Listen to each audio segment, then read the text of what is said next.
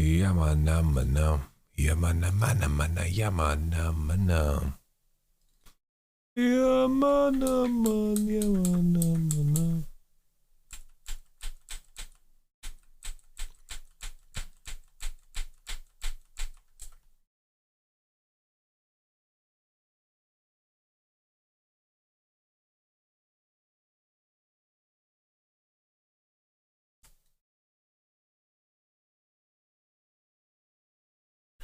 Yeah, nama nama nama nama nama nama.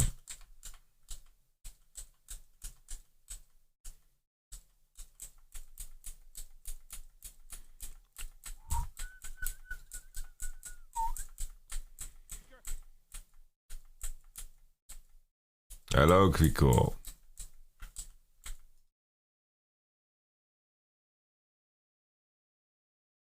That was fast enough. Good job.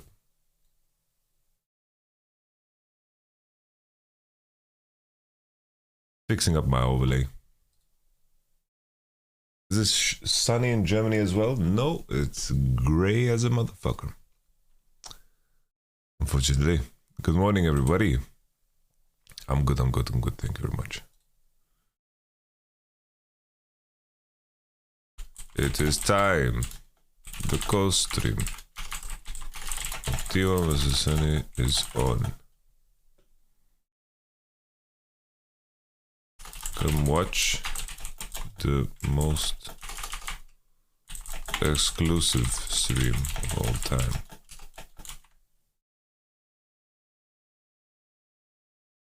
This stream.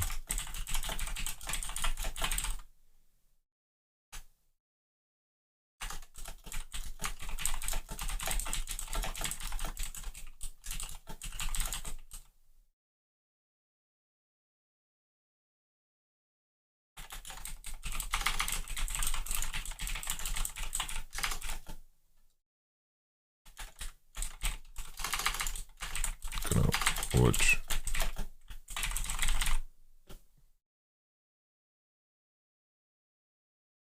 All right, let's catch up, guys. Let's do some catching up here. Twitch TV. Should we check out what JDG did in the first game? Mid Beast Loves Women, Part 3. What is happening?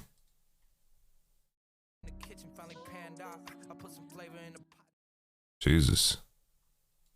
Grabs, what does grabs do?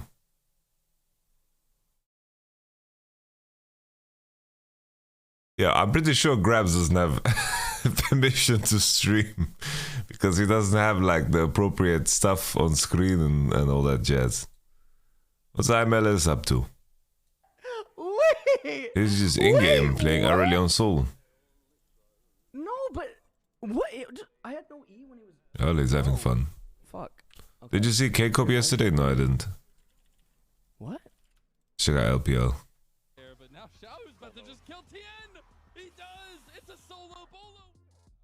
Recent broadcasts. Trying to wait out this rotation from Weibo. What's the VOD, guys? Oh shit, the bell is ringing, guys. Right back.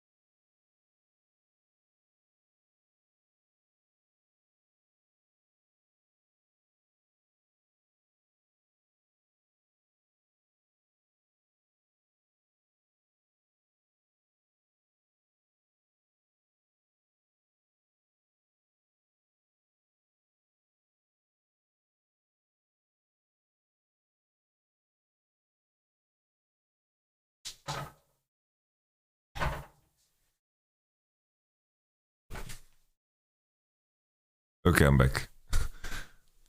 Bro. Bro has enough.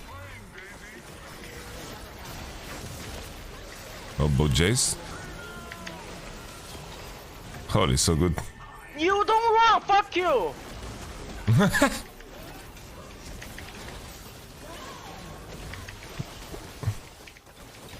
Why is the Nuno was not fighting with him?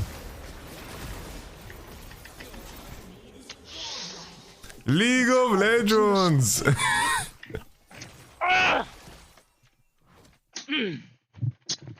But the guy who posted this video thinks he's angry at Kisanta. He's angry at Nuno for not playing the game, by the way. That's okay. Let's see what else we have here. What else do we have here? Yeah, LPL.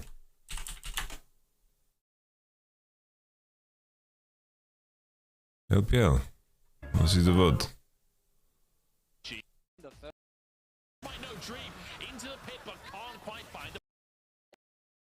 Mind-blowing stuff.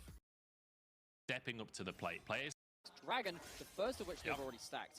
Another thing, another metric going in their favor, which will set them up to. Is people, the ruler still farming people with Zeri? And I love this as well. They're like, look, we have push mid, we have push bot. We could just go straight for the Drake, but instead, we're going to go for the Drake and a whole bunch of tower plates on the bottom side as well. Ruler and Missing getting 4 tower plates while Kanavi and Knight managed to get that Drake. So JDG, I mean, you say that people can't have their cake and eat it. It looks like they're eating their cake to me. They have in fact baked another cake. They've slammed it into the bottom turret and given all that gold over to Ruler. This is a lane which, again, we expect to go in terms of push, in terms of CS advantage. Thank you, Optifan. Appreciate it. Not been the case. Kanavi now has the flash. He has the ult. Comes out in the Knight Caliber net. Photic will survive, but I'm not sure if that's actually a dank game, by the way. We're gonna watch that February 4th. That is super dank. Again, it just seems that every time we get your camps as well, and Shallow Bow just in a 1v1 at this point between the junglers. Oh, the arrow! Damage, but that's a hell of an arrow coming out from Troll. The follow-up is there. Dream trying to get the kill, the healing, not enough. And now Knight in a 2v1. Dream trying to follow him, but Knight over. Strange matchup on mid. I think Akali should be favored. Because they're losing through their lanes. They really needed the next Sejuani play to work out. Oh, so close actually. Holy shit. He tried to knock him into the barrel. Oh, the Scorch! It's not enough. My God, that could have been closer. 369 trying to knock Invincible into the barrel he laid out earlier. Didn't quite find the play. I'm excited too, Fibroom. We basically have costume rights for every region except the LEC. Oh, no. This is not how the 2v2 is meant to go. This isn't meant to happen. Ruler just dominating. Ace in the hole comes out. Shallow Bow trying to punish. Oh no. Damage, but there's a Yumi on his shoulder. Thank God it didn't matter. Finish the job. Now Dream's here as well. Oh, Ruler. Oh. That's crazy, by the way. Pop both ultimates, take away the HP. Once again, flexing the muscles. They just 2v4. Flexing the muscles in NIP. They are starting to lack for options. It really does feel like they're looking for scraps. They're looking for some way that Xiaolongbao can get involved in the game. And this, for me, is against the run of play and just about the only thing that could go well for them at this point. Miss Fato, a lot of love to you, man. Thank you very much. On point. The roams were on point in terms of from the mid lane to that play. But NIP, that is best case scenario in a terrible early game for them. Yeah. I'm just eating my scrambled eggs, guys. The easiest way to judge the lead right now is just look at the item inventories on both sides and count the mythics, because it is very one-sided right now with the shield post finish. Missing having a mythic as well at this point, and you know, Kanavi doesn't have his. And then top that off with some Greek yogurt. What do you put in your eggs? I put garlic powder. I really like garlic powder in my eggs. And then I put dill. And sometimes when I don't feel as lazy, I like to put some veggies. I like to put tomatoes, mushrooms. I like to put cheese. So it's super nice. They have the vision to keep doing this as well. Knight just roaming in to make sure he's available, but that you might see him punished. Put hot sauce, like sriracha sauce or hot sauce. To try and punish, Honestly, garlic is just God's blessing to food. Ruler very quick on the cleanse there, keeps himself safe. God's blessing to food. As well. Perhaps a little. And in my Greek yogurt, I like to put pumpkin seeds. Pumpkin seeds, guys. Either way, And then it's like, it gets my stomach started. A little bit of sense when you consider maybe a Sejuani ult could have come as follow-up. Just gets my stomach started in a really good way. But what that means is Good way to start the day. again for the Herald. No Vibes action only, for the guys. Herald. Look for that Sejuani ult. That's the next big tool that NIP have to use. Invincible is not here and does not have teleport. This is a 4v5 in favor of JDG, and Xiao Mao on the wrong side of the play here. He'll be chased down by Ruler and missing, and will be slowly but surely gunned down by that little lightning girl. And that'll be a Herald. Seaweed That'll chips. be another advantage for JDG. It feels Sounds so right. desperate from NIP. You can understand why. JDG, they are far further ahead than they should be at this point in the game. NIP, we kind of called it out a minute or two ago. They're lacking options, and it feels like if it isn't Xiaolong Bao leading the play, things get very, very difficult without that Sejuani finding huge value. And again, in the next few minutes, it feels like the emphasis is once again on NIP. They're getting pushed in everywhere. They're losing objectives. They're losing across the board. NIP, what else have you got to show us? Because you're going to have to come up with something creative now to find wins against the run of the game. I think this is the thing, right? We're at a position now, 5,000 gold in 16 minutes for JDG. Like, they are dominating and still have a Herald to work with. Dragon coming up, etc., etc. Now for NIP, we need to see some of these players with insane mechanics. Some weird phobia that players like Photic and Dream, who I thought I left the door open. we have seen massive individual performances from Photic, especially in the late game. We've seen crazy levels of play from him. We need to see a bit more of that as Kanavi. Okay, Kanavi, don't, come on, man. That's so rude. I mean, there's nothing he can do beyond that. That's so rude. 369 now looking for Invincible. Invincible is not Making people look this bad. It's so rude. Continue to flex the muscles. This roster is not balanced at all, man. Like, it's unfair, by the way. It's so unfair, man. Even what JD Those solo lanes. is getting champion like Yone, it's seen players like Xiaolong Bao, like Lian, who's playing later in the day as well, use that pick to skirmish early, initiate very well, and if you don't have something like Vi, Wukong, or of course the Maokai as well, to add similar value to your team in those skirmishes and those team fights, you fall behind Advantage early on. when that Kiwi made single target to try and balance that champion who ruled a lot of the meta from season 5, 6, 7, that kind of time period. Ruler just allowed to play the same shit again? At this point. Oh, Lord. Lock that ultimate, as you were Oh, saying, Lord. get around that map. Dream can steal the ultimate, of course. Oh, Lord. Get across the map, but that's a long way off yet. And even before level 6 in that last game, It's not fair, guys. It's just not fair. immense across the map, but just look like lane shove for now. Not too heavy trades. Yeah, fairly passive early game here. As you can see, Kanavi, like you said, pathed up towards that top side. 369 crashing away. Very likely will bounce back towards him at this point, although I think there's too many minions for that to actually... I will review the game at some point. Now I'm kind of busy.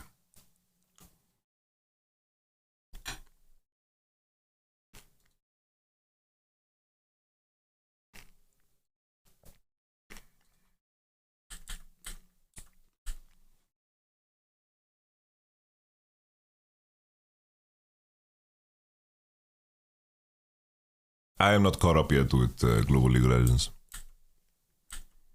I ever knew.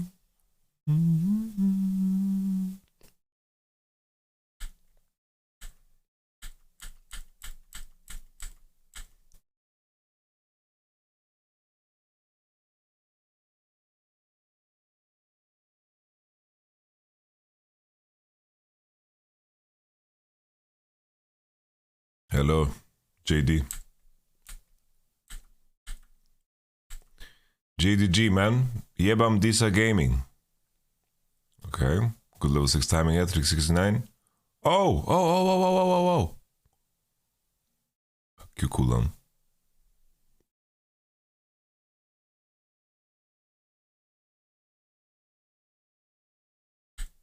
Talia Haver is broken, guys. What can you do? I really like the aesthetic here of JDG draft, guys. It looks very cohesive. I wouldn't want to play Vi into this top side.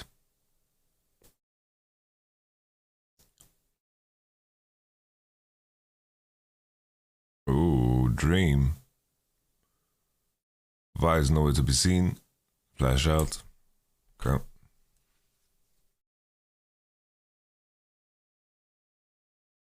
I've literally made the best playlist on all of Spotify. No joke, guys. It's only bangers. Oh, Zhao Long Bao. Look at that. It's really insane, actually.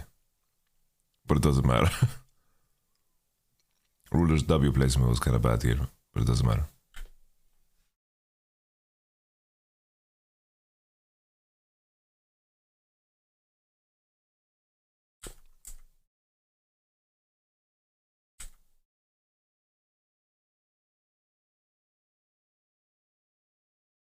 Oh man, now the game is over.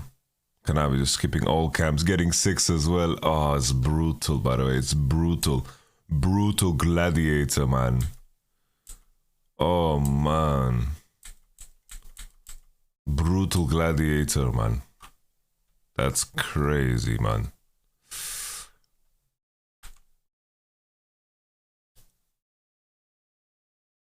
What is this video? Why are they dressed like doctors?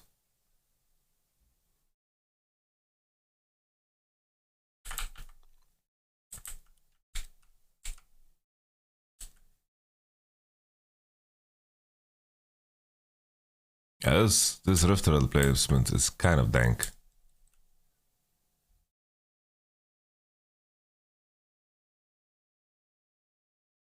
I think just put it bot to collect.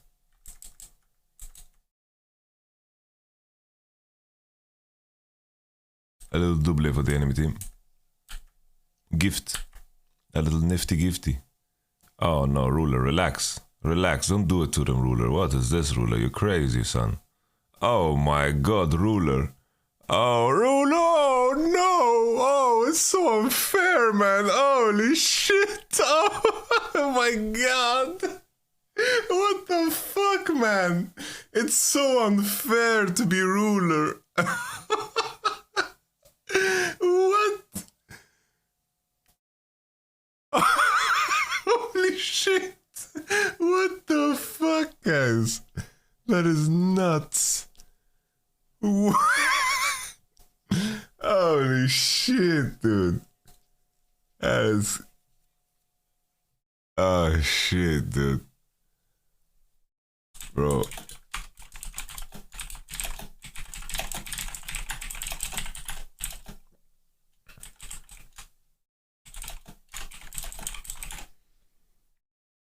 Has the T1 match started? Not yet. Like, there's some fucking video here. Why am I watching these people talk instead of the game?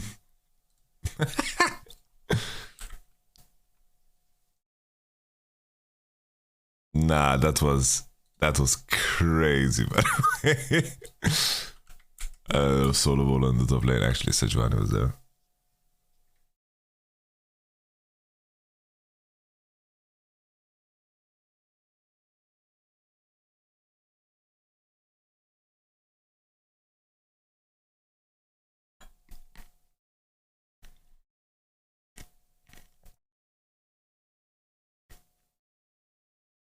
That's rude.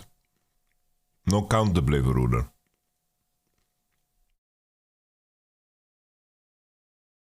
Which LoL pro would make the best father?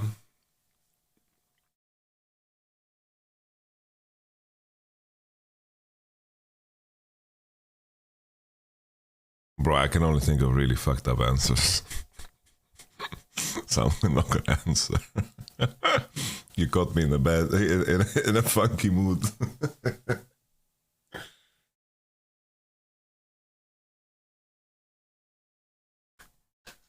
Because if I say these bad answers, it's like very insulting.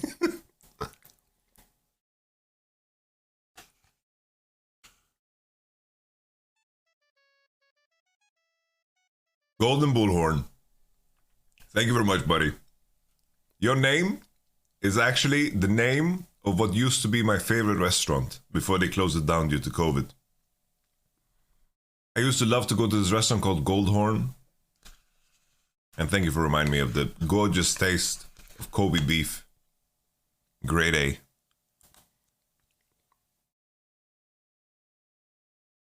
Thank you, thank you. You're far too kind for subscribing.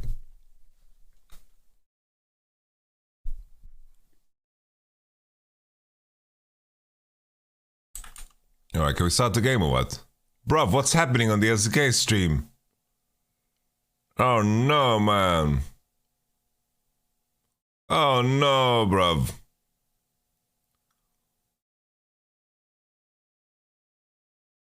What is happening, bruv?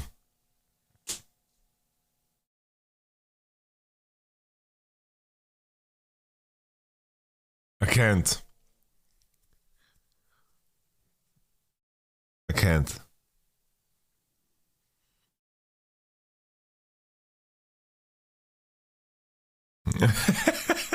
Jesus Christ, back to our regular scheduling of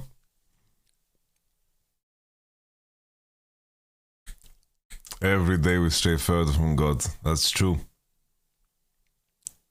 Humanity is now walking in the desert,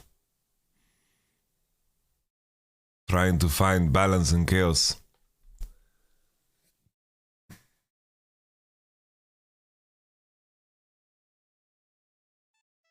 Yo! X-Exist. Thank you very much. Good morning, Halcyon. Thank you very much for the subscription. That's 3 months of good stuff. You're cool, Exorcist. You're just chilling in the back, just vibing. Not writing many messages, but, you're there, which means a lot. I still feel guilty watching you, Lo, because I'm such a noob. Bro, I'm gonna tell you a secret. I'm a noob too.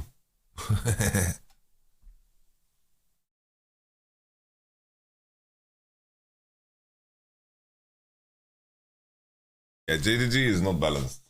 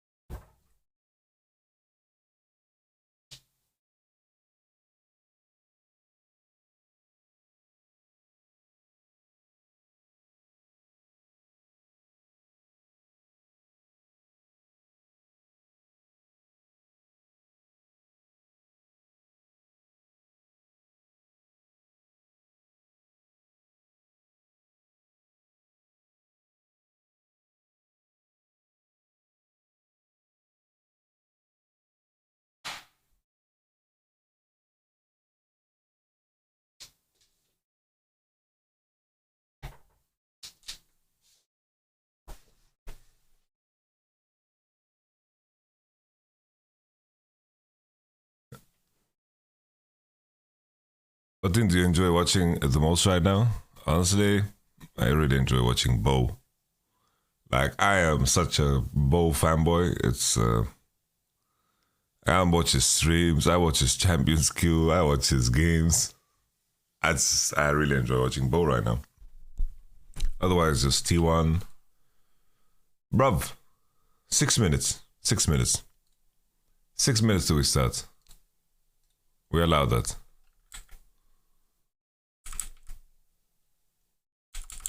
How did Zhao Longbao die?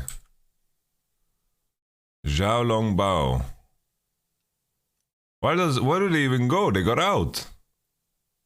Zhao Longbao. Maybe watching SK together with Kato? Nah, man. I would feel too bad asking, man. I would love to, but I would feel way too bad to ask him. Kato has been grinding so fucking hard. And I have some catching up to do, I need to also do my own grind. Thank you very much, Sad Claps, X. I need to catch up in the grind, I need to make it big. Kato's a good friend,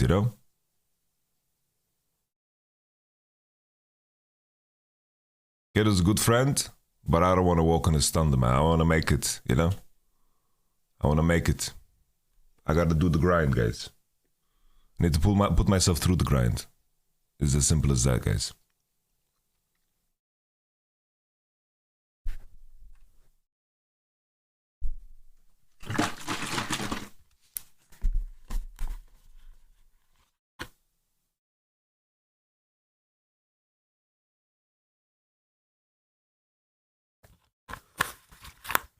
RuneScape is a shit, man. RuneScape, unironically, is one of the best MMOs ever made. Yeah, and I have no patience. They don't want to stay in this game with the enemy brothers. Let's check out IG vs EG. EDG evaluate. Jax is OP, by the way. I need to see this more in LEC, so I can slam Jax like this, bro. Red side rise and Cassidy, man. Okay.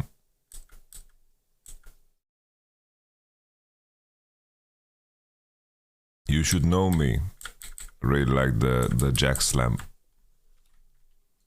think also Silas slam is decent into Maokai showing. Varus support. The world has gone off the rails, guys. Yeah, I don't know why Jax is not dodging nerfs left and right. He's just had Counter-Strike on. Jax had Counter-Strike on while while he was getting well, the patch notes were coming through. Yo, please no, thank you for showing up.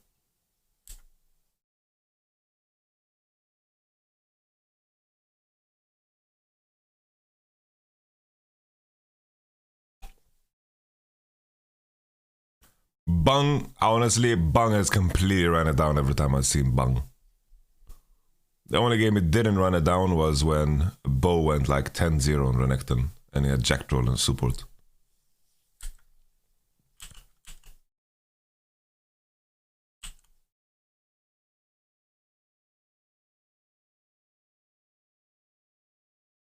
You know, IG has a special place in my heart because my friend Joker is there, and Dove is there, and Gideon is there.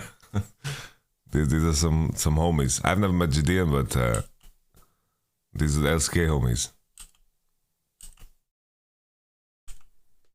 Currently, Ale is completely dominating, but Ale Fiora is fucking dank, by the way. I'm stressed out. Stressed out, stressed out, stressed out. You know, maybe in best of 3 it's gonna be 31.B. I think 31.B is going to be. 13.3 is way too late. Sadly. Sadly, the patch cycle is kind of fucked for LEC. For every region, honestly. But it is what it is. Source code hacked and all that jazz. Wink is hovering already. This looks kind of dank from me. Like IG, they're pretty crazy here, son. Oh, Ale, Ale, Ale, Ale, Ale.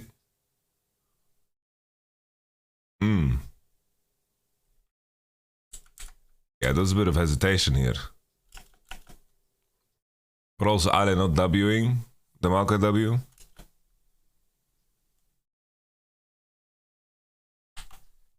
Yo, Crowny. Yeah, same. Like, some time ago, I basically freak posted this, right? Good to see you, Crowny. Where did he post this? Where is it? Where is it? Is it here? Man, where them replies at? Yeah, I've been of the opinion that support range items are way too broken, by the way. Way too broken. I didn't get a response from my boy Freak.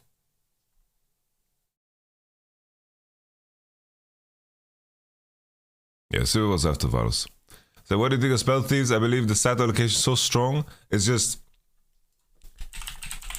Like... It's like you just compare the item, okay?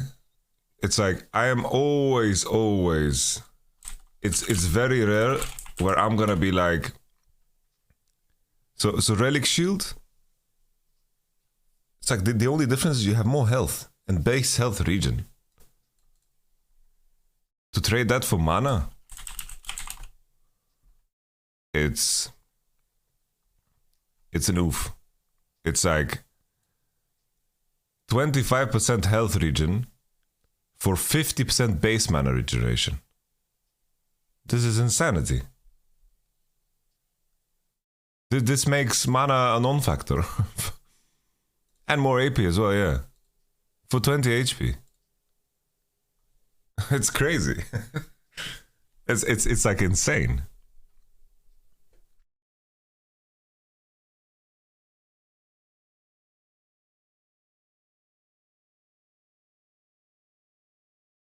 Krani, you wanna watch LCK? Or you're gonna go into solo queue soon to warm up?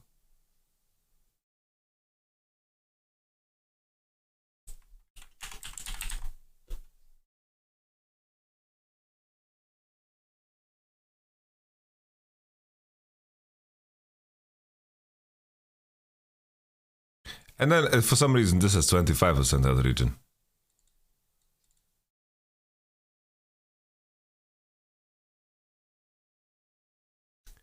The forbidden tech that I use in solo queue, guys. The forbidden tech I use when I need to carry, like if I play Twitch, right, and my spell thieves is completely popping off, right? You can sell spell thieves and then go on to Spectral Sickle, and then you can go to Relic Shield and you can keep generating gold. You can just keep generating gold. Fuck wards. You just need to stay on curve. Probably you don't do it in competitive, but you can sell your support items. And another thing, it's like a Relic Shield. Relic Shield, when you buy it later on in the game, you already have 3 charges. So you just completely pop off, man. When is editors releasing the new LEC tier list? It's coming out today. Got caught trolling him out in solo queue. Nah. The thing is as well, later cannons spawn more frequently, you know? It's every second wave after 15 minutes. And after 25, it's every wave. It's dank. Come on now. Come on now, laddies. Source, okay. Yeah, that's some mad hair. It's a bit of a hair gap here, I think. Big hair gap in the casting department. Big hair gap. Honestly, I can't say anything. I'm wearing a cap. Hiding whatever's going on under my cap. I think that's just life.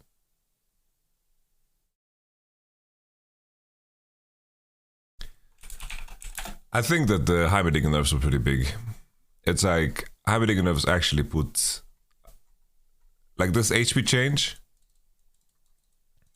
I wouldn't be surprised if with some AD you like kill it with Ezreal Q and so forth. Heimerdinger I think got pretty smashed here. But the AD carries like Caitlyn and so forth is not touched. This was also a very strange change, all things considered, because it's like they buffed Essence Reaver, but it's like I guess this is really whatever because of Essence Reaver. I'm so sick of Heimer. Yeah, it's like I think I need to check my account actually. Yeah, I'm an abuser. Lights out. I'm an abuser.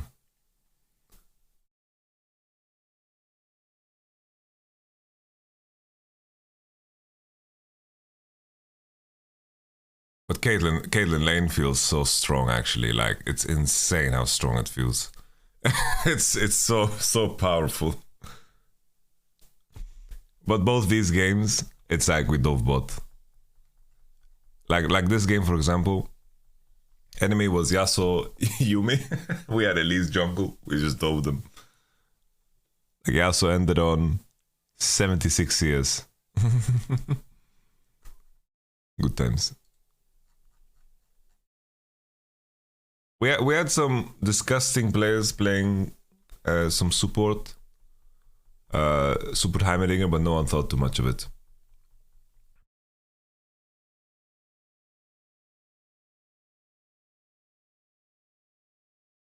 What does Kate do outside of lane? Not much. Clears wards. Put straps.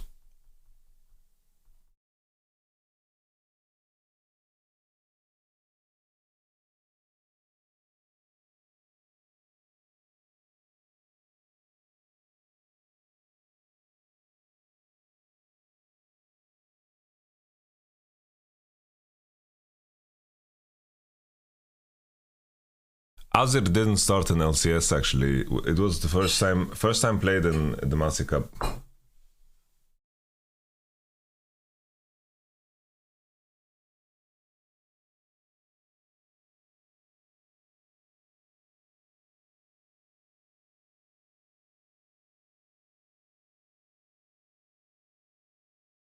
I think Ashe support is also. I think Ashe is so broken. By the way, I think Ashe is insanely OP.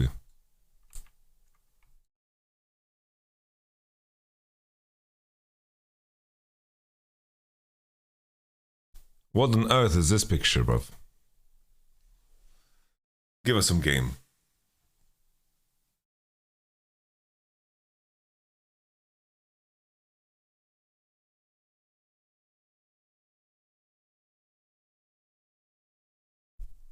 Kedison.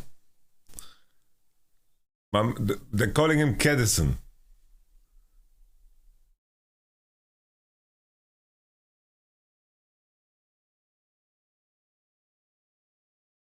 Jackal Draven in LPL? Oh shit. I forgot Top Esports is playing actually.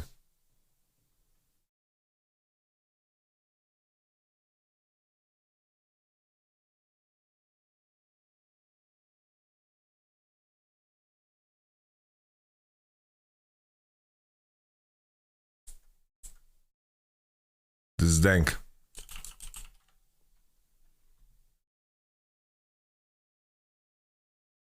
Reggaeton, okay. Jack's out.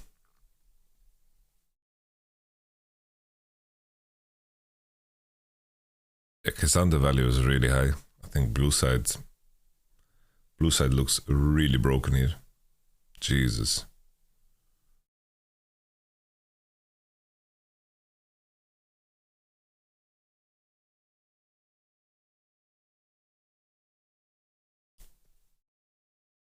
Like, what are you picking jungle here? Every jungler is out. what? Wukong is out, Vi is out, Sejuani is out, Elise is out. Oh no. Oh no. Just next it, guys. Just next it. I can play Nidalee here. This is it. Every non-jungler, coaches, fans, everyone all over the world, when they hear the words, I can pick Nidalee here, it's just FF it. Yeah, Leon Nidalee is good, that's true. But I feel like you need to, like, if you win a game on Nidalee, you could have done 50% less on most other champs and won. That's how I feel. Like, if you're winning a game with Nidalee, the performance that you need to have, it's like the equivalent of in a CSGO match, let's say you average 3 kills per round. That's like Nidalee. That's how you need to play Nidalee.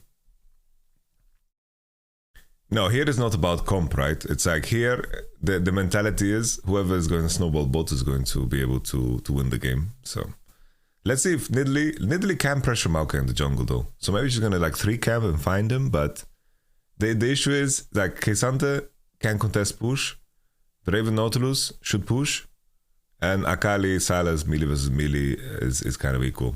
Yo, good to see you, ATT Jamo. Let's see what's happening in the LCSK stream. Alright, some stats. Viper and Guma UC. We might see, maybe we see Crowny on Draven. He's gonna prepare it, guys.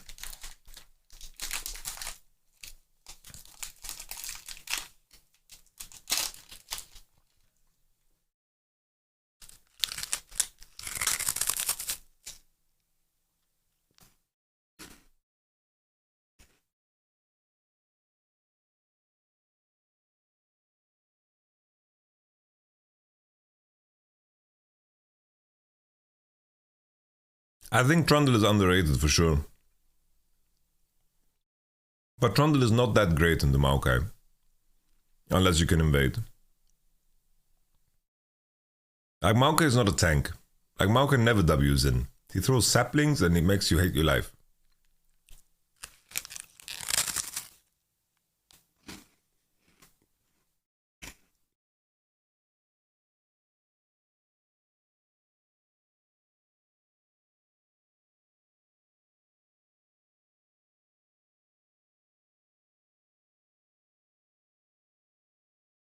I'm eating knoppers, yes. One knopper. This is my snack of the day.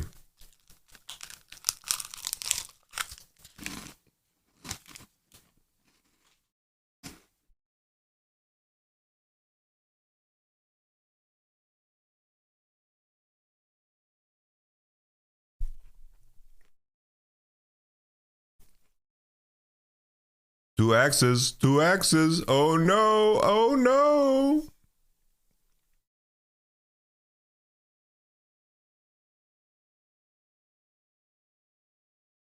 Okay.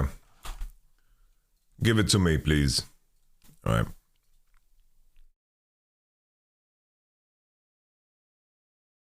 But it needs to be halved in to eat a knopper. Are you serious, son?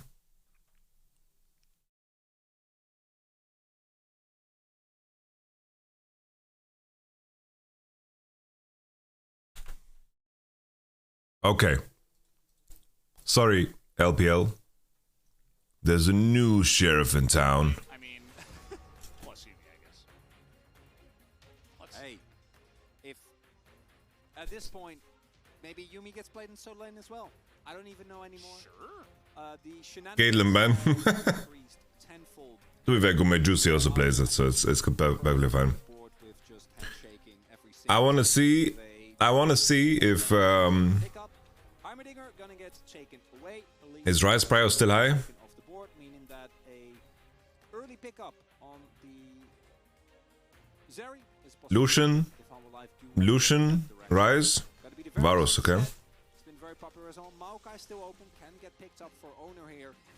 And Holy shit, Zeus! throwing the book out of the window. What a man! This is my Where's that going, this is Chronicler? my most iconic champion. Well, I'm gonna assume Zay. What a man! This is obviously still a flex. Can also go to Faker.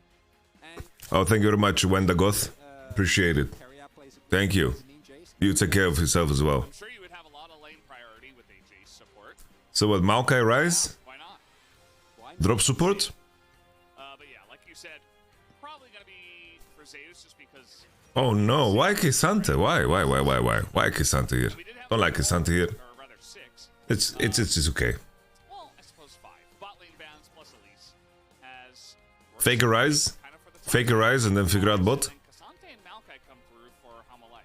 Jin, Jin on 3, into tanks. Wondering if they're going to lock in an AD carry. Thank you, Malz Bierfi. Again, very deep champion pool. Appreciate it for the Prime Gaming. T1 in its current state is that an R5 counter pick for Carrier actually is insanely strong.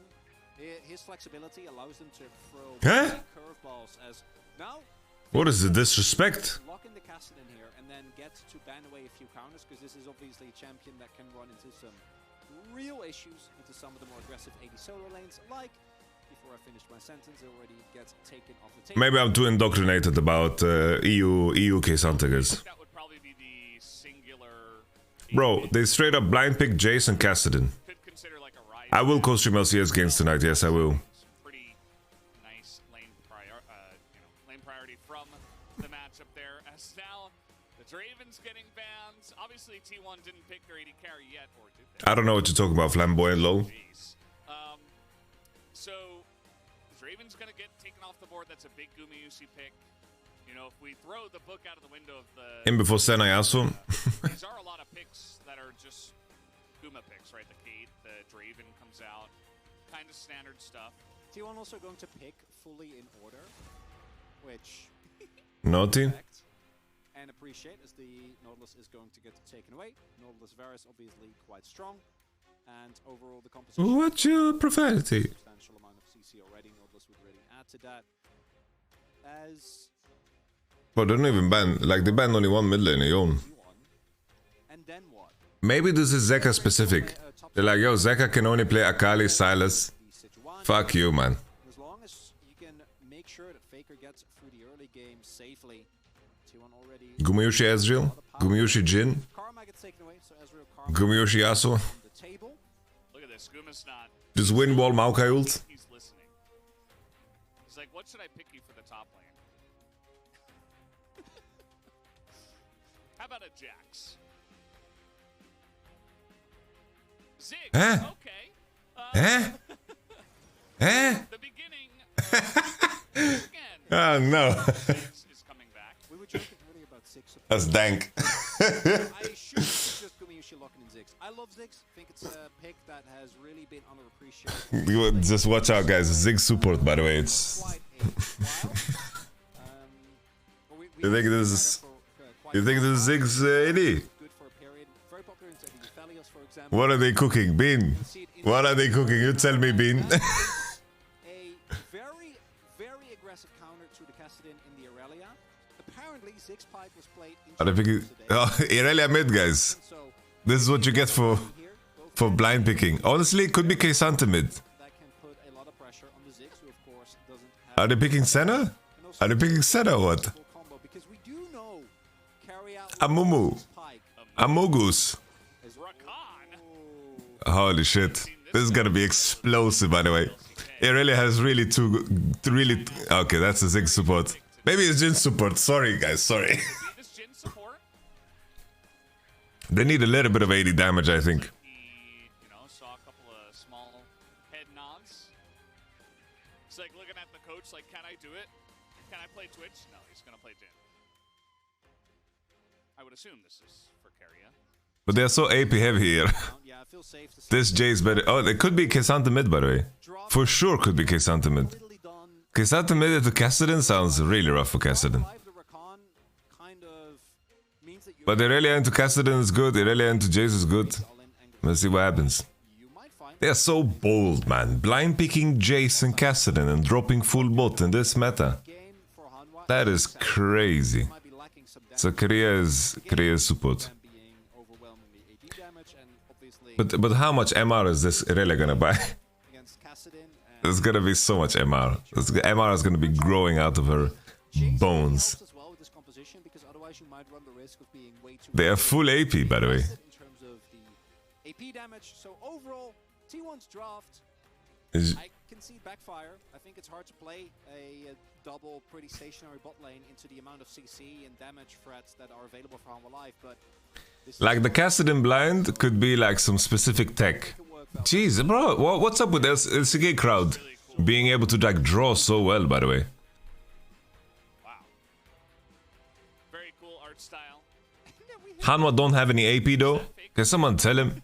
POG with the Can someone tell him, guys? Oh, I was just Please tell him. Baker there in the middle. Oh, I think he's Could be. Penguin?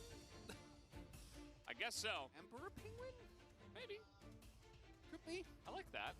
Zeka's on Irelia. This could be a very interesting one. Comps out the door, in the lane. Maybe They have Zeka's Maokai, Amumu, He's definitely one of the guys and also Irelia does some magic damage. this kind of a matchup every day. Her passive is full magic. Is what he lives for as a player. But very interesting comps here once again from both. Really, Oki? Jump onto the rift here. And let's put it to the test. You have to draw something. You have to draw something. Hello, the great Donald. Fake news. Fake news.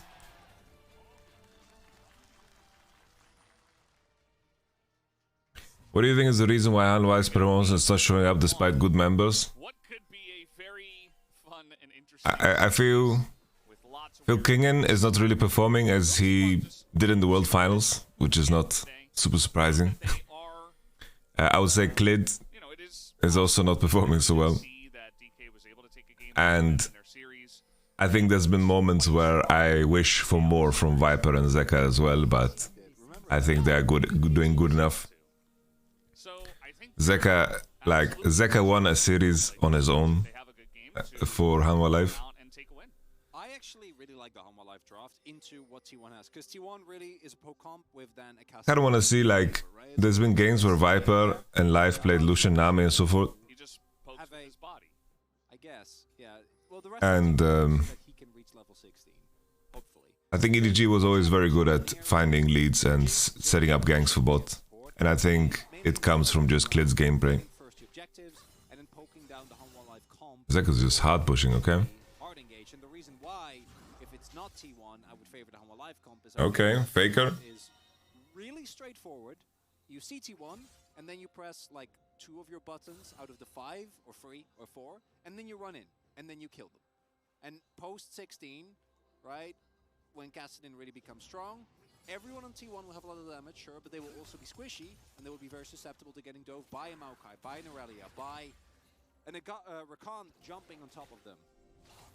But if T1 play this out in any way, oh yeah, I haven't even. Oh no! Is he just Oh my goodness.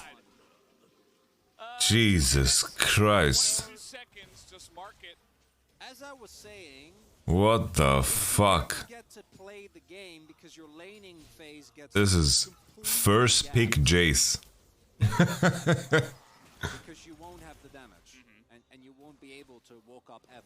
It's definitely one of the lanes where we expected T1 to excel. Like, Okay, I'll check it out soon, Oki. you know, probably not. Bro, if it's some fucking AI generated porn of me, then I'm gonna be very unhappy. Should be winning. As we'll take another look here.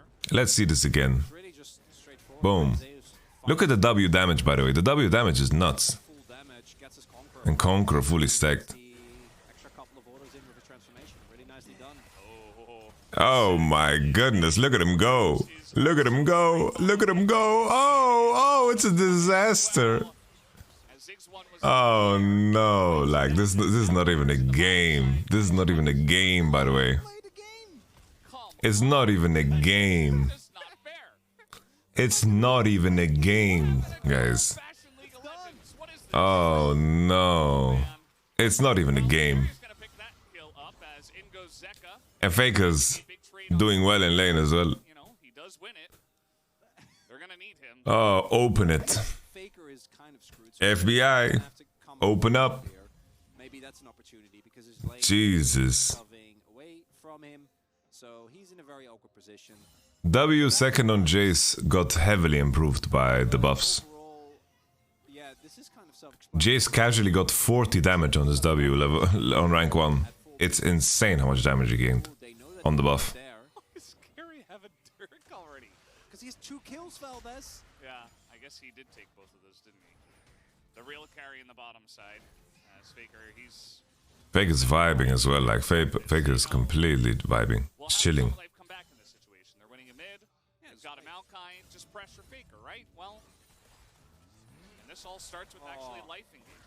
Life engages, and then the heal means that Duma is able to sidestep the Rakan engage, and then as a result, Life just gets a run down. Carry out, not even with his 4th shot. That's a 3rd shot kill as Okay. Faker. Okay. Faker's flash. He's trying Oh to shit. on top of them as now he's gonna be the victim. Okay, okay. Let's He's tank. gonna die. And he does come over, and guess what? He gives a shutdown to Aurelia. So after Honestly- all of that, you know, he keeps Faker alive, I suppose, but Faker could have died here. kill a shutdown So- kill to Zeka's Aurelia. Very important, because if they're not able to get that kill, I think the game is just completely out of control. The game's still very bad. Don't get me wrong. Still really, like, Irelia, this is the type of game Irelia can carry, by the way. What I think is the most important member for this composition is the Maybe Zeka can 1v9. then Kayn and Clip Maybe. make sure the fight starts, and they'll be okay. And the instinct obviously is nice here from Carriat to try and save Faker. And I actually love this call here because of the vision that they already pre-set up there. But why is my man flashing? Like, why is Klid flashing on this? Really missing from Hanwha Life. Set up by Klid as well. He's Yeah. able This is like a dream Irelia game, by the way. This is like the biggest dream Irelia game of all time. Enemy has no AD, no burst, full AP almost. on the Like- secondary, of course.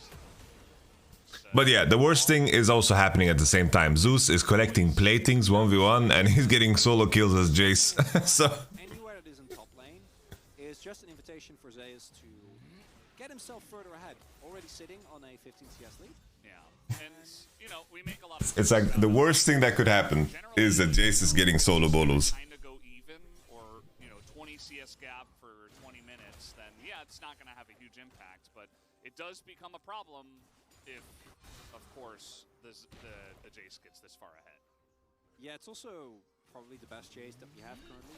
I'm saying probably. I know I'm saying probably the best Jace that we have within the LCK. So feeding him generally not what you want. But the problem is that for Clit, I do actually think that going towards top is bait and should not be done, because on your other lanes you have amazing setup. Obviously, trying to actually take. What does Hammer Life combat? Honestly, it's just a reaction. Is Jace good into Kesante? I would say that both. It's swingy. I think that Jace wins early, and then I think Kesante wins because he just itemizes armor. It's like itemizing armor is just OP, you know? I think Faker shouldn't get hit by this. Losing HP is unnecessary. Can basically not afford any hesitation, especially when it comes around objective fights in the future. Something that's really cool about Ziggs is that he can clear like one full wave on his own. So like if Jhin roams, Ziggs can like completely deny the enemy tempo. Carriers here, just supporting Faker. It's definitely going to be an issue as Zeka just goes. Oh, Zeka. Turret shot and has to flash away. Meanwhile, the Jhin is nearby. Oh, flash? Faker's Oh! really looking for this as there's the deadly flourish and Zeka is. Oh, this is a disaster, by the way. I thought Faker would flash, but I guess he doesn't need to. Because Zeka had no flash. Here from Zeka means that this mid lane is going to get a What a big mistake. Big mistake. Well, Faker didn't get the kill, but maybe it's even better that Carrier did, I guess. At this point, Why did Korea take it? should have gone to Carrier, Bro. but you don't really have a choice in that When you're playing these fucking supports, by the way, you take kills. You need to generate gold. You know, and As silly as it sounds, this is like game losing. as again with the jungle It's like game losing. known. Now see the Herald getting Look, Ziggs is just clearing the waves on his own. He's completely piss chilling. the map. I don't think they saw Carrier there with that sapling. There was no ping from the blue team, only from Carrier himself. There is a big rotation up from Life Esports. They're really trying to make this early game lead Okay, Varus is hovering. for themselves and at least pick up some early objectives. Kassadin also based. The way the early game Funny thing is, Zeka died, but he had better tempo than Kassadin. Because of fucking home guards. I'm not sure if they're ready to 5v5. Also, Hanwha Life in general on their rotations looking a lot crisper here. I think a problem that we had as... We're going to take a look at this first and then we'll go back, talk about the macro a little bit there. As... Oof. Oh, yeah.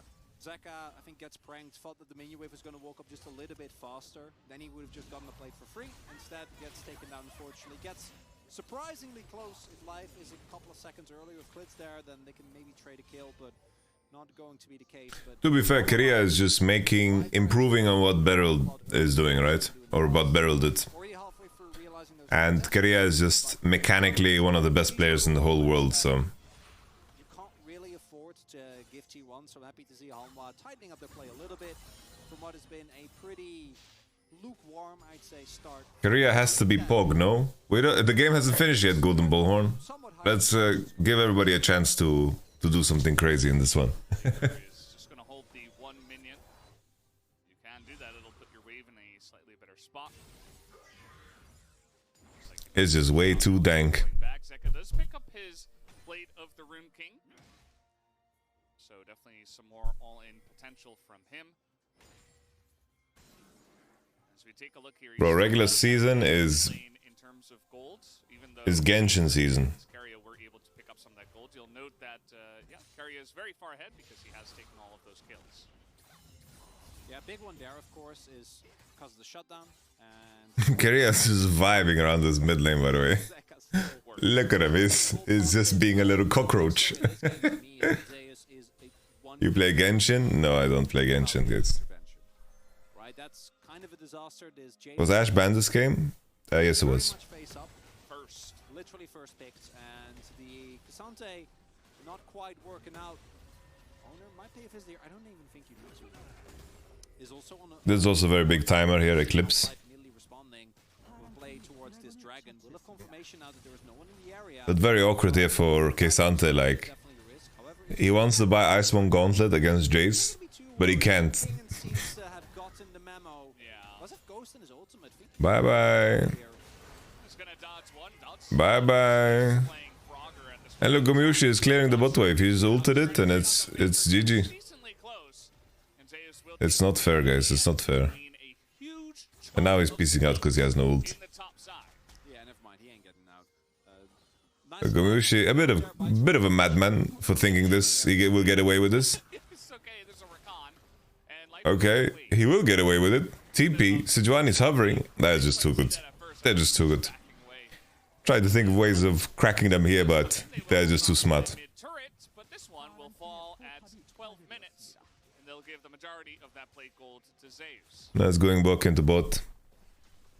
And want to reiterate again that obviously nicely set up there by T1. One of the few times that Honor doesn't waste time, man. top half of I the really map like it. actually pays off because now Zeus has 2 items at 12. I don't know, man. You know, we're worried that they are full AP But or AP heavy, but then there's Zeus Jace, so who cares? accelerated here as we do see Kingen can sidestep a lot, but can't sidestep. This is 2 items. Owner making sure that he doesn't provide an opportunity for Xante to get out there. And Crazy. dive from T1 after Owner finds his ultimate. And the individual Ocean Drake not really gonna matter as Faker is casted in, so he's gonna walk the rift and be fine. Yeah, he's just gone into the Cassante lane. There's not going to be pretty much any kill pressure for Cassante onto a Kassadin unless Faker went really deep, especially because he's holding Exhaust in his back pocket. So they're just going to send Guma. T1 are just preparing for World Finals. Like, that's every game. Ziggs is really good at clearing waves. As Viper's just going to get ulted here. We'll do a decent amount. Are we gonna see T1 go 18-0, guys? Maybe zones him out of bot, I suppose. But yeah, Ziggs Big if true, no? Is he gonna get double the gold? I think could happen. Is he gonna hit that at some point? I'm not joking.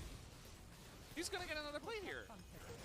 I think he's gonna get 4 in the bottom lane. That's pretty close to 4. This Jace is so rich, man. It is crazy, man. Flash use in an attempted play. Oh, man. 3.4k advantage. Much more susceptible target here as he's just gonna keep going. He's not gonna stop Veldes. Looks like he will give up on his 9th plate of the He's game. 3.5k gold up. No, but he gave up on his 9th plate, so Yeah, that's yeah. Oh, man. And our boy bought the actual. even Clint and King at this point, I think if they get shock blasted in the face, they're not gonna feel too good about it. Yeah, it's not going to be good. And Time. this lane, I mean, you can see kind of the idea. Like, Zeus didn't even have to get this far ahead, but because... Zeka 1v9 surely. Jace is a problem, man. Jace actually one-shots irrelevant. If Maokai's going to build a bunch of health, you've got Leandro... It is brutal, man. And so you kind of It is brutal. I just want to go into solo queue and end on Jace. in terms of your You know, when someone plays so good, so you just want to go and replicate it, and you just run it down. Will be able to stack it fully, and Faker is a little behind the curve in this game, obviously playing into the Aurelia, getting some early focus toward him from his opponents as well, so had to give up a few CS left and right, but the one saving grace for Hanwha is that this gold, yes, it's down, but if you can find a good hard Yeah. if you can catch T1, Aren't you playing the best league of your life? example, if you can catch them unaware, I am a support Andy right now. fine.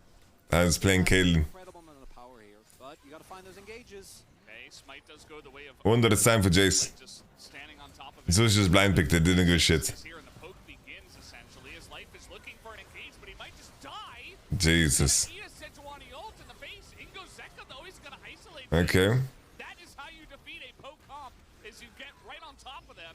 And How Life Esports has been able to do this as Faker... My man Zeus solo kill level 2, by the way. Barely get away, but scary moments. You could see that too, and we're like, oh crap, we got to get out of here. I think this is a dream Aurelia game, though. Like, I don't think you get a better Aurelia game than this. It's a favorable trade In because competitive. again, Zeka gets the kill. That's the second shutdown that he's been fed. This time around, it's Zeus' shutdown. The downside is you're playing into Ziggs, so actually sieging is pretty excruciating experience. Yeah, Yeah. it's just no. But They do get Drake. if Hanwha Life is able to pick up second Drake here, that's big. Mountain Drake too.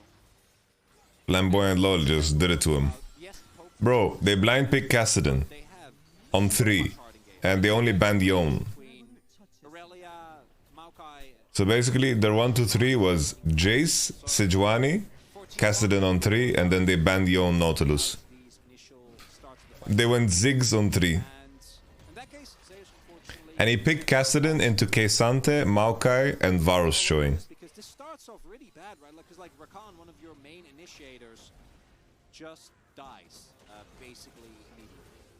Because he tries to protect the eye, then the setup comes down, Sejuani ultimate hits him, but then look at this from Zeus, like what do? Literally flash. I wasn't actually paying attention to what Zeus did this fight. And Zeka follows up. And that's, again, not even with Rakan there. So, T1, they get the objective, but at a pretty hefty cost. Seju is just Seju. Like, They absolutely do. And I think it's very rare that Seju's out of place. It has a strong ult, good items, strong early. Like, Sejuani is just a good champ. insurance for sure, but Yeah, I think he saved Faker. Yeah. Press 2, 3, 4 buttons, and all of a sudden, you know, it's 5v4 in favor of Home Life Esports. So this game is definitely not in the bag just yet, I wouldn't say. Sejuani is just OP, I think. Drake as a solo Drake gonna feel very great. It's not Notion, but like the extra resistances are gonna feel very nice, especially against Zeus with the lethality builds. T1, they are sitting here on a 4,000 gold lead. We'll see where we go here in the mid game, and if they want to start actually contesting some of these Drakes. Wasn't Conqueror better on Kassa here? I have to admit, I'm not so sure how it is to lane into Irelia with Kassadin, so On a cloud. So I think it's it's like maybe after 6, it's like Irelia can find like easy lethals on Kassadin, something like this. I'm not so sure. leader. I think that they should Maybe you can like help yourself survive hold up TP with Spellbook. coming through. Zeus doesn't have flash. Okay. Now he's gonna get out of this one. The Sedge ult goes wide, and they are just bullying this Jace so much for getting ahead. As he will get down, Viper's going to take the kill. And, you know, not much happening right now on the map. They're like, oh, let's just get on top of this. Classic Jace game, GG. yes. Get Maokai ulted. And Faker is still farming. Can't be saved by Cyrilla or Manamune or... However, Actually, Zeus is so bad, man. Look how he finished his Manamune this point, it's so fast that his mana is so late. 5 for that one anyway. As Trying to get on Okay, okay. as the ult will come out, and King may have Oh, overshot his oh, bait all along. oh. They're gonna get chained under the turret, and now Clint is here. Bro, it's funny there. Almost Faker killed Kingen because his teammates were doing starting to see some messiness here from T1. Taking some doing spells. So his E cooldown went down. taken down, then now Faker going in deep for a kill when the vision isn't really there, and the backup from the rest of Hanwha Life was timely. And again, despite all this, I'm just trolling. I'm not being serious. This coral cards. mistakes, and you're gonna run into some issues. Fortunately for them, they do scale very well in terms of AP threats on the team. As yeah, just a nice punish. Do note that Faker does a teleport here, but clearly the call from T1 is not gonna go for it. Even if Owner does hit the ultimate there, it's not gonna matter. Zeus Yeah, this is a turbo relay game. that they have available. Never going to be the case, and then This is a turbo relay game. trying to shove the turret here. Kingen initially seems like he's over-aggressing, but I think Kingen is a bit too loose on the W button. and if Faker just goes up over the wall there, takes the summoners, take the pressure, then they will be fine. Not going to be the case. And slowly, Zeka T1 have been pushing the neutrals a little bit too far. out of position. We also see Zeka already picking up the It's like Spectre's cowl. So T1 heavily have an easy time clearing mid waves, but contesting mid waves is not so easy. Mar that is going to be so valuable. So Jace can get collapsed on the side. Faker, Duma, and Owner. Yeah, this really is a beast, by the way. He's going to be a massive threat in the side lane. There's not really an answer here for T1, right? Like, is the Jace going to go against the Aurelia? Not great. Is the Kassadin? I mean, maybe he can run. Is Wunder still here? What would you buy on Irelia? Especially with how fed Zeka is and how great he is at this champion. Just straight up, like, it's going to be very difficult to handle this. As now he's just going to go for the Baron. Life Esports going to set up the turn. Yeah, they want to Yeah, I know he's going Spirit Visage, They have all the tools. but I don't know if it's correct. They absolutely do. The poke not necessarily landing there at all. Zeus not going to hit it. Kuma not really gonna hit it. That's some nice shots from Keria, but now they gotta get it. As down goes Oh. He's so low and Ziggs is gonna get the Baron.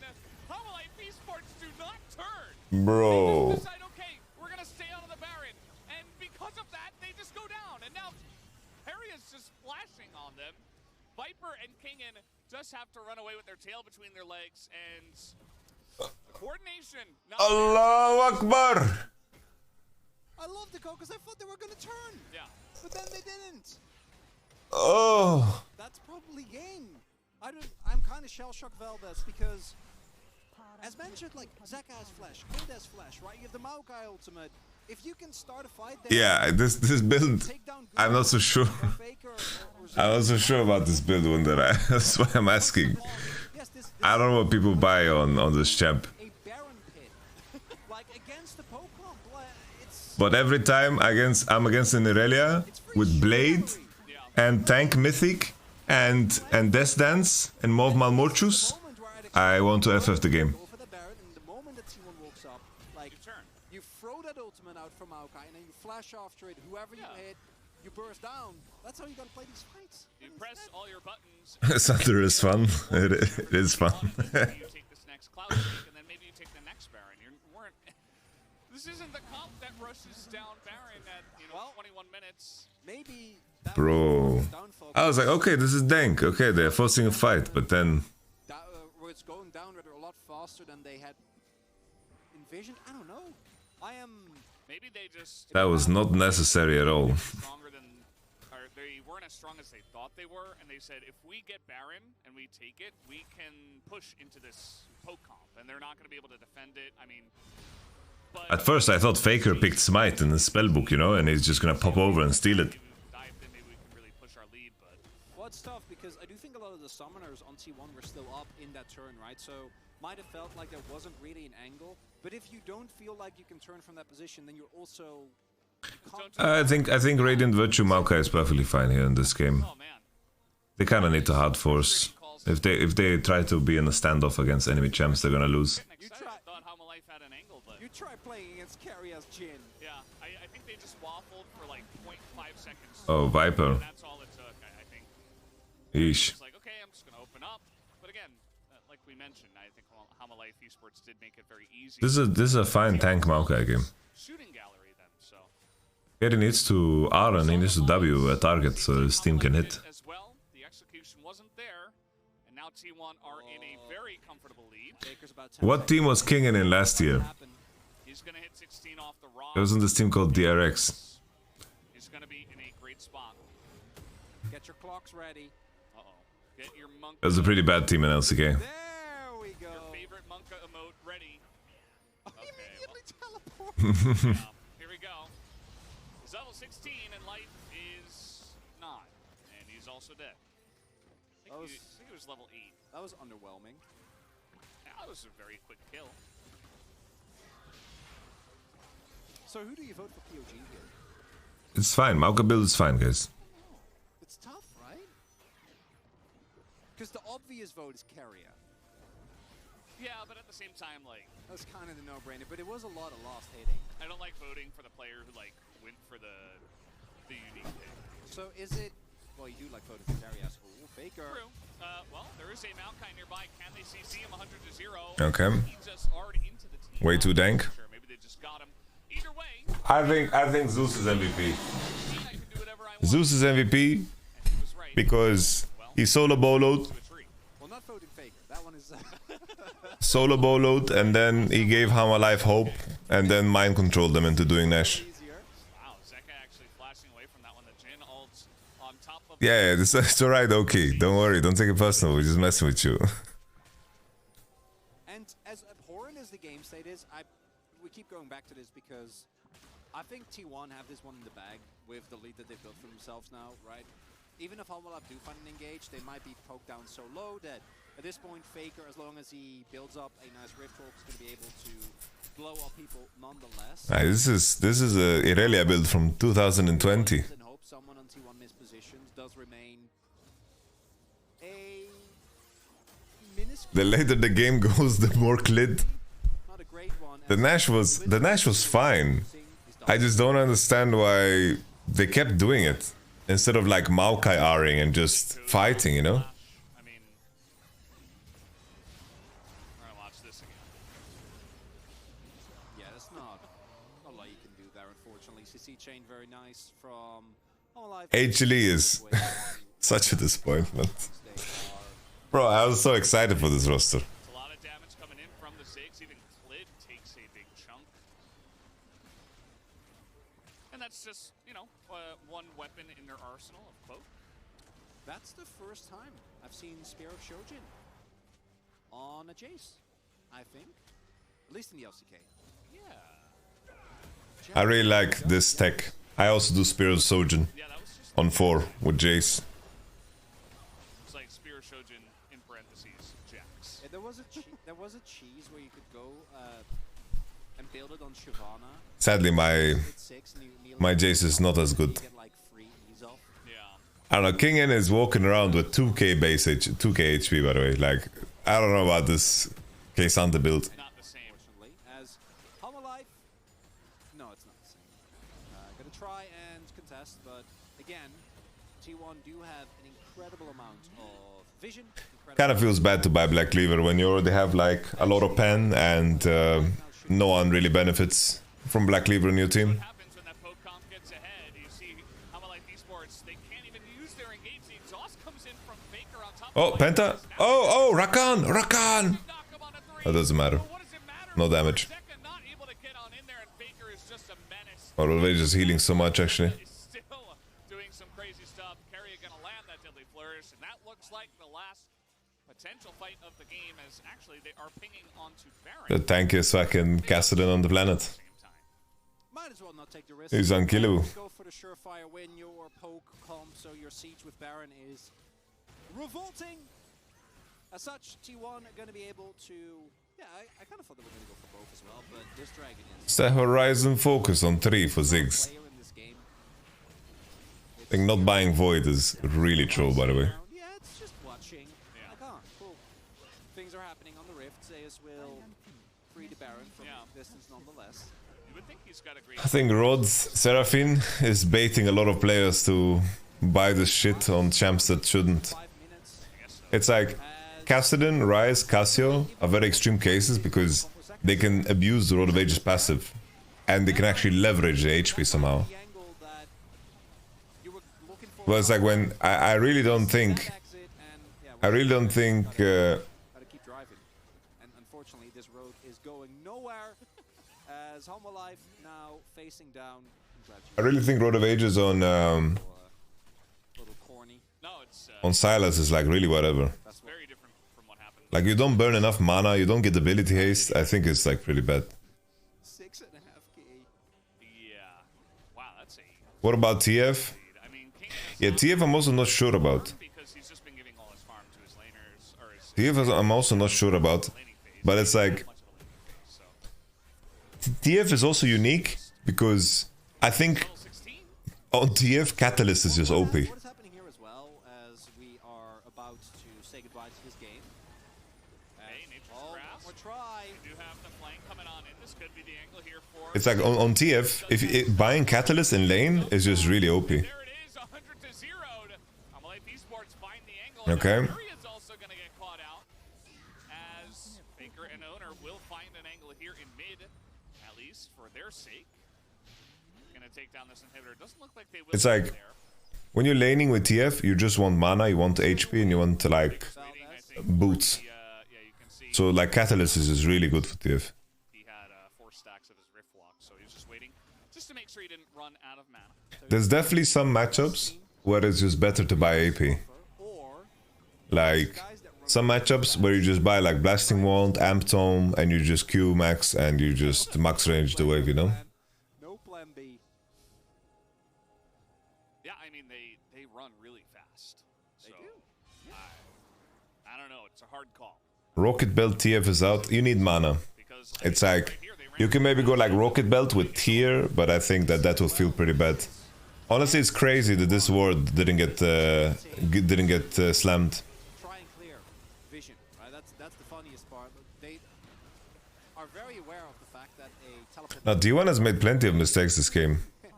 My spot, or carrier rather spots it. Sorry, it's Jin. I got thrown off. Should have known. And immediately, teleport comes But TF is a champion that struggles in lane phase against every champ, so you need to itemize for lane phase. Like, there's not a single champ that doesn't win lane against TF. I feel like that should probably go to Faker. Maybe he took the enemy blue buff.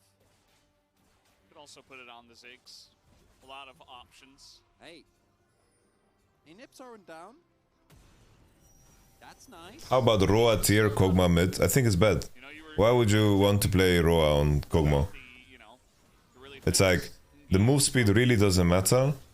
The mana you get from Road of Ages is the same as other mythics, by the way. You get 600 mana from Ludens, you get 600 mana from Leandris.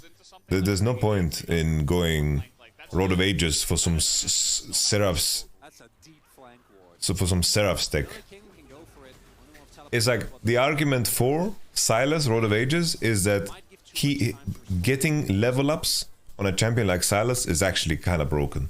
Yeah, I don't Because each skill point is really insane. for that one. I mean, there's no Baron at the moment, so just try to stay alive. So on Seraphim mid you don't like Roa? I don't like Roa. Because I think like old skill like skill points on Seraphim is really whatever. Like putting more points in W or whatever, I think it doesn't make a difference. And I would much rather have CDR. It's like on Seraphim, I would legit just fucking buy. Your game, Veldas. I would literally want to get just fucking buy Moonstone. Right now, T1, however, has Just buy Moonstone. so much map control that my expectation is they back here, collectively Yeah. pick up whichever items they feel like, then go towards the dragon. Take that You one just out, buy Moonstone on Seraphim and just use the fact that you have like a that Humble Life should be able like very cheap items, so you have like really swingy moments in the game. Pesky teleport ward. Yeah, I would buy Moonstone on Seraphim mid. but That's there. There is also Yeah, you're one not- on the blue buff. you're not I really like Spirit of Sojourn on Jace. I wouldn't even mind if Humble Life now at this point walks up towards the Baron pit and then tries to get some flank wards down there, because this dragon, if it's gone, it's whatever. Even if the soul goes to T1, like you're not really going to be able to change a lot about that. Yeah, you can go Night Harvester for like Teleport or turbo montage. But here, like Horizon Focus on Ziggs instead of Void third is so bad. Like here, the itemization of Ziggs is really true. when they do go to Baron, It's like, if he goes Void on third and then Deathcap fourth, he's really broken. But now he's left like with these shit items. teleport flank. What about Zillion Roa? I think Zillion needs ability haste. Yeah, Or if he wants to. could happen. So I think it's terrible. Could definitely happen. And there will be the issue of I really have a problem with dropping 20 ability haste for the sake of HP. if it is just Cassante, somebody's got to deal with the side lane pressure. While Isn't Horizon Focus like bad on every champ? It's like good on Vel'Koz and maybe Ari. plans for getting that perfect engage that they might need. King also going for the anathema is my assumption. Not even Zerath. Shadow Flame is like better than Horizon Focus. It's like Horizon Focus is fine when you have true damage. Basically, can now go Because for spell penetration becomes worse. he wants and not care, because Zeus, the sole AD source, well, relevant. Obviously, carry as an AD threat, But he has a cloth armor. yeah, that's a good point. I think your point still stands. Well, I would but like to see him go full MR into the T1 comp, but we'll see what ends up happening. Sojin Roa Bridge too far on solo lane Soraka? Huh? everybody else is basically AP unless they're Imagine if he has... as Oh, Faker, okay. Stopwatch. Life ulted.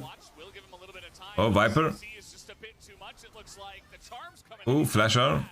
And he does get away as a bunch of ults were. Yeah, legit, only Vel'Koz. And maybe Ari because of the Q true damage. He will survive. But barely. Disjointed here by T1. As the poke does land, but health bar's not going to Boom. be as low as... Ooh, big one from Zeus there. Carry Yeah, a the shooting. Jin ult is pretty big. He doesn't quite have the angle. Okay, he is gonna miss onto Kingen. As now TP from Faker back. This Jace is walking around with 400 plus AD and just shooting fucking cannonballs at the enemy. And 3 Cloud Souls, they are going to be zooming around the map. It's actually going to help them, potentially get away from some of these engages of Hanwha Life Esports. Especially when they don't have any ults. Yeah, unfortunately for Hanwha, they still weren't able to get either a... What do you think of Rakan? I think Rakan's fine. with them. If you can lane with Rakan, I think this champion is really OP. But if you can't, Surviving. the issue is, So now, like, how do you lane with Rakan in a lot of cases? a little run out. But I gotta say, this Humble Life is very clear from the Humble Life that we saw in the first few weeks of the LCK. Is it 100% clean? No, obviously not, but team very... I think the issue for most people, I think most people just don't know how Moonstone works. Game, even though this is a 10k goal deficit, still not over. Legit, I think most people don't know how Moonstone works. Still waiting for It's like Moonstone has a cooldown, and when you attack people or heal people, you heal. to have some options, even as the game And it has a cooldown. So you need to space your abilities with that cooldown. especially the way the last couple of fights And then if you play this with Seraphine, you're playing to empower your W. and Leandris is perfectly fine, they understand but I think that Roll of Ages is really troll. well. Like, But if I'm picking Seraphine in a game, I'm picking it because I have Hecarim jungle, and I have players on my team that are gonna completely 1v9, and all I have to do is make sure that they are strong and not be a liability. Those are the cases I will pick Seraphine. Because that one is actually blocking vision. If I want to buy Leandris on Seraphine, probably there are champions that are better than Seraphine to pick. this is the issue. Like, Cassante can live, but he can't stop Faker. So Faker's just taking 2 inhibitors for free. And Cassante can't do anything about it. I mean, okay, It's like, we're gonna have the team rotate over now. he has no stopwatch, it's a cooldown. So that's gonna be a kill. Kinda griefing. As inhibitors are going down, and there is that flank. This Irelia build is pretty bad, yeah. Wall. Owners with a nice interrupt, but it's not gonna be enough. And there's the kill. They get on top of the Ziggs. He's live, blocking the Q, he's blocking Q. Find a way. Oh, Owner the boner. This team fight, as the owner will eventually go down, and a couple of members of T1 will survive, but Amalave Esports will hold on. And even with all of T1's best Fake, they just efforts T1 and just wants to leave. to ensure that they get rid of every single ward, they don't. Faker goes I don't know, this Irelia build. Recon from life. I know his KD I don't like this Irelia build. but to me he's actually been No Momal Mortus, no Death Dance, no nothing. game. He's the one getting the combos down Bruv. to Faker every single time, and crucially Faker doesn't get that mid inhibitor. And as a result, map pressure still not amazing here as Remember when this dude said this game is over after 4 minutes? Faker doesn't get I was saying this is Irelia carry game. Irelia really carry game, but after J solo kills and bot gets dove, it's really in the hands of T1 to throw this. As a result, this push from T1 going to be stifled yet again. Owner goes down as well. And we're still in the game. Still in I this felt game. like Still we were- anybody's game. But it really is, and it's weird looking at the gold, but at this stage, it doesn't really matter that much as Faker is a man on a mission. Yeah, it really just comes down to who's going to execute these team fights better.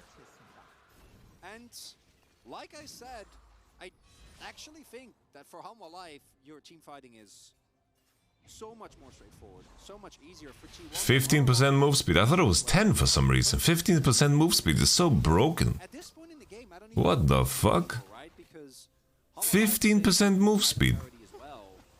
How crazy is that? He's so fast. They're very fast. Where'd Yeah, he go? that is what 4 Cloud Drakes and a Cloud Soul will do. Oh, he's also Jace, right? So he also has the gate.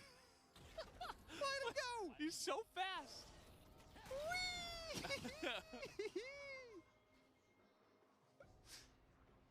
And now he's He in the just top lane. skirted around the rift. Yeah, No, that was a walk from base. that took about 10 seconds. He doesn't need teleport anymore. Yeah. This new tech. Look at him. What is going on? Well, he just counted his ult, so, you know, he gets a little boost, right? And, this is very scary. There's a lot of guys, actually, well, there's 2 They're so that will really fast. benefit from this, the Jace and the Cassidy. Yeah, you don't buy with Sand here. Who, you know, they're going to get in and they're going to get out, basically, whenever they cast their ult.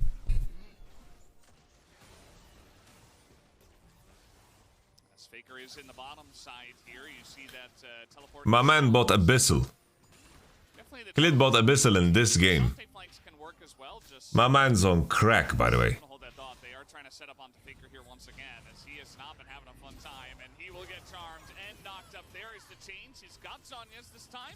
That's Flash. Just gotta stall. Flash as well. He's just ulting away. Oof. Arrow does hit him, and the entire team is in the enemy base.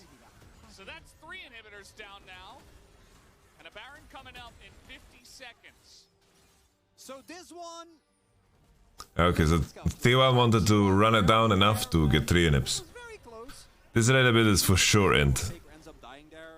T1 is able to get the triple inhibitor, so as a result, At there least is no way out of the base. from my limited Irelia knowledge, I think that you want to have To this game. This is Blade, Tank Mythic, Death's Dance, Molma Mochus, Yeah. I feel like it broke. and then you're vibing. We've been talking about this Do you want game. to talk about Hammer Life's win conditions Well, this, again? the same thing just keeps happening. Yeah. Which is T1 tries to shove, right? And then someone, it can be Faker, can be Zay. Does Jin support never buy Mythic? Most Mythics feel kinda bad. Hammer Life is looking for a hard engage. And then they base, they come back, they hit some poke. Spirit Visage is a fine item on Irelia, it's not bad. She does have enough healing to justify it. Setting up shop, yeah, they can TP into the base. Although But they don't no, have there's wave. Nexus turrets available. Viper's getting pretty low. Redemption gonna be huge. Oh, here we go again, how alive. Didn't work the first time, but this time is gonna be different, guys. In there, and they are once again in the shooting gallery. Please turn this time, Alpha Life Esports. Will you turn? It's Okay, we got the Nash. picks up the Baron as Baker's Boom, get one. Come on, Irelia, fight back, Irelia, fight back, Irelia, fight back. Toom, toom, toom, toom. It's kind of Baker versus Zeka here. Zeka missed his E. Zeka is trying to get on top of Sayers, but he will go down to the GA. And unfortunately, To be fair here, right? If this Nash is not the same as the previous one. It's like here you have to do it, you have to pull the trigger because in the end, enemy taking Nash and you having 3 inhibs down, you have less odds than trying to just start Nash there. Hammer Life feel obliged to go in So there. this is fine, you know. That Baron, if they don't fight for it, But this Irelia is not doing shit, by the way. down, there's no way that you can hold LPL game 2 is starting now. What happened in the first one? 3 minutes. How long it took them? What happened in the first one?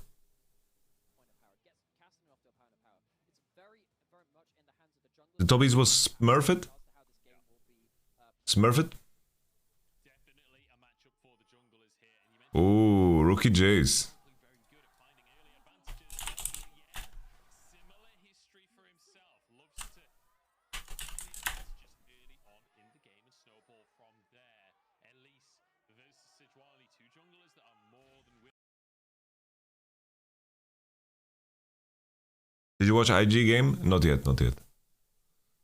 Rookie Akali, let's see what's up here.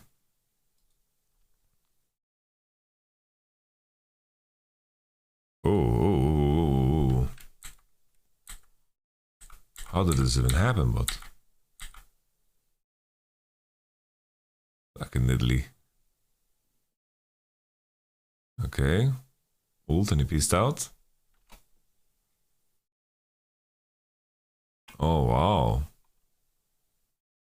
Holy Lucianami damage. Boom.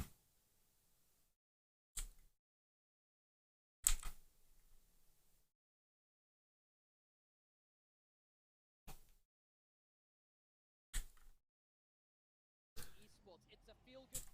Get a kill onto your as they do the work. They Certainly possible for them. Both junglers. Okay, Herald's not up. Back to the bottom lane we go. Everybody. Oh, not in. Here's a tidal wave. Jackie Love bubbled up. Oh, the spear spear. taken down. RA with a masterclass. We're in the 2%. Oh, Italy. point and click principle. Dank. Top esports on the top side of the map where they do find their advantage. Yeah. And then RA making a pretty significant mistake. Bro, there's such a mid gap. Why don't they just wait for mid to play the game? Up right now. And the thing that we've complimented RA for in the previous Of course, towards that box, that was down. Such a mid gap, make the game volatile. Let's fight 3v3 bot. You're looking at a first item spike from Noctums. Item spikes were rare assets. a TP into the bottom side from Strive. RA would have Oh, this fight is gonna be the rookie show, or what? Carly out, back out, thrown out. What can Mark find? Mark with a big knock up, but the blast gun denies it. Ooh, oh, the root sandstorm. Oh, oof. Them down to the perfect execution Okay, play. I thought he could get 2 here. What we thought might go wrong. It is the instructions unclear. Group for the Northern Assault gets splattered apart for it into the Marakal. I don't know why they keep with this King Tian guy. I think so far he's been playing pretty decent in the games that I watched him. Kill the massive play. It is trigger two. I didn't see the series that Tobies was lost though. Strong tool and a cut. So So maybe that's the issue. how to execute Any rookie enjoys in the chat? I love rookie. war between the Lucian Nami, because again, that one-item spike from Lucian Nami cannot understate how powerful that is. You just got that's what I'm looking for, but we're reaching another point where Ferrara and they've got a lot to be afraid of. And this is exactly what they need to be afraid of. Tien just messing them up. Oh no, it's over for Assam, and this might be the Be afraid of. Tien just Ferrara and they've got a lot to be afraid of. And this is exactly what they need to be afraid of. Tien just messing them up. Oh no, it's over for Assam. My man's named Assam. What are you gonna do to him? You're gonna ass him. I got really double tap snowball. What we've come to the map. The one, yes.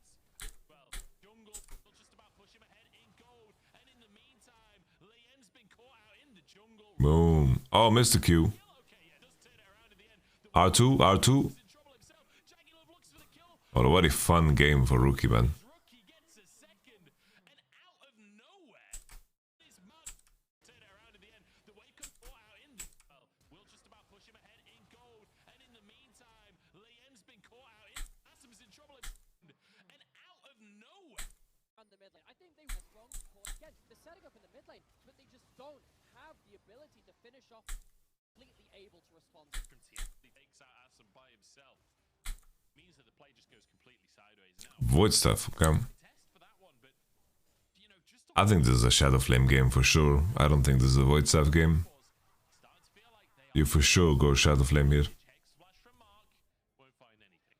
And how quickly the conversation changes from Tommy's was pulling the trigger, Strive now trying to find something for themselves. Okay, Tien. Tommy's was pulling the trigger, Strive now trying to find something for themselves. Okay, Tien just gone.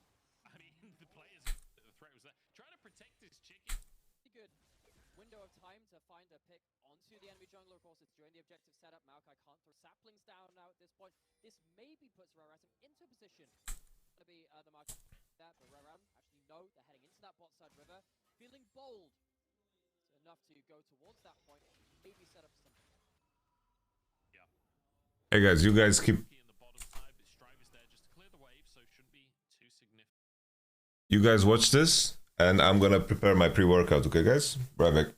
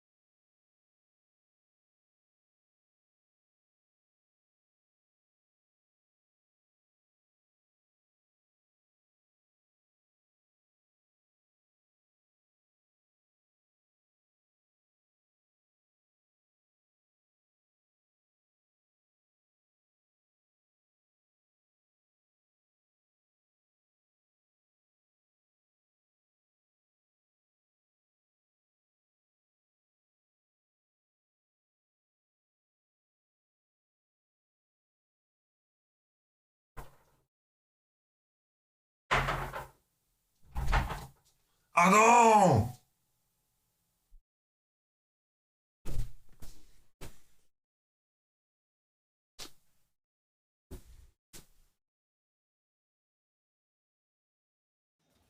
King Tian is, by the way, he's just Adon. It's Adon.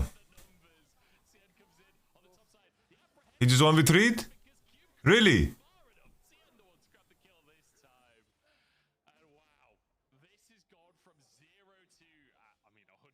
Really?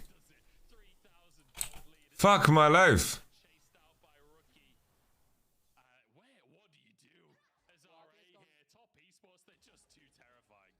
Might be more appropriate to say it's going from first gear to top gear because they're really cruising at this point. But Rookie's caught out, has the flasher. How important it was to stick. Top esports have slid the day.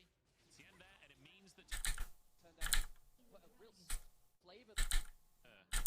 Just three to deal with. He hasn't realized it just yet as he goes in onto Cube. Hextech ultimatum will keep him. Oh.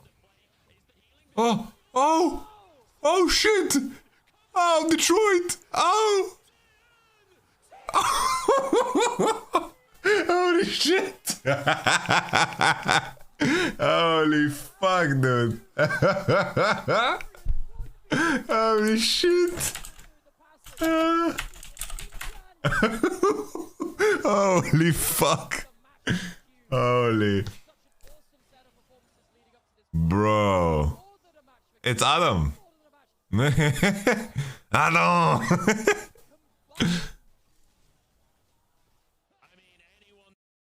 Bro, this game is so over. Adam.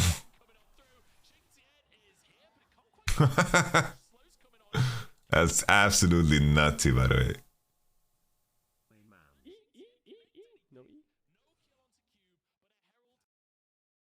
Ready to sacrifice himself here, but this is the beginning of this play. Life goes down, and then you see a follow-up win. What's Midbeast doing?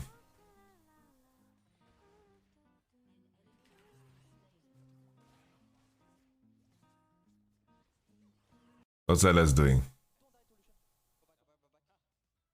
Don't die to Lucian. What? Oh, he meant okay. What's the what? Why is the stream so white? What's this? Dancing Shelly, dude. Why is it jizzy, man?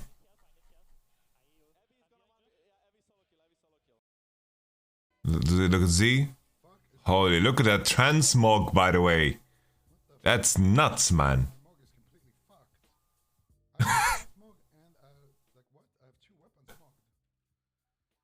That's a crazy transmog right there.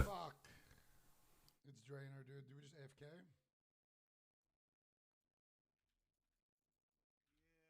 Let's play the first game. If he starts running it down, I just AFK out. I can't be arsed.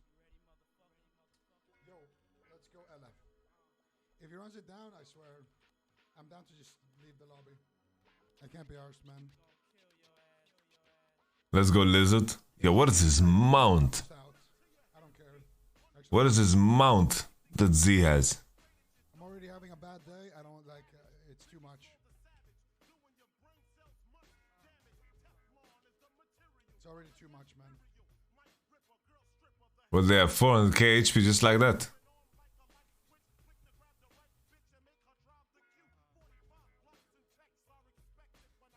Holy, Dwarf Mage looks so sick, actually. Looks so cool. Dwarf Druid. Everyone's a dwarf. Are you allowed to say dwarf? Everybody's a dwarf. And Ziggs on the map who scale extraordinarily well, but Taken out. Okay, let's go LPL. No problem. This guy is completely lost. Completely lost.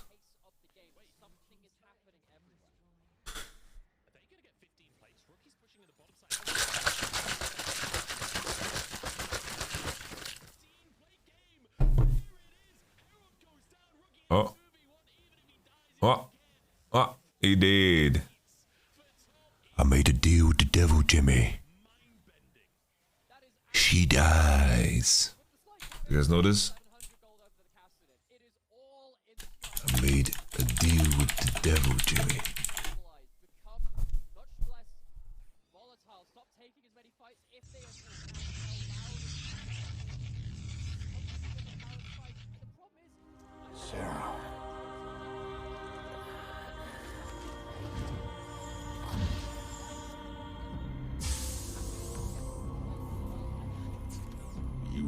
all this? You have your orders, Mr. Findlay. Carry them out.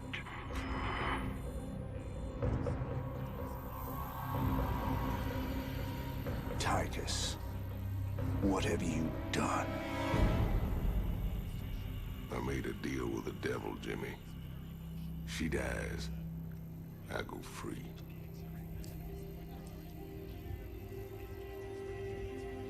We all got our choices to make.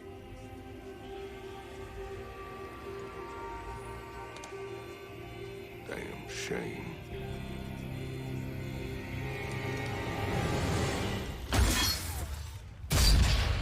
Woo! Before Blizzard went to shit. I made a deal with the devil, Jimmy. She dies.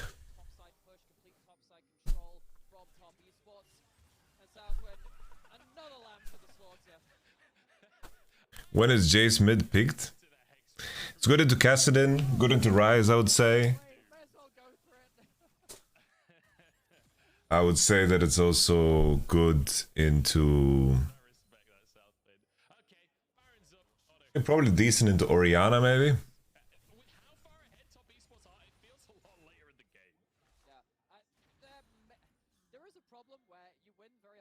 Can be used as a flex pick. Invite like a poor top laner into it and counter pick it on 5.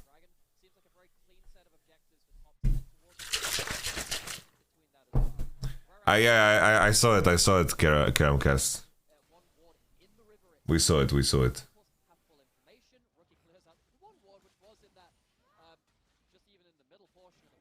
I made a deal with the devil, Jimmy.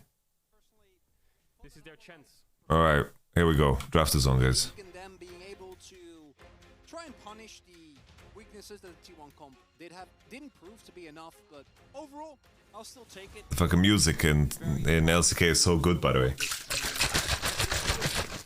Alright, Maokai ban, T1 on blue side, Hanwha live on red side, banning Kate, Kassadin, blue side, bam, boom. T1 bingo bango bangy on the draft. Clid, no shame at all, still on stage. Just kidding, respect. Clid's the legend. Zeri ban. We're gonna have a Lucian Nami into Sivir Yumi trade. It looks like.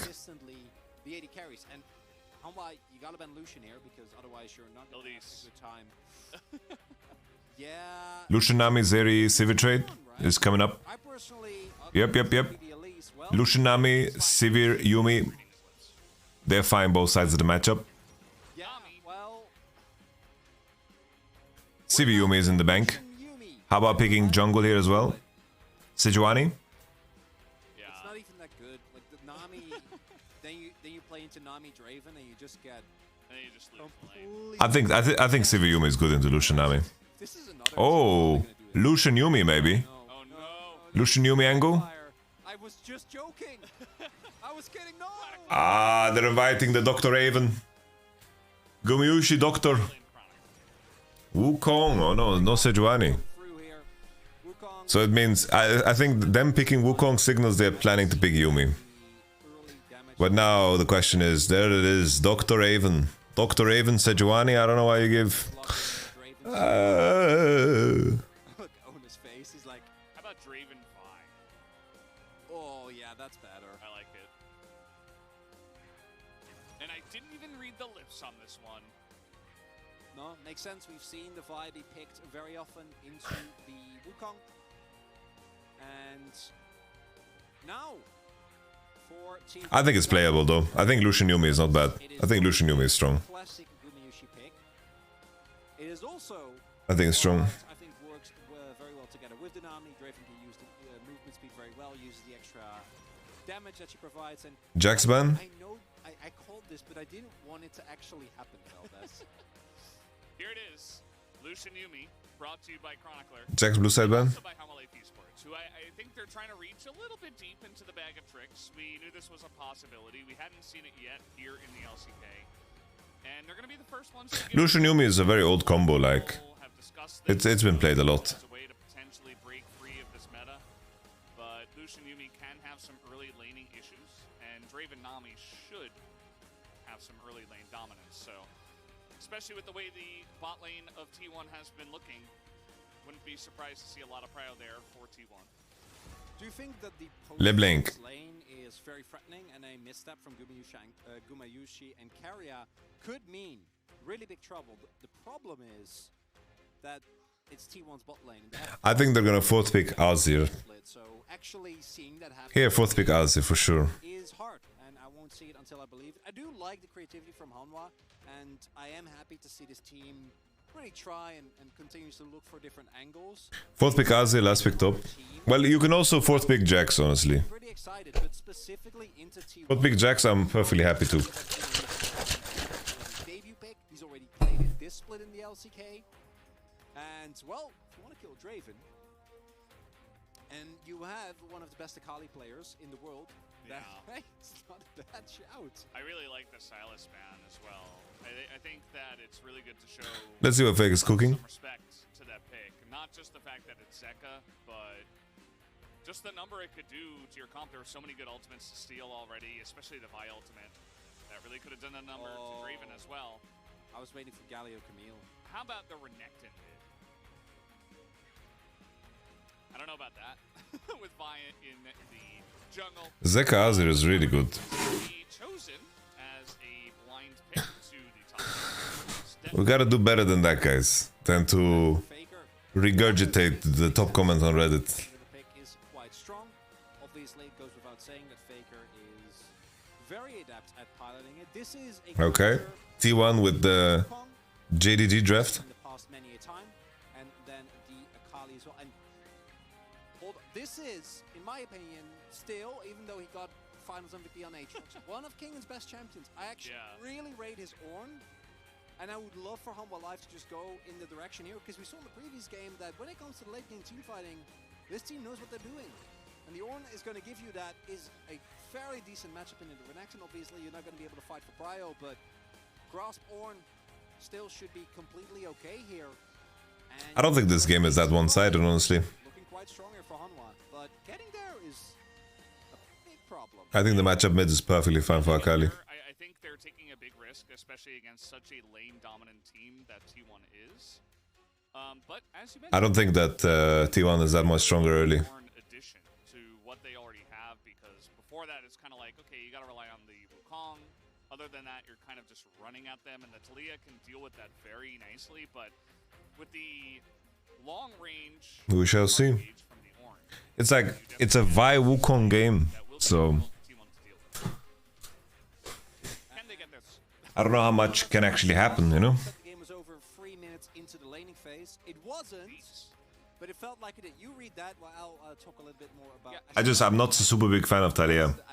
Well, we just have to see, like, maybe Talia or Renekton just take over the whole game, and nothing matters. I think it was just a book about Carrion. Nice.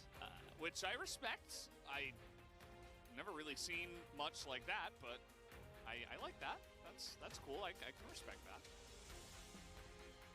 I don't think Draven Nami is that turbo strong, you know? I think Yumi and I think Yumi Lucian can actually fight back. Like, Yumi Lucian is actually strong lane. That's what I think at least. Very cool. Like, Yumi level 1 is super strong. Overall, think that the early game pressure that this T1 composition should be able to put out, as well as the power of the Talia, could be a big problem for Hanwha. But if they get to the late game, a lot of power there. Absolutely. Well, here we go, guys. We're jumping on the rift for game number 2. Let's see what happens. This is a lane where I would understand if you would go Guardian. Guardian's shield bash. Nami without Lucian's weak IMO. Well, Nami without Lucian. Oh, yeah. No, I agree. I wanted to say exactly what you said back at you. I think Lucian with Yumi into Nami is good. Nami without Lucian, it's like... Nami can combo with many champs in the game. With barrier. Yeah. Oh, they're ready to... I didn't actually get the chance to watch what Life's runes were, but We've seen Callan do this, for example. Go for the tank item Yumi and they'll go for shield bash and... Clid's clients has an issue. And now he's unplugging... Let it pause for the win. Holy, Clid's plugging his mouse. That was the whole problem, guys. Nami Jinx is okay. No, it's not okay. Nami Jinx is terrible. It's really bad. Nami Jinx is giga garbage. Alright, so you get the anime references. Is that... What is that? Don't recognize it. Maybe it's a manhwa. Kog'Maw Nami. Now that's a lane. Kind of looks like... Read a fair amount of webtoons. Is it L from Death Note? The guy who like sits on the chair? Could be, yeah. Kind of looks like... Yeah, like right behind light. Yeah, could be. What are these pictures? Is that bird face? Yeah, that's about as far as my anime knowledge goes. Death Note? It's the only one? That's pretty much it. On it, even with my relentless campaigning, I still haven't gotten you to watch. No, it's not gonna happen. Anything else I was gonna say, but okay, I see where I stand. Oh, is it Clid with mouse? This is GG, guys. It's such a good opportunity as well. Alright, this is the redemption arc of Clid. If Clid won V9's this game, then How My Life is winning the split, okay? Chainsaws, I think those are axes. Isn't on this skin, isn't he throwing chainsaws? Maybe. I'd have to Talking about the specific skin. Maybe, I think there is one that is chainsaw. Yeah, but it's like, if you pick a champion that is strong early, but weak later, but helps your champions that are strong later and weak early, it's a trade-off, right? It's like, it doesn't matter that Jhin is weak late game. It doesn't matter. He does enough. This is a pick that helps Kassadin transition to the point where he can 1v9, so... It's not relevant at all. Locked out Chainsaw Man so harshly that I didn't even notice that the Drafen was a chainsaw skin. Weird. Yeah. There are the runes, by the way. Jhin doesn't need to outscale. T1 needs to outscale. And Jhin is on a team. Take a book out of Callan's page. Also note Guma going for Doran's blade here. So if you're fighting to the death, that's the item you go for. And as expected, Viper and Life are going to take it very easy going. And Yeah, maneuvering yourself around Talia Rocks and Vi ult and Renekton stun can be a little bit hard. they're a bad time. Yeah, it's definitely an issue, and you can't really step up to this. And here we go. Alright, here goes T1. Viper just going to be zoned off the wave. Fright Knight, Dr. Raven. I mean, this is part of the reason why a lot of people... How many ADCs in Korea are good Raven players? Well, there's Viper, there's Gumayushi. Who else? There's Deft. I don't know if they were actually able to... Does Dioktam play Draven? Wow. 3,184 days since CJB, Emperor, yeah, Emperor and Lust Boy. Wow. That is dank, actually. Imp and Mata. That is insane. CJ Blaze. In the playoffs. They brought it out in the playoffs. So they were still sister teams. Yeah. 2014. Okay, nice. Oh, nice trade. Good trade. This is only one potion, Gumayushi. It's a 2020. We're just doing throwbacks. Where is my brain? Where am I? I don't know. Wukong is defending the dive because he was scared that Talia is gonna use her prior together with Vi to just dive for the 3. Oh, Viper in hands. I can understand why they are looking for this. You were watching. Jesus, Vi sounds. What was that? That's crazy. She's gonna go and do us like that. Not mainly. As the PTA from Owner, another example of a more aggressive rune choice early on to try and fight for the early skirmishes. That was a crazy sound. A little bit of extra damage that the rune provides, meaning that you can Doom doom doom. aggressive plays with Doom doom doom. confidence, and they need to. Doom doom doom. I feel like How Alive's bot lane, they need to be like in the bush level 1 and make sure that Draven doesn't get 2 axes. Ooh, that was very close that the life got pushed out, but didn't have anything to follow up anyway, so he was safe. I feel like Life could have done more in this lane early. Now he's kind of in trouble because he's and he can't really walk forward. Find as many laning leads as you can. Pick up some early drakes, although one of your favorite drakes already Hex Tech here. We have been having a lot of high impact souls. Deft plays Draven. I've seen Deft play Draven many times in scrims. Cloud Drake, Cloud Soul. That was very fun. Yeah, I really enjoyed that. And he played Draven in the World Finals, no? Has a lot of deep warding here from the side of T1. Zeus just looking to get the Or did he play Draven against Genji? Maybe it was against Genji he played it. Yeah, they're able to spot Clid. If you're ready to pick Draven into Ruler, then you play Draven. Unbelievable. It's okay. Is it? No. At least it wasn't a cannon. This is very early. What Like did it. he skill into? Yeah, big fan. Pick up that early dragon on the back of Viper and Life. Will be sitting on a Noon Quiver right now. Clid is making his way over, but sees a bunch of people and decides to battle orbit. And that's the early Drake. Cloud now on, and that means that a lot of the souls that you might be looking at, you're going to be feeling pretty good about here, Valdez. Chemtech? Not that one. Any other one. I mean, he's one of the souls. Yeah, Ocean is also a little Do you like Djungelvrål? Djungelvrål is the shit. I like it. He had a mountain. I'm a big fan of licorice. Saltlakrits. Det är gott. Jättegott. Just as long as it's not Chemtech. That's the one where they're just like, okay, well, we're just not gonna. Yeah, it's fine. I really like that word. Never ever. I don't really want that anyway. Licorice kind of bad top laner, not gonna lie.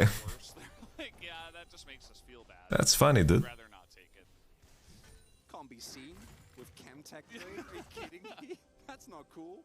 That's so out of vogue. I think T1 is the G2 of Lane can keep well doing Viper and Life, which isn't very fun for those. T1 is G2. Still the Doran's Blade and also a Dirk, so Viper with his Noon Quiver. Not gonna have Okay, honestly, this is pretty stable for Hanwha Life. The one benefit of this, of course, is that Not super easy for Vi to create situations where she leverages the prior super well, besides getting Drake. Obviously, T1 is completely gap in players, so it might just not matter at all. large part of what has made the Lucian feel so insanely oppressive. The one time was actually in Challenger. I mean, more like the early game focus of T1 and G2 is like a similarity that they have. You're saying you can see crazy plays and crazy. But yeah, T1 is by far the best team in the world right now. Every week on Monday and Tuesday. Yeah, this is pretty stable, I'd say. Tuesday at 5 p.m. KST? You can, Valdez. Absolutely. Can. Which one is Fnatic? Fnatic is Hanwha Life. Honestly. Hold up. That's okay, this is okay, no problem. Vibes only. This is really bad for Zeus, honestly. Maybe they wanted to Really bad. have some fun, but they don't. At least he's gonna secure plenty, but he doesn't have ult now for Herald situation. You streaming else yesterday? Yes, I am. Co-stream. Live. But players like Pace, you could have known about before anyone else. He can be a cool hipster. Bro is SK. That's your thing in League. You could know about Hambach, up and coming KT Challenger jungle. Yeah. Is your team's individual player not playing up to par? You could say. Hanwha Life is like XL? No. Hanwha Life is like Fnatic. It's all possible in the wondrous world of challengers. As this game, not quite the same as the previous one, and for T1, as mentioned, I think that ideally they should be looking to find some substantial leads, but right now they're building those leads, right? XL is DRX, yes. They got themselves the XL is definitely DRX. second dragon and a Rift Herald as well. They can start dropping some plates. And the main thing that they need to make sure, which is what Owner is definitely doing here, is ensure Who's BDS? keeps getting BDS is like Sandbox. Yuma sitting on 220 stacks, and if he dies before he gets a kill, it's a disaster. You need that cash in to really solidify that early to mid game powerhouse that this T1 composition can be. Yeah, both junglers loving the bottom side of the map. Lid has Koi is KT. last plants. Could be, yeah. But take a look at the T1 bottom lane. They say, okay, well, we're taking the Rift Herald, so do we really need to push our advantage right now? No, we can just back away. We pushed Okay. the lane, we didn't get those range minions. We didn't have to greed for them. I feel like they had potential here to contest, but all mana is pretty low. Who's Vit? Genji. safe assumption that Clid will be looking towards that bot side. Guma on his back picks himself up a ward, gets a Noon Quiver as well. And overall, looks like still the Homalife team is able to try and keep the wave here, which does mean that Clid in the future might be looking at a potential play. As Who's that one? I'm gonna assume that this is our observers showing us that Mad Lions. play was missed, but I feel like Zeus has been pretty on point of those, so maybe I'm misreading what Jonas Strong is trying to tell us. Yeah, I'm not sure. I mean, he got in with a couple of Demolish procs from what I could tell. I don't know, guys. Like, these comparisons are not like super simple to make. Was, in fact, elected. Maybe he wanted to show us that. Nice. Why doesn't support buy seal? It costs 350. It is not a useful item even in the best case scenario in a lot of cases. Delaying your support item is just bad. Viper kind of froze it, and they have caught up in the bottom side. Owner is really just continuously keeping his bot lane safe here. Oh damn, Clid! Clid plugged in his mouse. Okay, 1-for-1. Viper get over the wall where Owner tried to escape to, and that will be a trade of kills. Bit disjointed there. If Clid is a second slower. From 1 to 10, how hot do you consider yourself? Honestly, I have my window open. It's a bit chilly right now. But they do invest a lot of summoners here. Whereas Guma and Carrier still sitting on there, sparring the Ignite.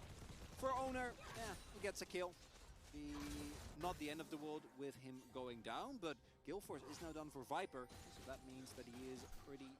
Very good conditions for Kingen as well. ...of his opponent, at least for the foreseeable future. Bro, February in Germany is nuts, by the way. Like, I don't know who invented February. Make his way over, then gets back in with the ultimate, but then, yeah, gets taken over quickly. You see the Whirling Death as well, as Guma's like, oh, I can have the kill. It's for me. I can have. Yeah, it's for me, but it's not for him, unfortunately. Still, Drake gonna be taken here, and... Alright, what's the soul gonna be? Schalke's getting relegated again? No. Wait, no. Didn't they get relegated already? And now they're getting relegated again? That's okay. That's crazy. Guys, I need to go to the bathroom. I really don't like the Road of Ages on Talia. I think it's troll.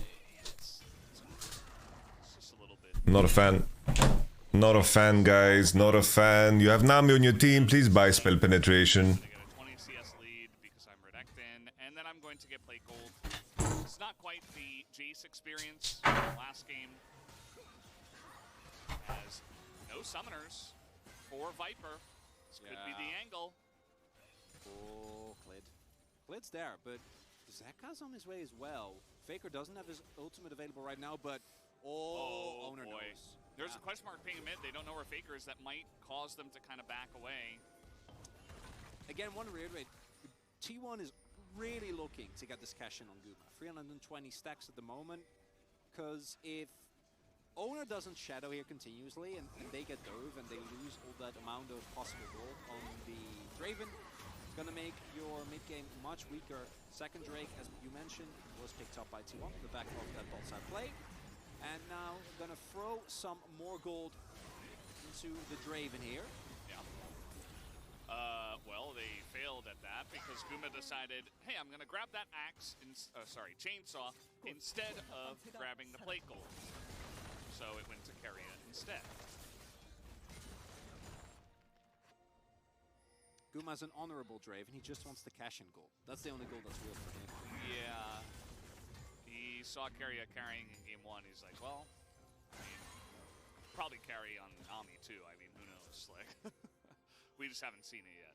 Do note Faker going for the Rod of Ages build. Personally, I've been a really big fan, and I do think that in this game as well, the Liandry's build into what is likely going to be the Ornn and the Wukong as champions that you're going to be hitting reliably. Especially with the Yuumi taken into account as well. I think the Rod of Ages will be lacking a little bit of damage. The upside of this is that if Zeka gets on top of you with Rod of Ages, your chances of not immediately folding are a little bit higher, as there we have our answer. 2 plates going over towards the Renekton.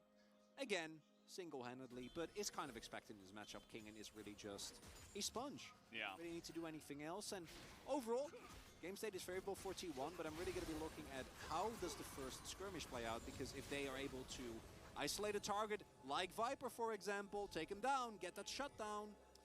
Yeah, but Big. the second that ward is scanned, he's like, okay, I'm leaving. Yep.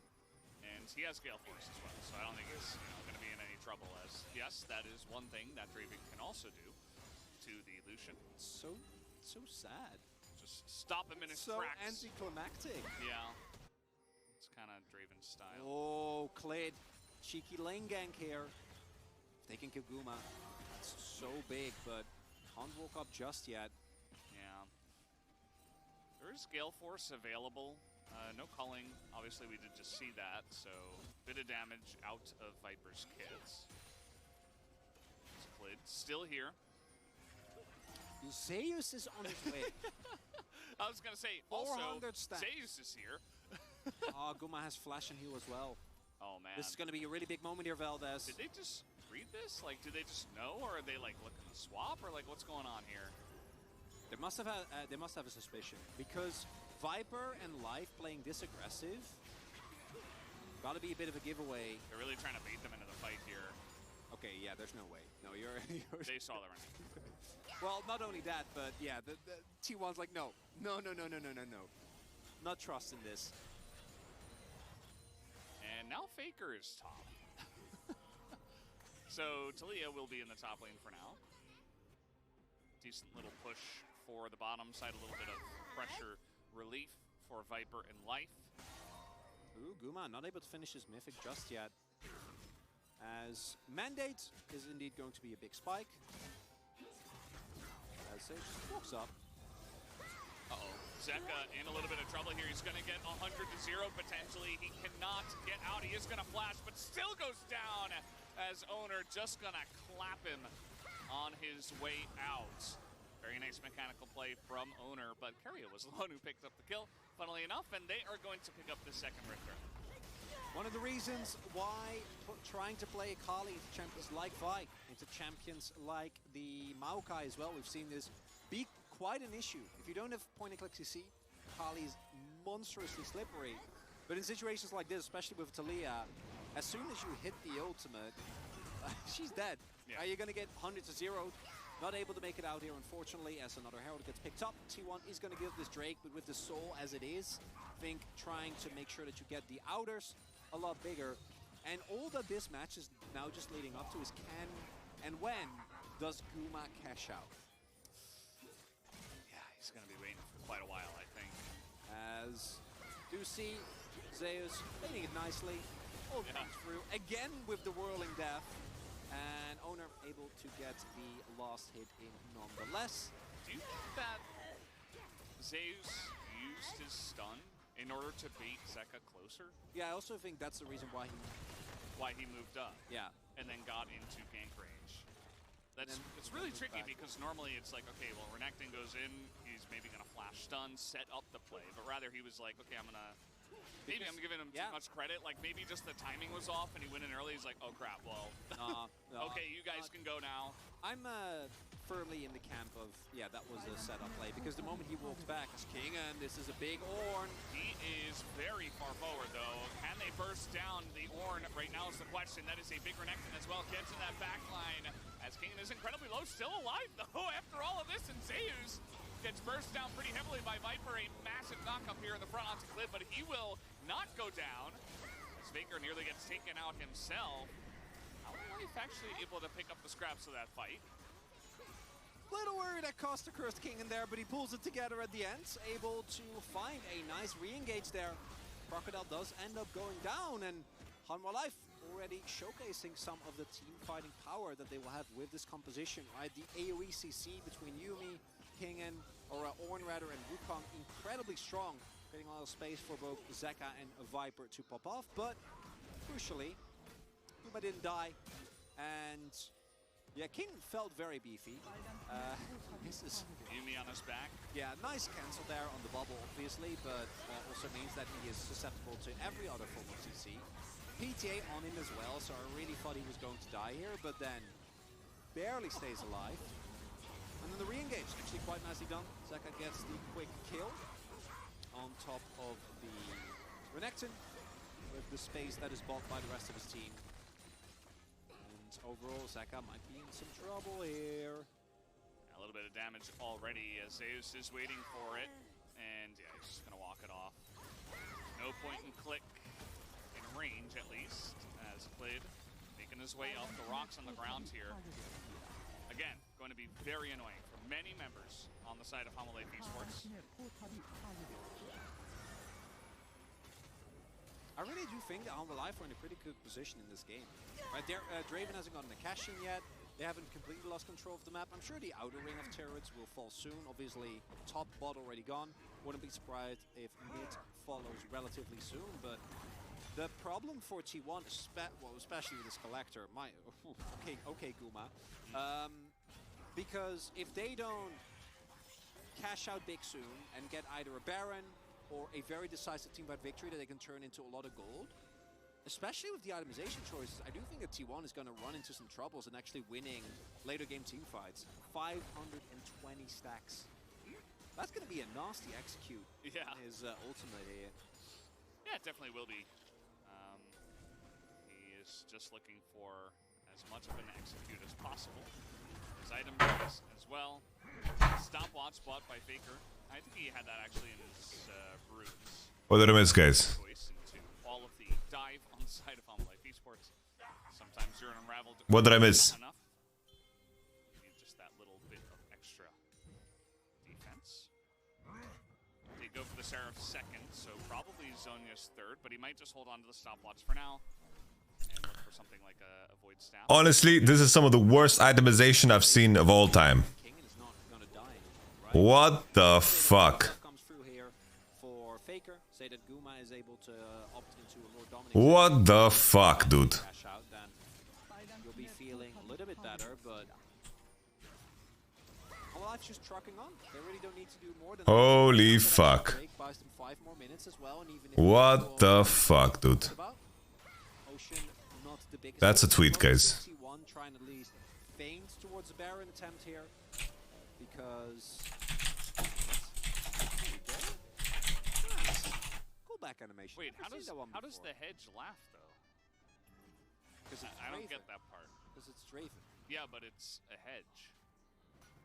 Jesus. By the way, if you're unfamiliar, hedge is an actual word. This is not a this is not an emote. Just want to reiterate that for for our viewers. Like badge or sedge. Ah, yes. Oh man. Thank you very much, What6, for the Prime Gaming. I appreciate it. You are one of the coolest people I know. I'm gonna be bragging about you at the bar. You know who I know? I know What6. Dash. I'm a little bit confused. It's never my intention. Well, we have an Ocean Drake here, and King is backing. He is backing. Does it TP? Should be the Drake going over to 2-1, but the subsequent fight is going to be big. Hey, they're actually going to commit to this one as the Unraveled Earth is on the ground, and that will be stolen by Clid. Told you guys, Clid has plugged in his mouse. It's fucking over for everybody. Alongside of Faker, they don't have a way to get out of here as Zeus is trying to zone for them, but the Ornn is just soaking so much damage in the turn. Is massive from the side of HLE Esports. Collect for the side of Guma either. Beat collect! Beat collect! Hey, hey, hey! Hey, hey, hey! What's up, what's up, what's up, what's up? Beat collect! Beat collect! This is somewhat of a risk. Faker can do a lot of damage and he's in. Hey, hey, hey! Guma is also still full of. Yeah, I think they should back off here. They already got a pretty big win here. I'd say. Get yourself a second Drake. King can start giving out the ornament. Hey, hey, hey! See here that the initial setup from the fight already started. I make a lethality damage with the penetration and the collection of the 5% in the damage. Actually getting into the spit is a little hard because my wife don't even believe me. Beat collect. Trying to get Zeus out, or trying to get Faker and Owner out rather, and then the attempted execute on Viper there with the Vials, with the Whirling Death. Not enough damage, unfortunately. And home alive. Still. Hey, hey, hey. Zeka. 608 stacks. It's got to cash out eventually, right? It's not just going to end the game 0-0 and 1. The thing is about this gym build is that you just curve out better. Devastating for Dravens around the world. Magnus Carlsen is smurfing in Prime League? I don't know what's worse, is ending with too many stacks or dying before you... Magnus Carlsen. Not a Draven connoisseur. Probably dying. Really? But at least you're trying Yeah. to get them. As Clint, a little bit of a thing. Yes. Well, I don't know. I was just asking for your opinion. That was my opinion. Okay, well, Oh. Zeka, you know, Bro, Faker one-shots him, by the way, with the correct build. What are you drinking? Pre-workout. Push him away. Just some water and pre-workout. So far he's been handling the... Hey, hey, hey. hey, if Guma gets double the stacks and he hits Zeka at that point with an ultimate, It's a kill. it's a kill. I wonder what the biggest cash-in in The professional juice, yes. ever has been with Draven. Like, what's the... The juice sandstorm. In my mind, it's somewhere in the 1300s. Really? Yeah. Wow. I feel like I was like watching a PC match or something Yumi. at the time. Yeah, Yumi and a little bit of Oh, Faker. No flash. Noof, noof, noof, noof, noof, noof, noof, noof, noof, noof, noof. Over this wall, Noof, noof, noof. No flash. kind of looking at them, trying their best, but they could not commit to that alone. And Home Alive keeps slowing down the game. Gold lead is still technically in favor of T1, but They might actually do it, guys. They are starting to come through now. Not actually the case anymore. Not sure what Clit is buying here. Okay, he's going Black Cleaver. With I know I said Ocean Soul isn't great, but Ornn with 4 Ocean Drake, Ocean Soul into, well, he's gonna build Lord Doms now, but even with Faker's build as well, as mentioned, not gonna be the best at shredding tanks. Zeus's Black Cleave will help a little bit, but that is a beefy go. Throw a Yumi on top of it, and Zeka and Viper are gonna run your team before you have the time to do anything, as Faker sees a Yumi, but is unaware that the entire Groot squad is there to protect the Dark Cat. And even with the stopwatch, not a lot to be done there. Guma on the back, Zeus not wanting to expand his teleport, which I think was available because it was pretty obvious that the Talia was going to go down anyway. And crucially, Humble Life also don't get that much out of it. Don't pick up a Baron or don't pick up a big objective. But this next team fight, this is waiting for it to really break one way or another. Hasn't just happened yet, Valdez. Yeah, it's still a very close game. I mean, Home Life Esports definitely putting themselves in a great spot to actually challenge T1 in this one. You can see the total gold as well. Actually, Zeka and Viper up on top. There is the improved Gale Force. I was gonna... That's the name. Okay, thank you. It's like I don't mind Seraphines. Like I don't mind Seraphs at all. But my mind's buying a Shadow Flame now. Oh man. Because, yeah. I don't know the... You know what Typhoon is in Korean? It's Tipum. Sounds pretty similar. Typhoon is the name of a great Dutch artist. Yeah, cool. The more you know. The more you know. As overall, teleport going to come through. Very important fight here for T1. Almost 700 stacks now for Looking for a break point. I don't want to answer tweets, honestly. They just make me mad. Like, I say that Talia build is so shit. And someone says, she gets insane amounts of AP. Bro. A play if necessary. Zeka, level 16. Yeah, he's rotating over. Yeah, T1, I don't know if you really want to try and fight for this. Might just run towards the Baron. This Drake, in the grand scheme of things, not going to be too important. His only soul point. Feels a little bit slow for T1 to get on top of this one, especially the TPs available. Yeah, they're just going to have to pull off of it. So no risk taken. As I say that, they are looking to actually engage. King just throws them the thumbs up. He's like, yeah, cool story, bro. Yeah, Ornn is really balanced. I've seen, and Zeus is totally out of position, gonna get dunked in mid lane. Just like I'm not gonna reply. Holy, Ornn is vibing. Look at him go, guys. He doesn't give a shit. So, okay. Since you guys are in my stream, I'm gonna explain to you guys why. Okay? Why this build is trash. Okay? So this Road of Ages is bad because you get 20 AP, okay? 20 AP and health. In trade of Luden's Tempest proc, and in trade of Magic Pen, and in trade of 20 ability ace. And in my mind, it's just not worth it.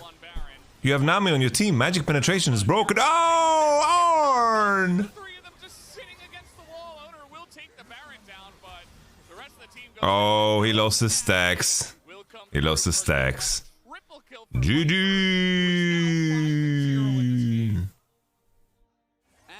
GG! I think we might be going towards a free gamer here, Valdez. Overall, the early game from T1 just not looking explosive enough. Hanwha Life biding out time, finding good individual plays. And now, T1 in deep trouble. Yeah, the damage that's coming out of Viper right now is just insane. As the flash comes in, you see Zeus is desperate to try to take out the Lucian, and he will actually, but immediately he gets taken out, and Owner is trying desperately. L3 Delta, thank you very much for the Prime Gaming. Yeah, I think Collector is troll. I think Gumyushi is just protesting against the item changes not coming earlier. We also lose your final Baron buff, as King emoting really sums up the situation here. It's like, are you gonna engage him, guys? Really, that's what you want to do? And T1 say no, we don't. Might not be the best of ideas. Viper's having a really clean game so far. King have been amazing, right? I've been loving how the side. Bro, Collector feels bad on Samira too.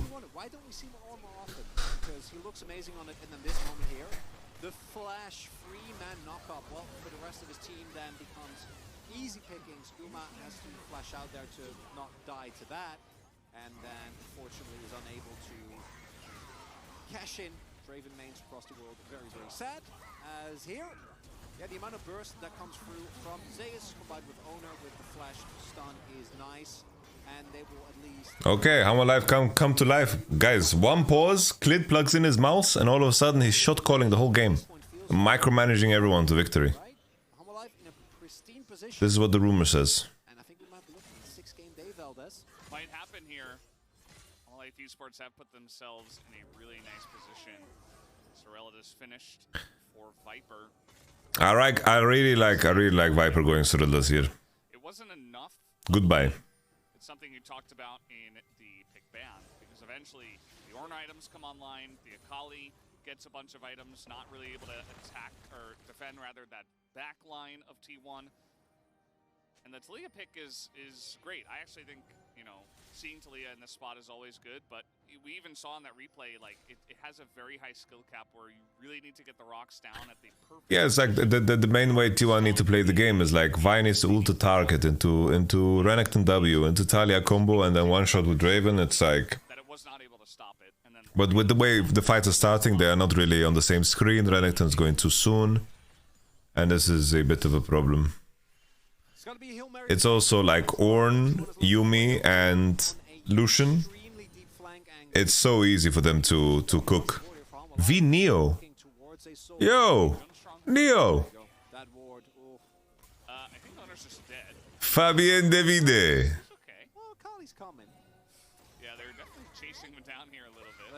Buenos dias.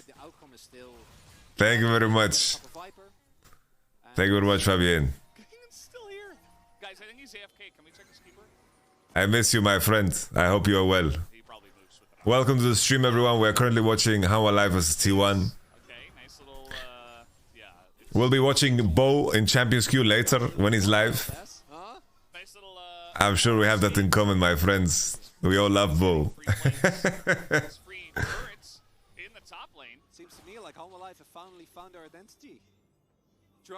Love from the hive. I appreciate it, Neo. Thank you. This is how DRX was able to get a couple of wins last spring as well. That faith and King on his own. If Faker's Messi of League of Legends, who is Ronaldo? Rookie. Both on best duo? Agreed. Oh, the flash R, that's dank.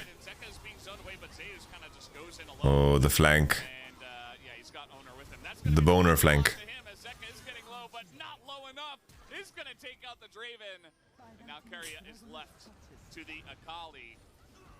This is Ornn gaming right here, man. Faker's literally healing him. Collector is literally healing him. Everybody's healing him.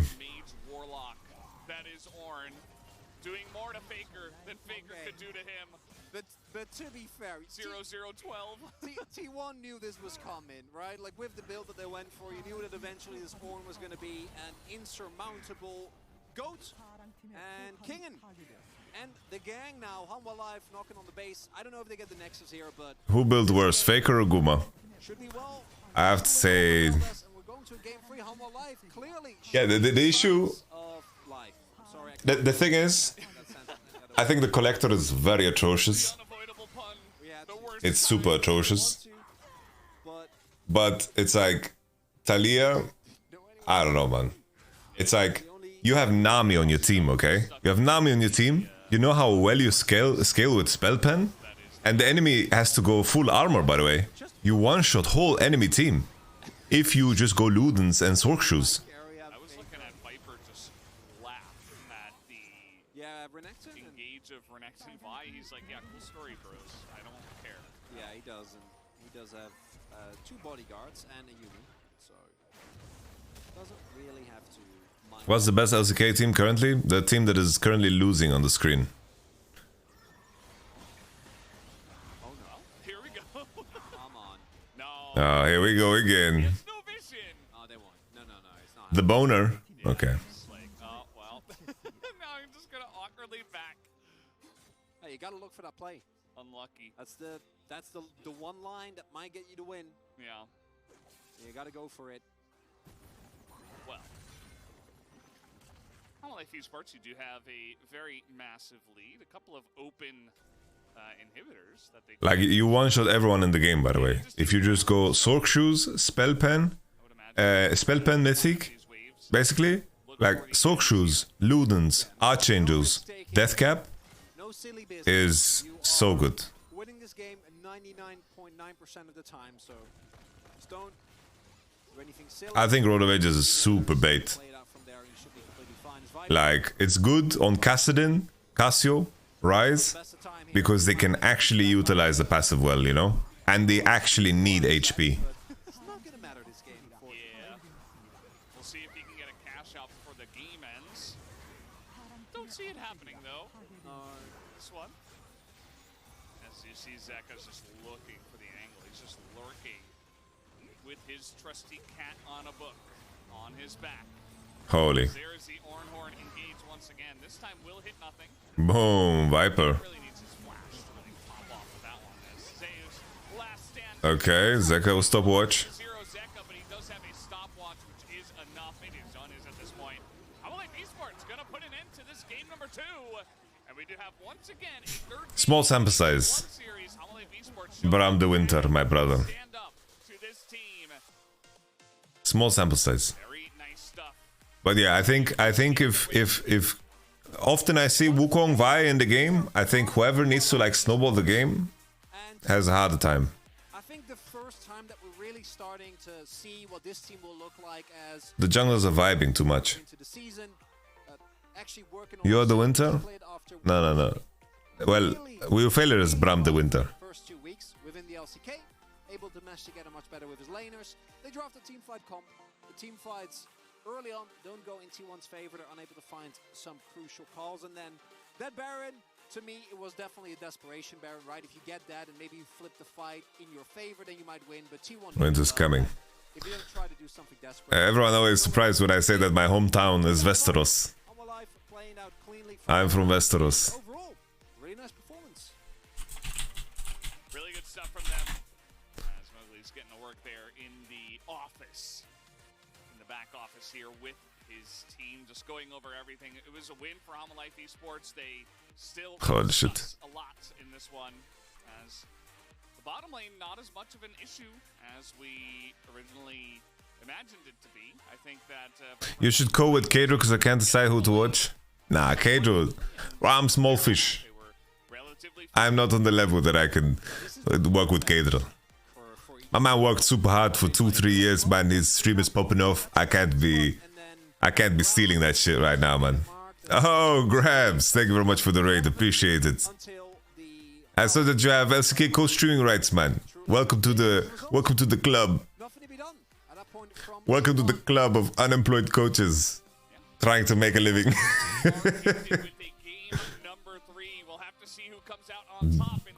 Jesus, these emotes. Grabs.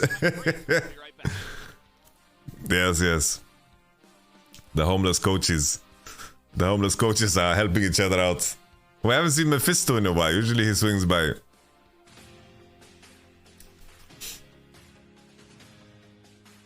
Look at Silas win ratio, man. Waking up at 9 AM to see Draven build Collector versus Ornn.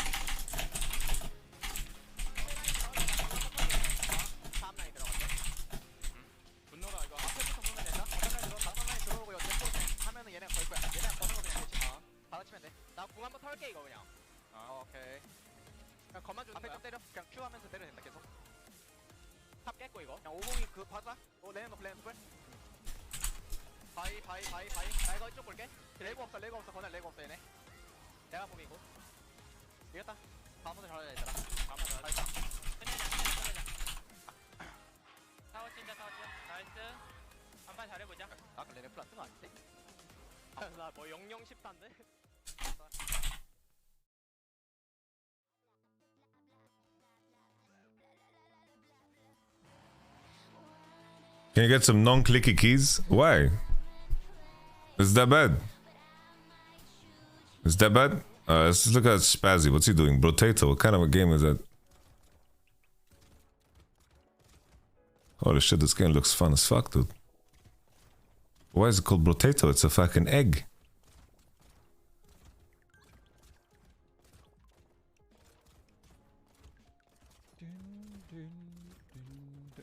This looks alright, doesn't it? Wave 6. Feels okay. Let's look what Cookie Lol is doing. How long? Yeah, mine was 48 minutes. I don't think you can make one that short. Does Cookie Lol does he draw these pictures on his own? Yo, Cookie, do you draw your own pictures? No, I misclicked. Hey guys. Fuck. What's up, everybody? For each difficulty and carry potential bar to provide more insight and clarity regarding our top picks for each role. Expect to see these in future videos as well. These two skills will range from 1 to 7. One being either the easiest or lowest. No, I am not. I am not a hentai artist. But yeah. What? I have my friend doing that for me. All right. I don't do that shit. I got support again. Because look at this, man. What is this? That I got support again, and my ADC says all field pref mid and top. So not only does he prefer mid, he also prefers top lane as well. Okay. Okay. He's getting stressed out. When you play League of Legends, you go into a lobby. He's getting really stressed out. Not only you get all field. What's Broxah doing? Oh shit, they're getting caught. That's why.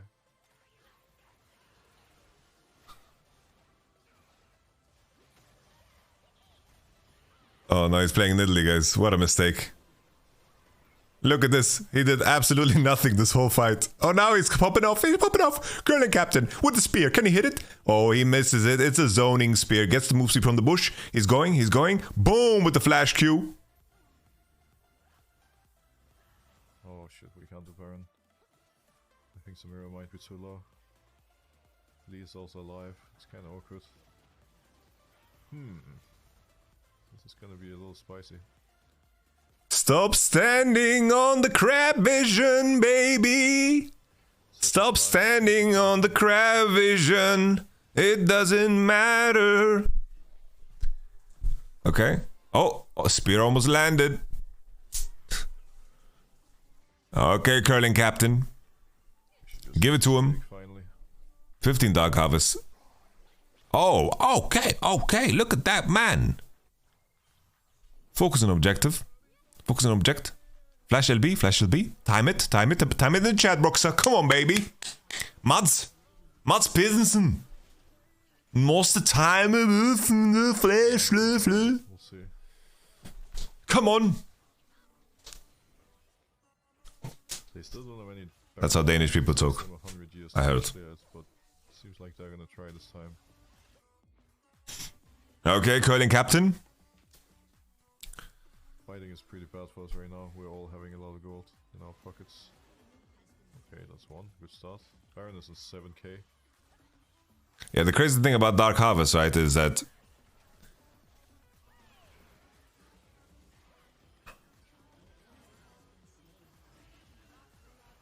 I think if Dark Harvest procced on damage, that would drop people Do it now. below 50%. That would be a good buff. I think another issue with Dark Harvest, right, is people always say, oh, you need this amount of stacks before it becomes better than Electrocute. It's like, keep in mind, a lot of the cases, like, that means also that you would have procced in a lot of cases Electrocute when you procced Dark Harvest where you did less damage. And that could be significant. But the main thing that is cool about Dark Harvest, right, is that it resets in fights. So you can do some crazy shit with it sometimes, you know? That's like the main thing that separates Dark Harvest from everything else, right? You don't need to do a lot of hits, and it also resets. So that's like a super big deal in some cases. The reset part definitely is crazy in some cases. Alright, let's move on here. Let's see what Elite 500 is doing. Elite 500, what are you doing? Elite 500 is dead. What is this build? That is some dank technology. What is this mysterious technology?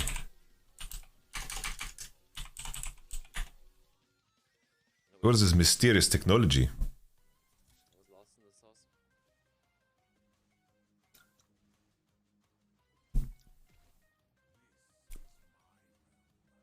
Is OTPing? That's really a good idea. The forbidden tech? That's a... This cooking is not for the eyes of coaches. This cooking is not for the eyes of coaches.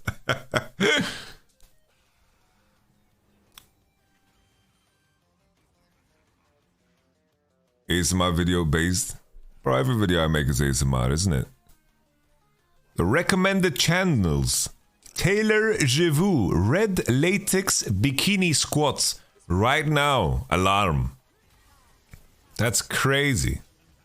Look at that, guys. That's crazy. Just casually drop that shit on Twitch. Red latex bikini squats right now. Exclamation mark socials. Can we watch that one, bro? Bro, no. I can make fun of it, but I'm not gonna be... I don't know, the damage is... My boy doing negative damage. Bro, he's scaling. Okay, let's see LCK. Are we in game or what? Towards the top. That's when you see Okay. What's Kalo doing? I added people capping. I added it. Stop spamming about people capping. I added it. Okay. 0 until you start fucking them with it. Absolutely 0. And if you only kick... Do you think Kendrick takes home the Grammy this Sunday? Who gives a fuck about a Grammy? Fucking penance faking on the first tick instantly. And Well, the Hydromus is as angry as ever. If he gets kicked on flash, which you just do right at the end of the flash. If he fakes you right at the end of the flash, he wastes too much time and he's fucked anyway. GG. Oh, he's still angry.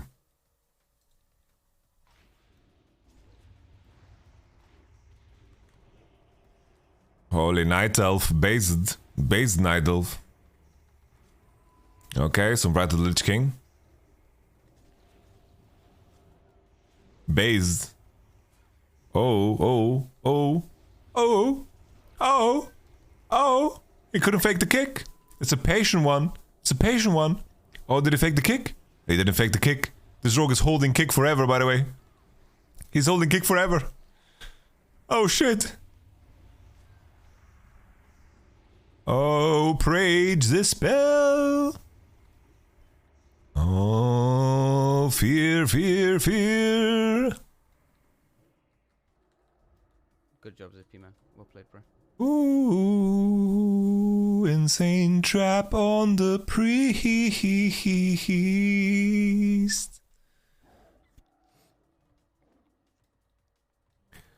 Brilliant. Absolutely brilliant. Let's look at Big Zeke. Rank 1 mates. Bro, look at that transmog, bruv. Yeah, I have a site. Is it called a site? A site? I was thinking about that as well. I could use this. And then go, like, Wow, stream when? I love Z. Love you, Z. Take care, man. Let's spread some love. Love you, Z. Take care, man. Yo, what's up, Yamato? Much love to you, brother. Z is the man. I love the mugs, you know, while we're sitting in the queues. Bro, you're looking fucking slick.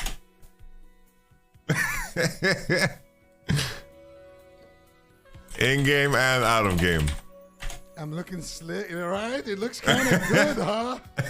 In game and out of game. Oh shit, you're making me blush right now. So on the desk, bro.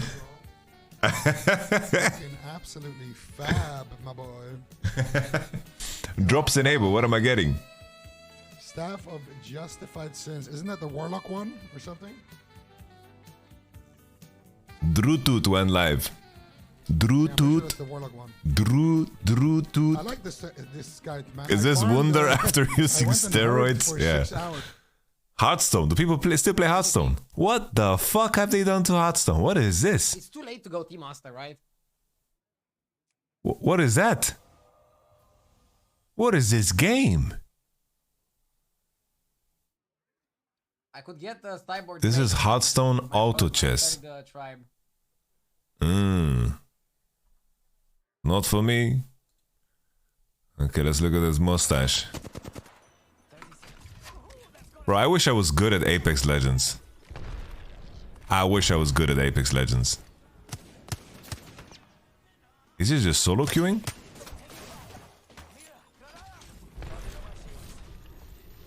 I wish I was good at this game, by the way. But I'm just not. Oh! Detroit! Holy shit. He's so good at this champ. Oh shit, it's getting flunked. Oh, this is so unfair, by the way. Oh. Drutut. Gwen's Futa Milk. Bro. From the Knives of Favonius. I live at 308 Negra Gwen's Futa Milk. New Mexico, 87104. This is my confession. If you're watching this tape, I'm probably dead. Murdered by my brother-in-law, Hank Schrader. Hank has been building a meth empire for over a year now, and using me as his chemist.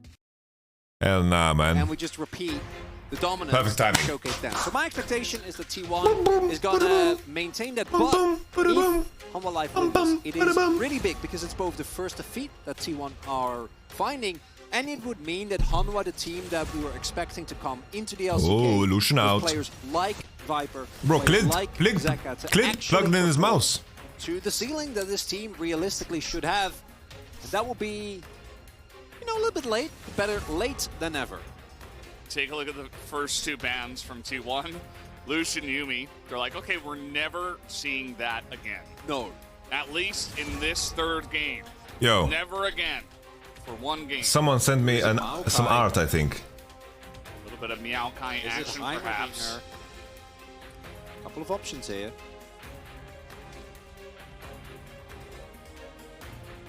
Okay, Oki sent art. Guys, write the art. Ezreal, but I don't know. I guess at least. That is somewhat close. Yeah, the Elite's being left open this time. Yeah, you need to work on them teeth, man. As it was banned in the first couple of games, so... Need to work on them teeth, these teeth. Onto that aggressive jungle pick. Need some work. Wonder if I like the we are coloring. going to I think the see coloring is very nice. The blue T1 looks very actually attempt to nice. punish this. I think the Elise pink looks is super nice. very, very strong. But these teeth. It's not like she doesn't have any counters. As T1, you can also Them say, teeth well, need some work. previous game, we got out team fought, so we just draft team fight and then we Hello, Dream. Please contact me. I have reason to think that I'm your father. Truth be told, I wasn't the most careful chap in my golden years. Your old man was a bit of a shagger.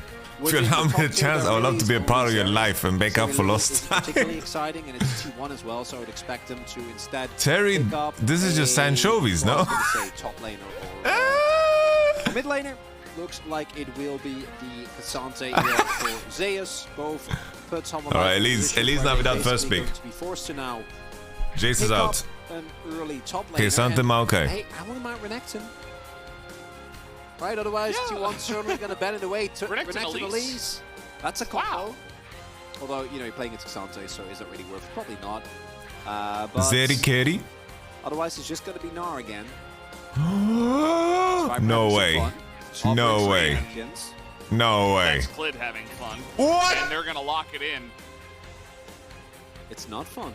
Look at him blinding Draven like that. It's That real. is dank, by the way. It's very interesting. Holy to go for moly. Draven this early on, and Guys. what you're looking Guys. They're gonna dive bot. We have Elise. Pick me fucking Draven, baby. Pick me Cassidy, baby. Woo! So you're taking a lot of risks here, as you're blinding Cassidin, and my expectation is that Faker is now going to pick up an AD mid laner to try and counter. I think Elise is more broken than Maokai, honestly. Is But it's close. somewhat of a question. The Yone is Okay, Yone Trombone. personally wouldn't mind it at all. I think playing Draven into Yone also sounds like Yamato Kanone with the Yone. looking in the Okay, let's see what they play bot now. They're gonna play Ziggs. That's really scary. You think they're not playing Ziggs here? I think that banning AD carries as Homo here is bait. They're picking Ziggs, by the way. Just going to push Guma to a mage, and I actually think there's some mages that can just kind of ignore Draven and just. I don't care about drama. For example, that we saw earlier. I'm not a drama llama. Do you ban here? I mean, because if banning 80 carries is bait, then how could you possibly begin to ban carry as champion in this? Well, I don't think you. It's gonna be Ziggs. Ban Ziggs. No meme, ban Ziggs. Don't ban at all. Ban Ziggs. It's all bait. Ban Ziggs, by the way. I think you gotta go for. It's gonna be like Ezreal. Okay. I think that's a pretty good start with the amount of hard engage that's on the side of T1. I guess to me this is a Kalista support ban though, because we actually see the Draven as a counter into the Kalista as an AD carry. Set ban. Getting double value there. Do you ban like Jhin as well? Otherwise T1 can go Jhin Karma. Yeah. Oh. They have Maokai already. Yeah, I mean, and then you have some semblance of AP damage with Maokai and Karma. Yeah. Samira. I don't think Ziggs. Pick me Ziggs, please. Pick me I Ziggs. don't know, with that top side, I wouldn't mind. Pick me Ziggs. What is it gonna be? Yeah, I mean. Is this new territory for T1? Aim before Syndra, but. Well, Oh, Jhin flex? Jhin. I think that's a good call. Let's just go Jhin Ziggs. I think Jhin for either of them. Oh no. I don't. Oh. Oh. Okay. Is it just gonna be Jinx Kench? Oh no! Oh what? No, I thought that was done. Like I don't see that again. Joe, you can't play Kench into Heimerdinger. Heimerschlonger. Can't be done. Well, Heimerschlonger. but I don't think it'll be. Carrier is one of the best Kenches Yes, we have but ever seen. playing Jinx Kench Aggressive into Draven Heimerdinger. Are they picking Trash on 5, by the way? Ever. Yeah, but then why did they pick Jinx? I don't know. Why did they pick Jinx in the first place? Go Ornn on cooldown. And now Kingen is just on tank duty. I don't mind this at all. Alright. This is totally fine. This is great. Just allow I have no clue what they're picking 5. confidence again. Dravenheimer kind of shit? No, it's not. It's really not. Carrier, what's it gonna be? Morgana is unplayable against Heimerdinger, by the way. Singed. Oh no. For a second, I was like, man, he actually is going to play Singed. But God. Karthus? He's played all of these. Played every single Oh one shit, of Kartus for push. Soraka. Okay. Okay, they're getting dove. I don't mind the Soraka. Carry up playing They're with getting cards, dove. every fan for a little bit there with that The high only up hope rate. for me was... I was okay with the Karthus. You just like cue the turrets. Yeah. I mean, Soraka though, I don't know. Oh man. Well, it doesn't solve your issues as what I was mentioning earlier with you playing Holy moly. relatively weak laner into. I think this bot lane is getting dove. Think that This bot lane is getting dove. and it's just don't farm. Just sit in the bot brush. Keep that sapling uptime high because if you can get to the mid to late stage of the game, I know that there is a lot of power on the opposing team side with that Kassadin and the Ornn, so it's not a certain win, but the T1 composition in terms of late game is still absolutely menacing. Well, expecting the fans to watch what go for the. I don't know. I'm feeling the Hama draft here. Plugging his mouse. I don't know, man. I think they will have a pretty nice start. This says carry Akshan plus Twitch. So I'm waiting for that. I think everybody's waiting for that.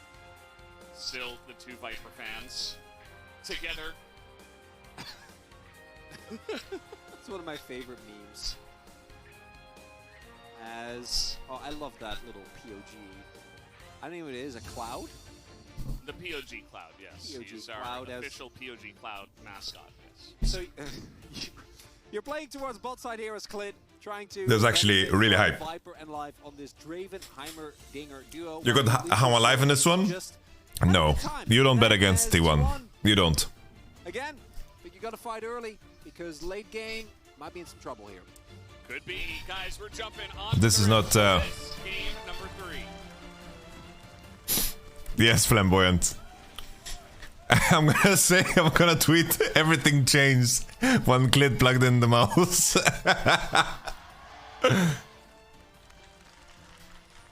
Bro, the LCK stage is fucking amazing, by the way. I'm so happy that I got to coach in Korea. Here we go. Now, Owner has done this before where Faker was in a very important lane to win, and then he got a really key gank in mid. That eventually led to snowballing into bot. But sometimes when I watch Faker play, I just think to myself, how cool is Faker? And then I just get goosebumps. I just get goosebumps. That's how easy it is. Okay. Let's see now. Elise start top side. This is all about bot lane. This lane is so fun for Kassadin, XZD. XZD. And if they're unable to do so, and they get shoved in starting main 1, then Clid paths from blue to... What's Kingen doing? He's vibing. And then never really stops. What is this? What are we doing here? He's just warding, okay. Just walking towards mid, I'm like, what? What's happening? You can just run into the bottom river. It's Kassadin. What's happening, bot? Anything stand out here? Not from a quick glance. Do have Owner going for the first strike, which, especially combined with the Futures mark. Okay, interesting draft. Which one do you like more? I'm leaning, honestly, it's a tough one. But my belly entirety of spring kind of likes red. I think red side. It depends. If Hana Life can dive, like basically in the next 2 minutes, will decide so much. Okay. And that makes it his 73rd unique pick in the LCK. So Faker just continuing to stack. He picked Sion top because he wanted to pick a tank and he didn't want to over-index on enemy buying Mercs and MR. Sion is the only tank that does like physical damage primarily. Okay, Elise is here, but Maoka is here too. Guma Juicy is losing a lot of HP. Top side, and then now making his way over should have an easy time. Okay, let's see Clid. All you, baby. Okay, Clid pushing the Maokai out, warding as well. We like that. Okay, go back into bot, Clid. Go back into bot. Baby Mama Juju. Because he's a Kassadin preset, so he doesn't really do anything. Okay. He's like a caster minion with T1 is holding the bot lane wave good. Faker's hovering as well. Oh, they're denying the dive so well. Clid. Clid Navidad. It's Elise Navidad. Okay, they deflected the dive. This is perfectly good, guys. They're happy. They're happy. Clid is so super far behind now.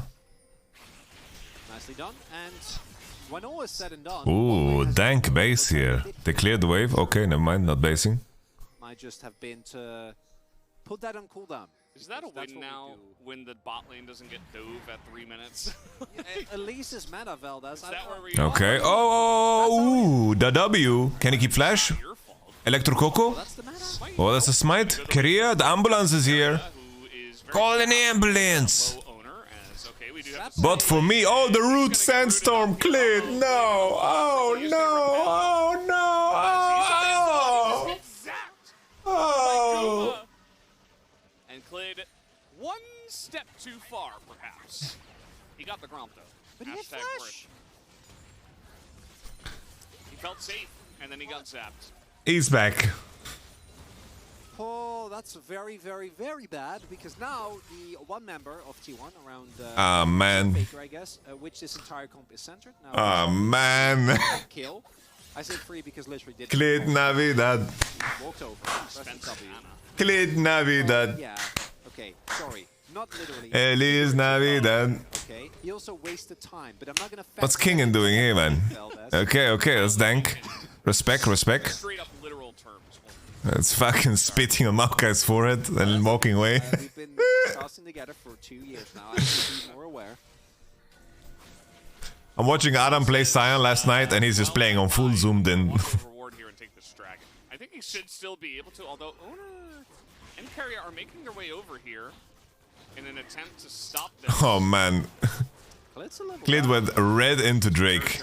That's crazy, by the way. This is nuts. Okay. Yon is only level 5. Oh, okay. Not the most efficient thing. Jinx is here. Oh, good cocoon. Okay, good cocoon. Okay. Oh man.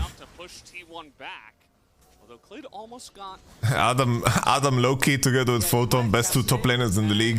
T1 might have Yone, but then the other 3 champions are a lot better for Humble Life. So you see the power, even with Clid being initially a level down there, just by the virtue of... This is like such a nice trap as well, because Owner dodges the cocoon, then Carrier comes in for the reinforcement with the speed boost, right? And then Clid, watch this.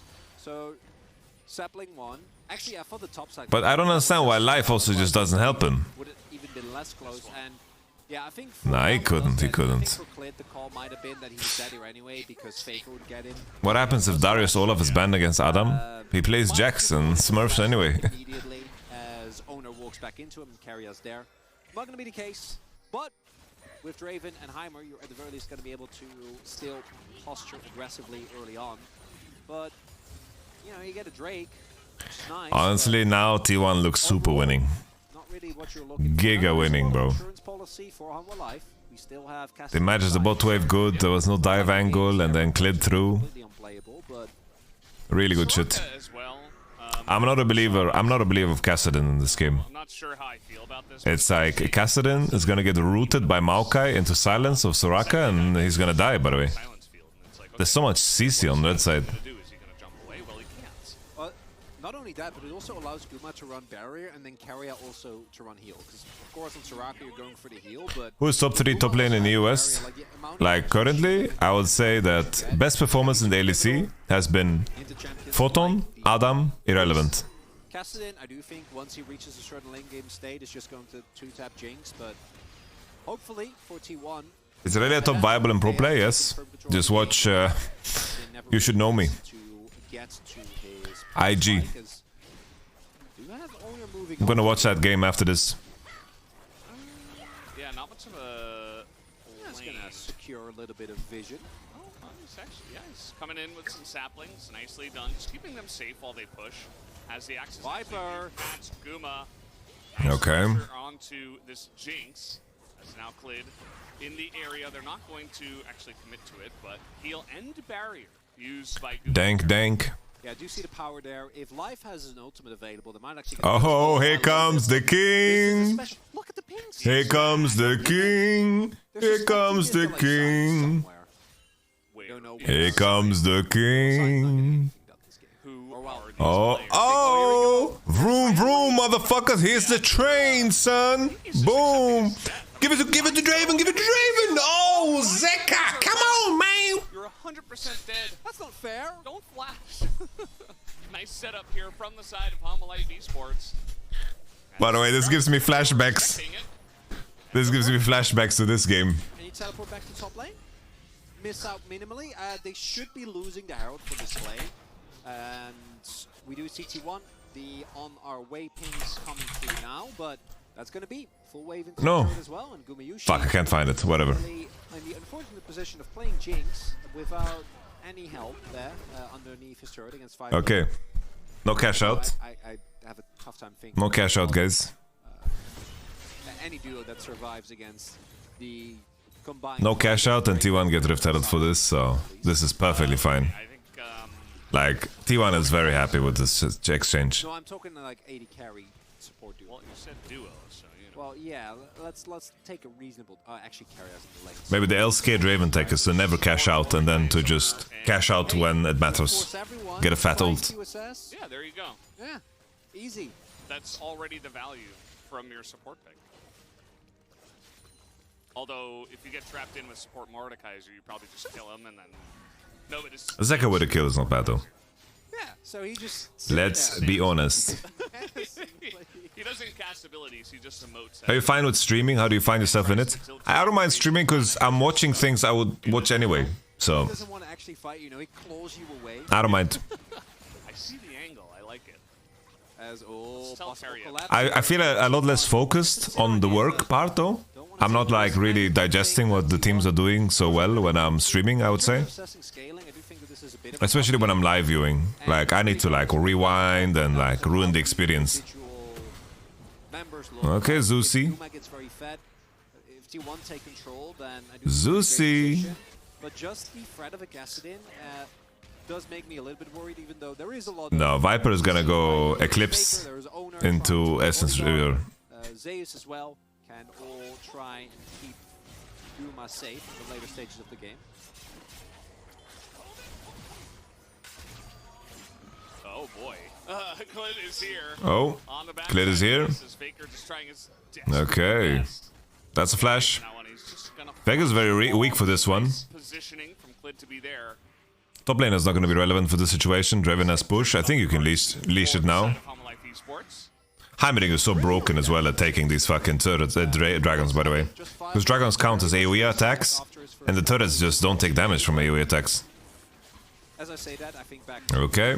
Good moves from Hanwha. so, you know, Ooh. Okay.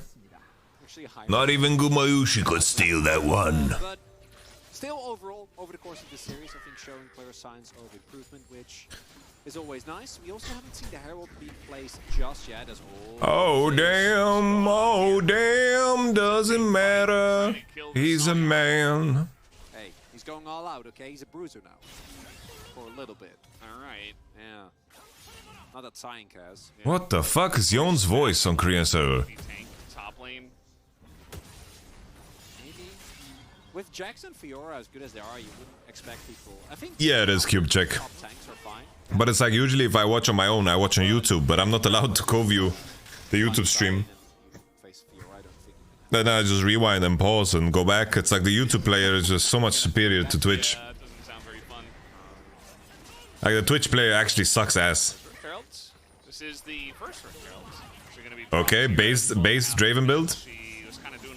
Holy Zeka, base movement.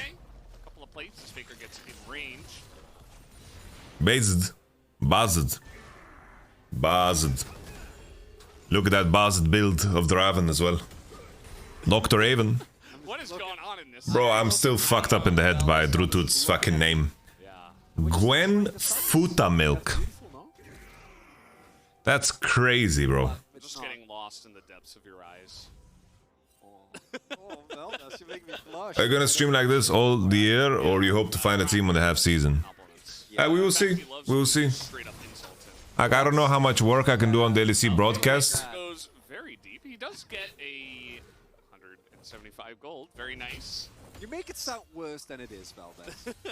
But let's not get into that. As overall run of age is now done here for Zeka.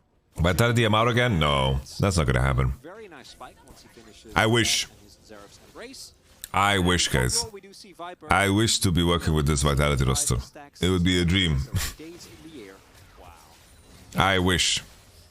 I declined North America offers, guys. I declined them left and right.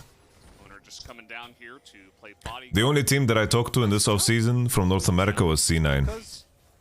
Yeah, as mentioned, I do think that the late game Jinx win condition is a big one, but as far as actual setup go, I can still see some issues as Faker getting caught here by the cocoon. No escape for him. The Soraka ult may have saved him just barely. As in goes Zeka, and the flash from Clid will be enough. A very nice setup. That's LS Kingdom? What do you mean?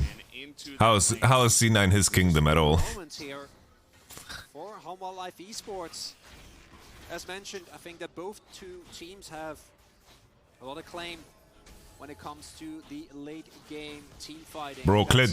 Really bolstering what otherwise would be, I think, a fairly tough to execute competition for Malak. Still, gonna have to see how Clid and Viper are able to navigate late game team fights when, you know, Faker is sitting on 2 free items, when Gumayushi and a couple of autos will shred everyone, and if you think the range disadvantage for Humble Life at that point is going to be a problem. But their mid game here, very, very strong. Clid just... I think it's unfair for Fudge. Like, it's really unfair to give credit to what Fudge is doing to someone else. At least there's not a shred in my mind. Like, there's not a fucking ounce in my mind that ever takes credit for a player doing good. So that is going to change some of the equations here. Going to make it a lot harder for Guma as... Got him. Fudge is playing really well. Like, the 2 games I watched Fudge, he was completely 1v9ing, so... But it's only 2 games. Ton of health with the setup that he has. He had extra resistance to that as well. Bit scary here for T1. My man finished Morellonomicon. Here comes the rocket. Is that a rocket in your pocket? Jinx Rockets stealing objectives in a professional match. I wanted to ask, is this the first Jinx we've had in 2023? In the LCK? I think so, yeah. Fairly certain that we have... Yeah, the cash out is very important for Dr. Raven, that's for sure. There's gonna be like a big swing for both teams. Many years. She's gonna be good again. Sorry, guys. Crit automated carries. Could be a thing. Gotta be ready. Zeka doesn't die here on the desert. The one issue Thank you very much. Held from Kiwifield. They are unable to maintain more control over the game. Is that I think their engage is pretty lackluster. Sion on his own is obviously very telegraphed and can help you start fights, but yo, this Sion is fed as fuck, by the way. The fact that Sion went bot, picked Sion into K-Sante. So we have a 2014 champ against 2022 champ. And he's even in CS. You know, this Sion is so strong. He's so fucking strong. He has 3k HP, by the way. Thank you very much, Clueless Mind. Draven stacks are right now a minigame. Fight over this Mountain Drake, seemingly incoming. It's gonna be hard to get through all of these Maokai saplings, though.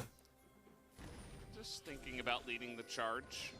I like the angle if he comes in from the mid lane. Yeah, I don't like King and walking through river like this, but I guess he's just sweeping the wards. This Jinx with Gale Force is not gonna be useful, by the way. This Jinx needs 4 items. Dropped it and tried to rush for the mountain. Their turn also quite nice. Here we go. Might deny this charge, looks like it. Yep, there's the eye hit. Oh, Viper sidestep. Okay. Okay. Third Drake. Leash it. Take it for the mid turret. We don't care about mid turret. Just fucking sack the mid turret. I think legit. You just let Kassadin catch and then you just take it. Oh. I feel like they're making it so sweaty. Owner has no mana. Kingen is This is a manaless boner. T1 just goes straight down the lane and Okay. out of the lane. Good patience from our life, I guess. Looking to take a free mountain Drake. It's going to be a soul point here. Okay, really big Drake, guys. Yeah, I talked about Zeka already. It is. It smells like first lose. Oh, are they going to try to contest anyway? I think. No, Faker. The case here. Faker just going to teleport to make sure that the turret is okay. Faker TP, okay. Zion is already, we're 18 minutes in. He's sitting on 3,000. Yeah, what sucks about Jinx is what the fuck do you buy second here? It's like you have Gale Force. Like, at least if you go Kraken, PD doesn't feel as bad, and you can go like IE and you can vibe. I don't know about Draven stacks, but I can tell you about Sion stacks. Sion has 800 stacks. 800. I'll move myself like that, and then maybe we can see it at some point. Go collect a second for the boys. If this Draven loses stacks to the FF, no. Sion is monster fed, by the way. Sion is monster fed, Kassadin's monster fed. It's all good. The crazy thing is, Draven's gonna one-shot them at this next Drake fight, by the way. Like, he's gonna have, let's say, I wanna know, like 600 stacks? Bro, it's his ult one-shots, by the way. We see that Faker is trying to kill Sion. That is a fate many a person has tried and failed. Ooh, Clid. Doesn't know what's on the other side of that brush. Clid. Kind of far away from King. Always when Clid does something good, we need to do this together, okay? A little bit, and that'll be good enough for now. Sion is not a K'Sante counter. This was just for the comp. They just pick a tank for the comp. Pick a tank for the comp. Clid, cool cocoon. Coming up towards top side, but doesn't really matter. Zeka is just having a grand old time. Oh, this is a very cool skin on Kassadin, by the way. I really like it. Oh, Draven on 562. Good to know. Thank you very much. Because for T1, I do believe that every single Drake now is a life or death Rzeka. fight. And as mentioned, Rzeka means river in Polish. When you get to the second objective, but that spike is okay, not amazing. If Faker can get his IE as well, then could be feeling okay, but overall, I gotta say, Hanwha Life seems to have a great read on T1 in this second and third game, right? Like really just okay. Massage, shiatsu. What are you gonna do about it? Shiatsu massage. King and back on tanks. I'm loving it. It just feels so natural.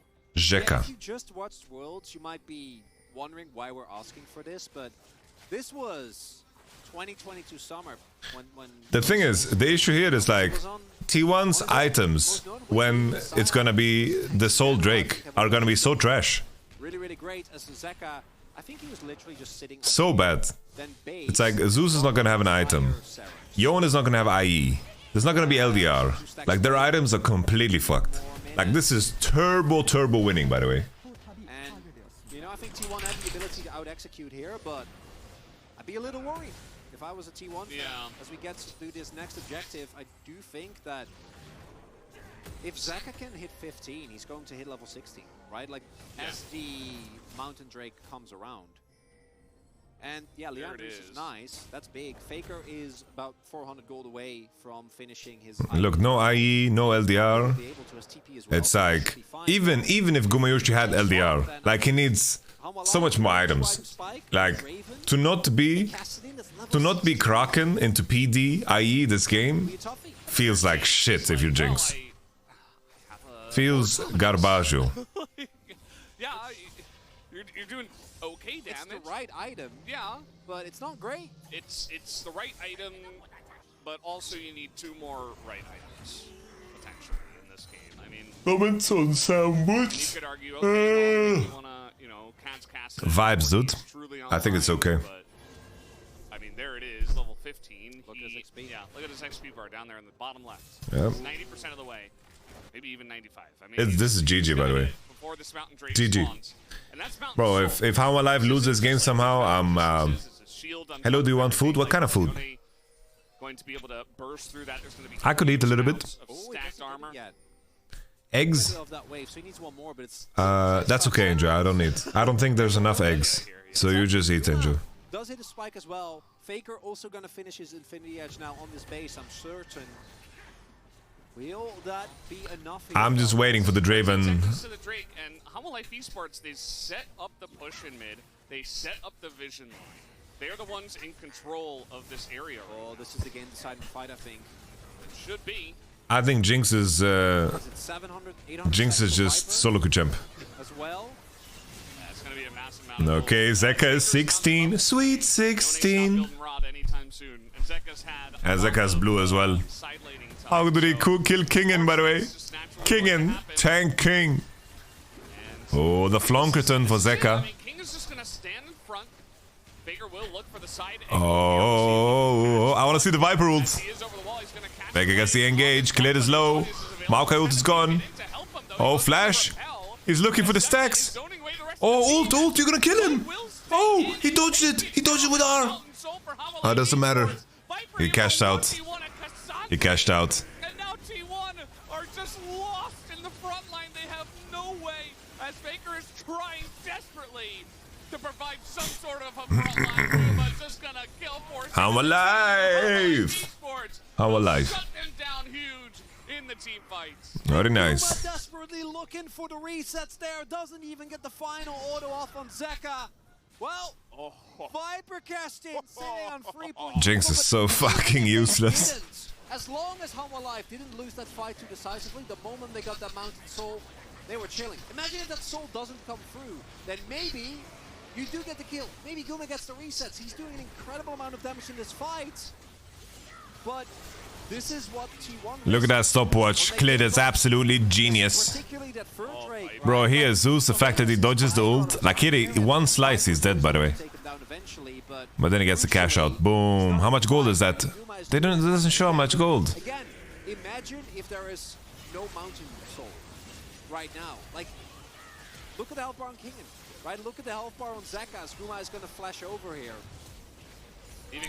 He tried so hard. Those might be game-turning moments, but instead, Hanwha Life paying off as there we go.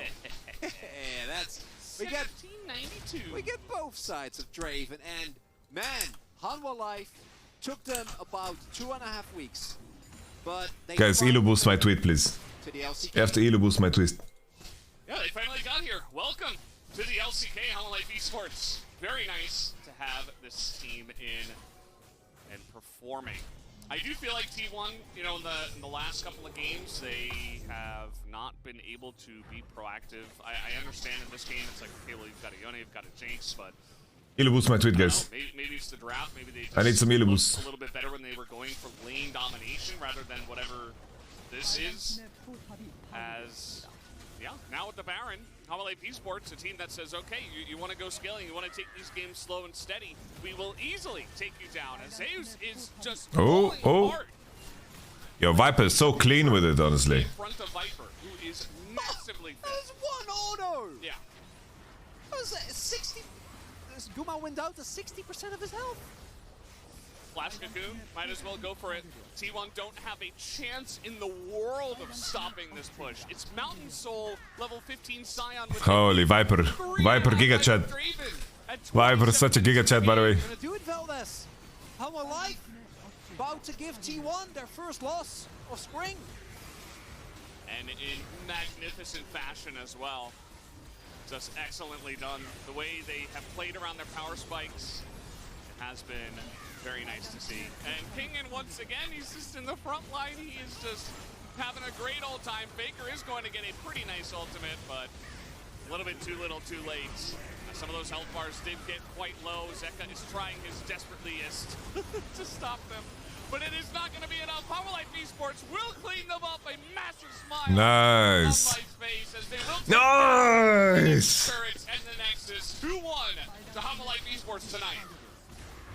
And the creativity and the dominance that T1 has shown thus far, nowhere to be found in these last 2 games. But the performance of all the members, really, of Hanwha Life. That is fucking sick, by the way. Click, hitting a couple of super key smites, actually finding, barring that first play, plays across the map, right? Hits cocoons, takes down Faker, puts them on the back foot. Viper, Very nice. Having a wonderful series, both in the previous game and then this one. Very nice. Who gets MVP? Again, he's a beefy boy, and he's back on the beefy boys. You gotta love it, Feldes. Hanwha Life Esports with a super important victory here.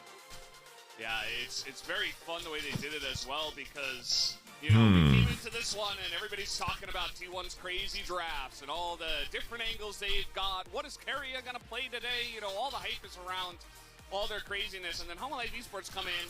I need to see the draft again to remember the game. Are able to find some angles in game one. And then I feel like in a couple of Honestly, Viper played so well. Viper played so well the entire series, man. And they just straight up outplayed them 2 games in a row. Like, what else can you say? Some very interesting, some weird picks today in this series. But at the end of the day... No, that's okay, Tifa. I don't need Angel. Some things never change. And finally, the Live Sandbox mental boom has worn off. Zeka flexing. Finally, his shoulder's taking a little bit of a rest. Dank.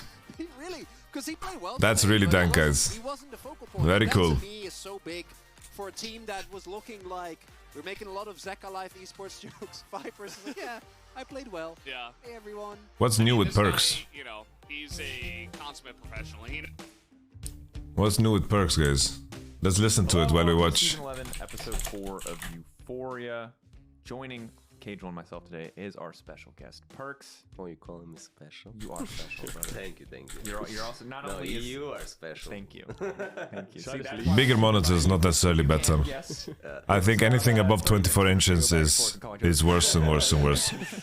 Once we get it out of our system, you can come Just back. come in, it's like a full-blown argument. No, you're special! Just screaming at each other. Not only special, but also #1 in the league. So this is an exciting time to have you on, Luca. First place, baby. What? Which timeline is this? Like, what timeline is this? Yeah, what is it? 20, is it 2016? Oh, wake up, Grandpa! What goes around comes around. Holy! I'm like sleeping, dreaming I'm first place, and then someone comes, wake up, Grandpa! It's not 2016. Bro, the secret to success is you just grab Perks. Why? Basically, you don't want to be in a situation. You don't want to be in a situation where you have to turn your head to see anything on the screen. Like if you have to turn your head, it's a disaster.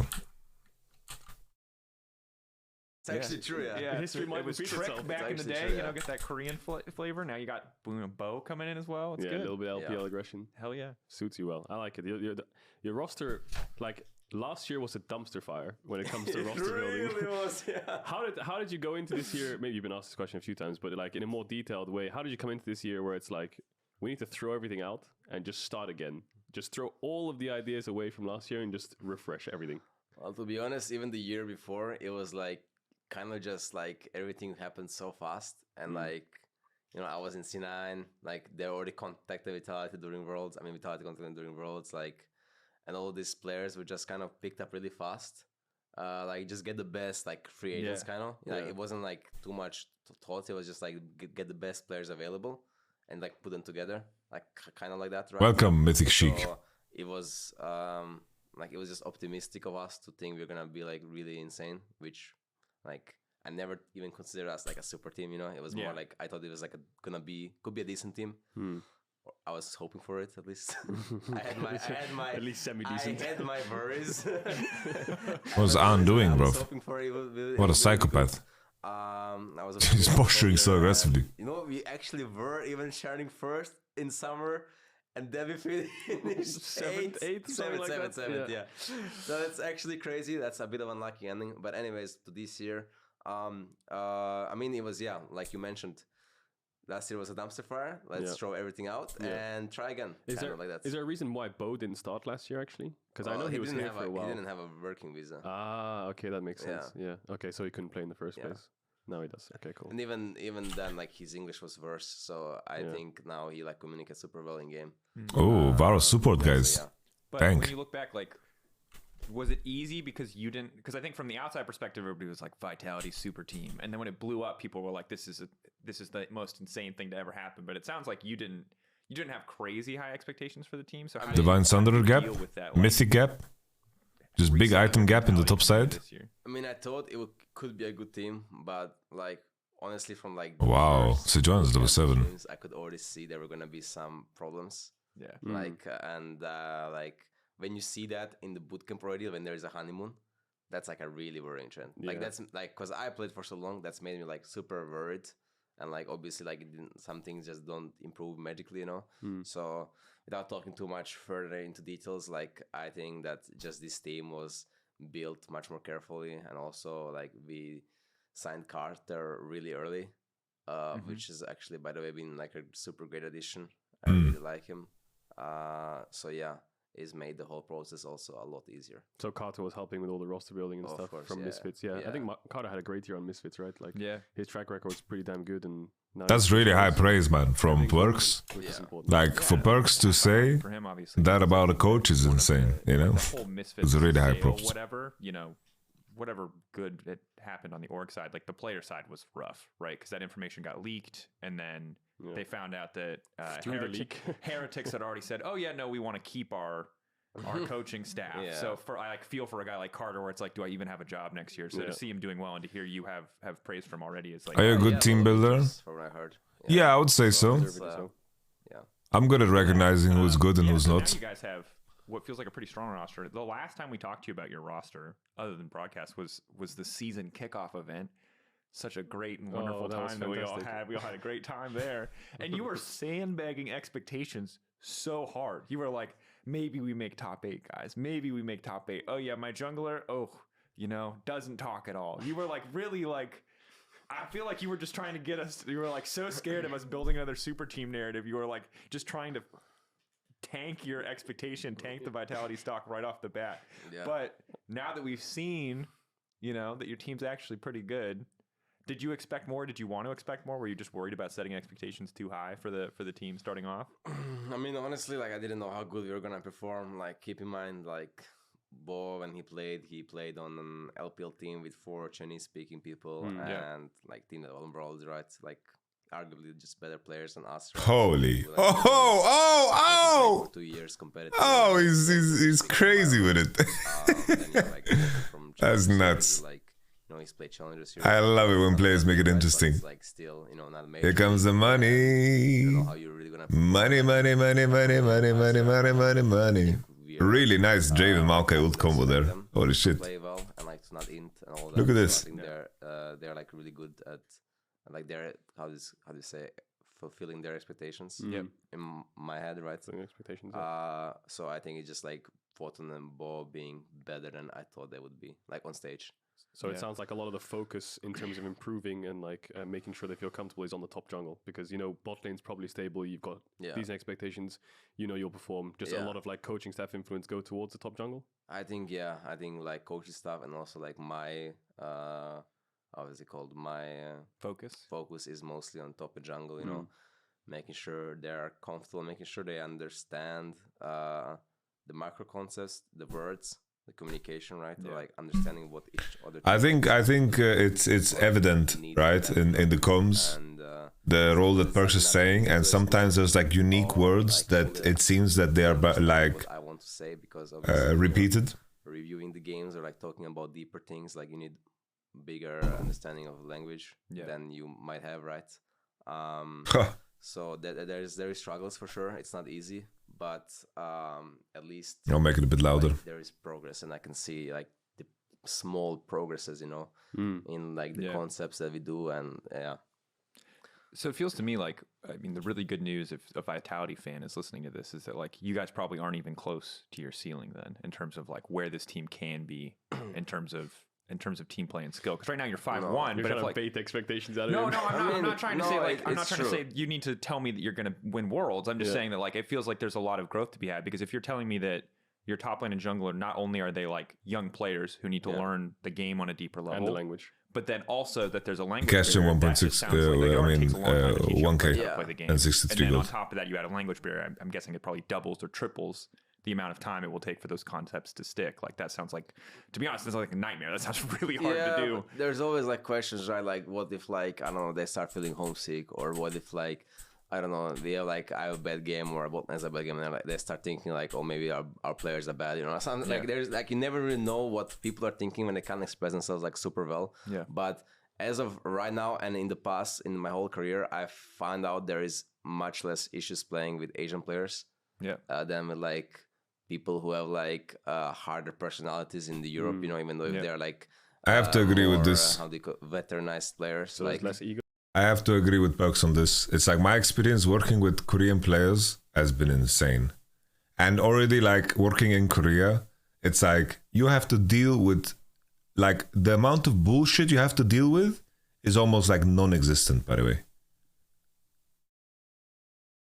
It's like the bullshit you have to deal with is almost non-existent. And then it's like if you when I was in Sandbox and I could tell like on fleek, I was like on fleek. You cannot act like this in game. You're actively ruining the chances of the team to perform. You're not helping your teammates by acting like this. As an example, he's like he says, I understand, I'm sorry, and then finished. Finished.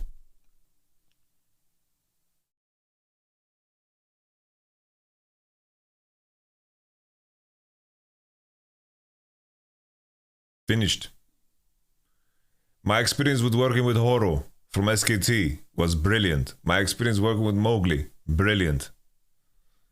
It's like you just don't have to deal with bullshit because the standards are way higher. And culturally, things are a lot more aligned in what makes sense. It's like Western ideology focuses on the individual. And you have this idea that everyone's their own superhero in their own movie. And in my experience, Asian culture is more focused on the group and your contribution to the group. You get me? Ego? Yeah, there is less ego, and I think the culture is still different. Like criticism is just taken, you know. Like there is sometimes arguments now, you know, but it's usually like understandably taken, and I feel like people know it's not for the ego, you know. Whereas like I feel like in the European teams, like sometimes people could argue and maybe just argue for the sake of ego instead of arguing for the sake of the actual argument. So yeah. That's kind of like that. Quick question I had actually before we move topics. I spoke this with Jankos a little bit about how there's more imports this year than there was in the last few years. Like you've got Bo coming over, Photon, you've got Heretics have two foreign solo laners as well. I think there's been a lot more imports this year than there has been most years. What would you attribute the reason for? Do you think it's because the league in EU is lacking strength in those roles? Or do you think it's because perhaps the Asian region has just shown how strong they are, that teams have now come back around to importing again? Okay, I think for Bo, honestly, I think it's a special case because I think Bo is just like considered by a lot of people and by like the solo queue metrics and all that, like really, like actually talented, you know, like talented, how is it called? It's perk stoking. I would say, you know, He's like a prodigy. He's it's like a prodigy. He's like a prodigy, solo queue prodigy. And he's shown competitive success. So I think Bo is definitely an outlier. Like I wouldn't just call Bo like import like Ruby, for example. Okay, I'm not saying that Ruby is bad. I see where you're going though. I think Ruby is actually playing decent, but I just think Bo's level is much higher than Ruby's, you know, like in terms of import, right? Whereas like for top lane, I feel like for EU, like honestly, I felt like Evi even, right? You know, like I felt like top lane has been really shit in EU for last couple of years. Agreed. Like ever since the golden Vipo Wunder days and international events, you know, basically since season 10. Like season 10 was the last time I thought that agreed fully with Pugs. Actually fine matching up against the Eastern ones. So, and to mention, I think Wunder actually played well at Worlds. Like he's like a veteran who knows how to perform and knows how to play against players that are better than him even, right? You know. So I think we're lacking that power in top lane, and it was quite apparent at Worlds last year again. Like every single one of our top laners just got turbo smashed by the Asian one. Like even like I don't know, Broken May getting solo kill as Fiora versus Giovanni, was it right? Yeah, Something like that. Like it's just like it's just a bad look, you know. Like you can't be like when this happens, you can't just be too confident going into next year and thinking, oh, it's gonna be better. It'll be fine. Like I mean, like no offense. Again, I think Broken Blade is a good player, but there's obviously something lacking that he can't perform on international stage, you know. So there is like it was a big question mark for me going even into building this year. Yeah. And like for Carter as well, right? So for us as a Vitality, it was definitely a question mark. And we decided to take a flip, like honestly. I think it's a good flip. Like a lot of T1 Challengers players that have come out of there recently are insane. Like Owner and Zeus came from there. Berserker came from there, and he's like one of the best players in NA right now. And it's T1 Academy, right? Like they for sure have been doing something well there, right? You know? Yeah. Gumayushi came from there as well. Like T1 Academy track record is pretty damn good. Well, and the thing that I like about it as well is that I think even if nothing else, you know what I mean? What like a messy game. Jesus Christ. High-level players, hopefully it'll improve the level of everybody. Holy fuck. That's something that I would hope for as well, is that like if we bring in more Korean top laners who have come up in Korean solo queue who are, you know, just better overall, that eventually EU top laners will like figure out what they're missing and catch up. Because I would hate to see a situation where it's like, all right, every team from now until the end of time from the LEC that wants to have a chance at international success will import a Korean top laner. Maybe that is what it has to be, but you know. Yeah, hopefully it's more of like a balance rather than like, you know, I don't want to single out the LCS because I think they still have a lot of NA players, but you go down this rabbit hole of like import, and you just keep digging yourself a hole. Yeah. Whereas if you just manage the expectations of a few imports in a role, the European players can improve. But you know, there's a balance. Also a lot of it is like player based and how many players play individual roles, and I don't know, like they published this information a long time ago for like Vietnam, for example, has like an insane amount of top laners, whereas like top lane is like a super not popular role in the West. I think PCS has insane top laners. Like YSKM came from PCS, but these are players like just solo queue on the server. Oh, I There's see. like the population of top laners. Look at Varo's vision score, by the way. How nuts is that? Point was like 3x mid, whereas in like every other region, mid is by far like the most popular. Okay, that's role. crazy. Yeah, that's actually interesting stat. Yeah. Yeah. So I never heard of that. So so I'm not sure. We talked about it at Worlds a few years ago. Jat was really into those stats. I'm not sure where those stats are now, and I'd be curious if Riot would be willing to publish them again, or maybe I can ask if I can talk about them, because it wouldn't surprise me if there's just way less players interested, like any role that's weak in any particular region, if that's just a representation of not a lot of people actually playing that role comparatively. Like obviously enough for queues to pop, but there's a difference between queues to pop versus like if you're a top laner, you're waiting 3 minutes for a queue to pop because there's so many top laners, or you know, like that's crazy. Yeah, that's something I never really thought about. I wonder what Korea looks like as well. Korea to me. Yeah, Dracos brings up an interesting point. Like, every time I look at the ladder. Always when you queue like fill in Europe, you get top lane. So not entirely sure, but it would be interesting to track. I mean, I hope first off that obviously like you guys are going to continue to find that success, but it does feel like the level in top lane, maybe partially because of the meta right now, because top laners actually fight each other outside of one particular Ornn game. You know, we actually get to see a little bit more mechanical skill expression. But kind of focusing on your last week, obviously 5-1 now, match versus G2. It was back in my heyday when I was playing in the LCS, top lane was so fucking fun. But I was like I was playing skill matchup after skill matchup on cooldown, you know? It's like 90% of my tournament games was Jax versus Irelia top. Clear that G2 was not ready for the Varus. And then like I would play like Yorick, Trundle, Volibear. I'll be playing Jay, small fight. Like it was really dank. Not really satisfying unless we beat them in playoffs. Like I don't want to be happy, you know, beating them in regular season. Like we actually went 2-2 against them last year in regular season, and we got swept in playoffs, in spring, right? So I wouldn't want that to repeat, and I'll try my hardest to not let it repeat. But it definitely like it's a statement game, you know, because if G2 is like shit stomping everyone early game, and then we get to like stop them from doing that, and instead get our own advantage and kind of win it like without throwing. Yeah, you know, okay, we did mess up like once. But still it's like a statement game that we can do that, you know, and that they should be like worried, you know, playing against us, because we show that we know how to beat them, you know. It wasn't like it wasn't like a fluke. Yeah, exactly. I mean, and it's important to for all the teams, you know, to know as well, you know, who is the top dog right now. Yeah. Kind of, it is true. Yeah, and I also think that, like... Straight up picking silence, just like that. That's SK, by the way. That's SK. Just to make sure. We'll touch on them soon. We're going to talk about SK. Yeah, because I think in the past when you were with G2... Did ban Draven this time? As if they banned Draven. I still remember this interview that we had with Prolly. If they run it back. There's just this aura where they're just... I guess in this case, like, Heimerdinger is not going to go top, so... Up and it clearly looks if he goes top, then that, like, it's bombastic. His jungler's right behind him.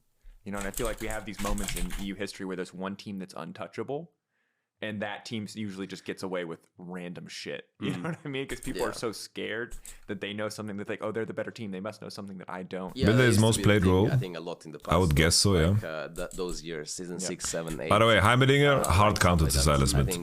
Ooh, MF support. Kind of with us, but then in season 10, that's dank. Okay, MF support into Heimerdinger sounds interesting, honestly. I wonder if she just one-shots with like E and then a one auto. Yeah.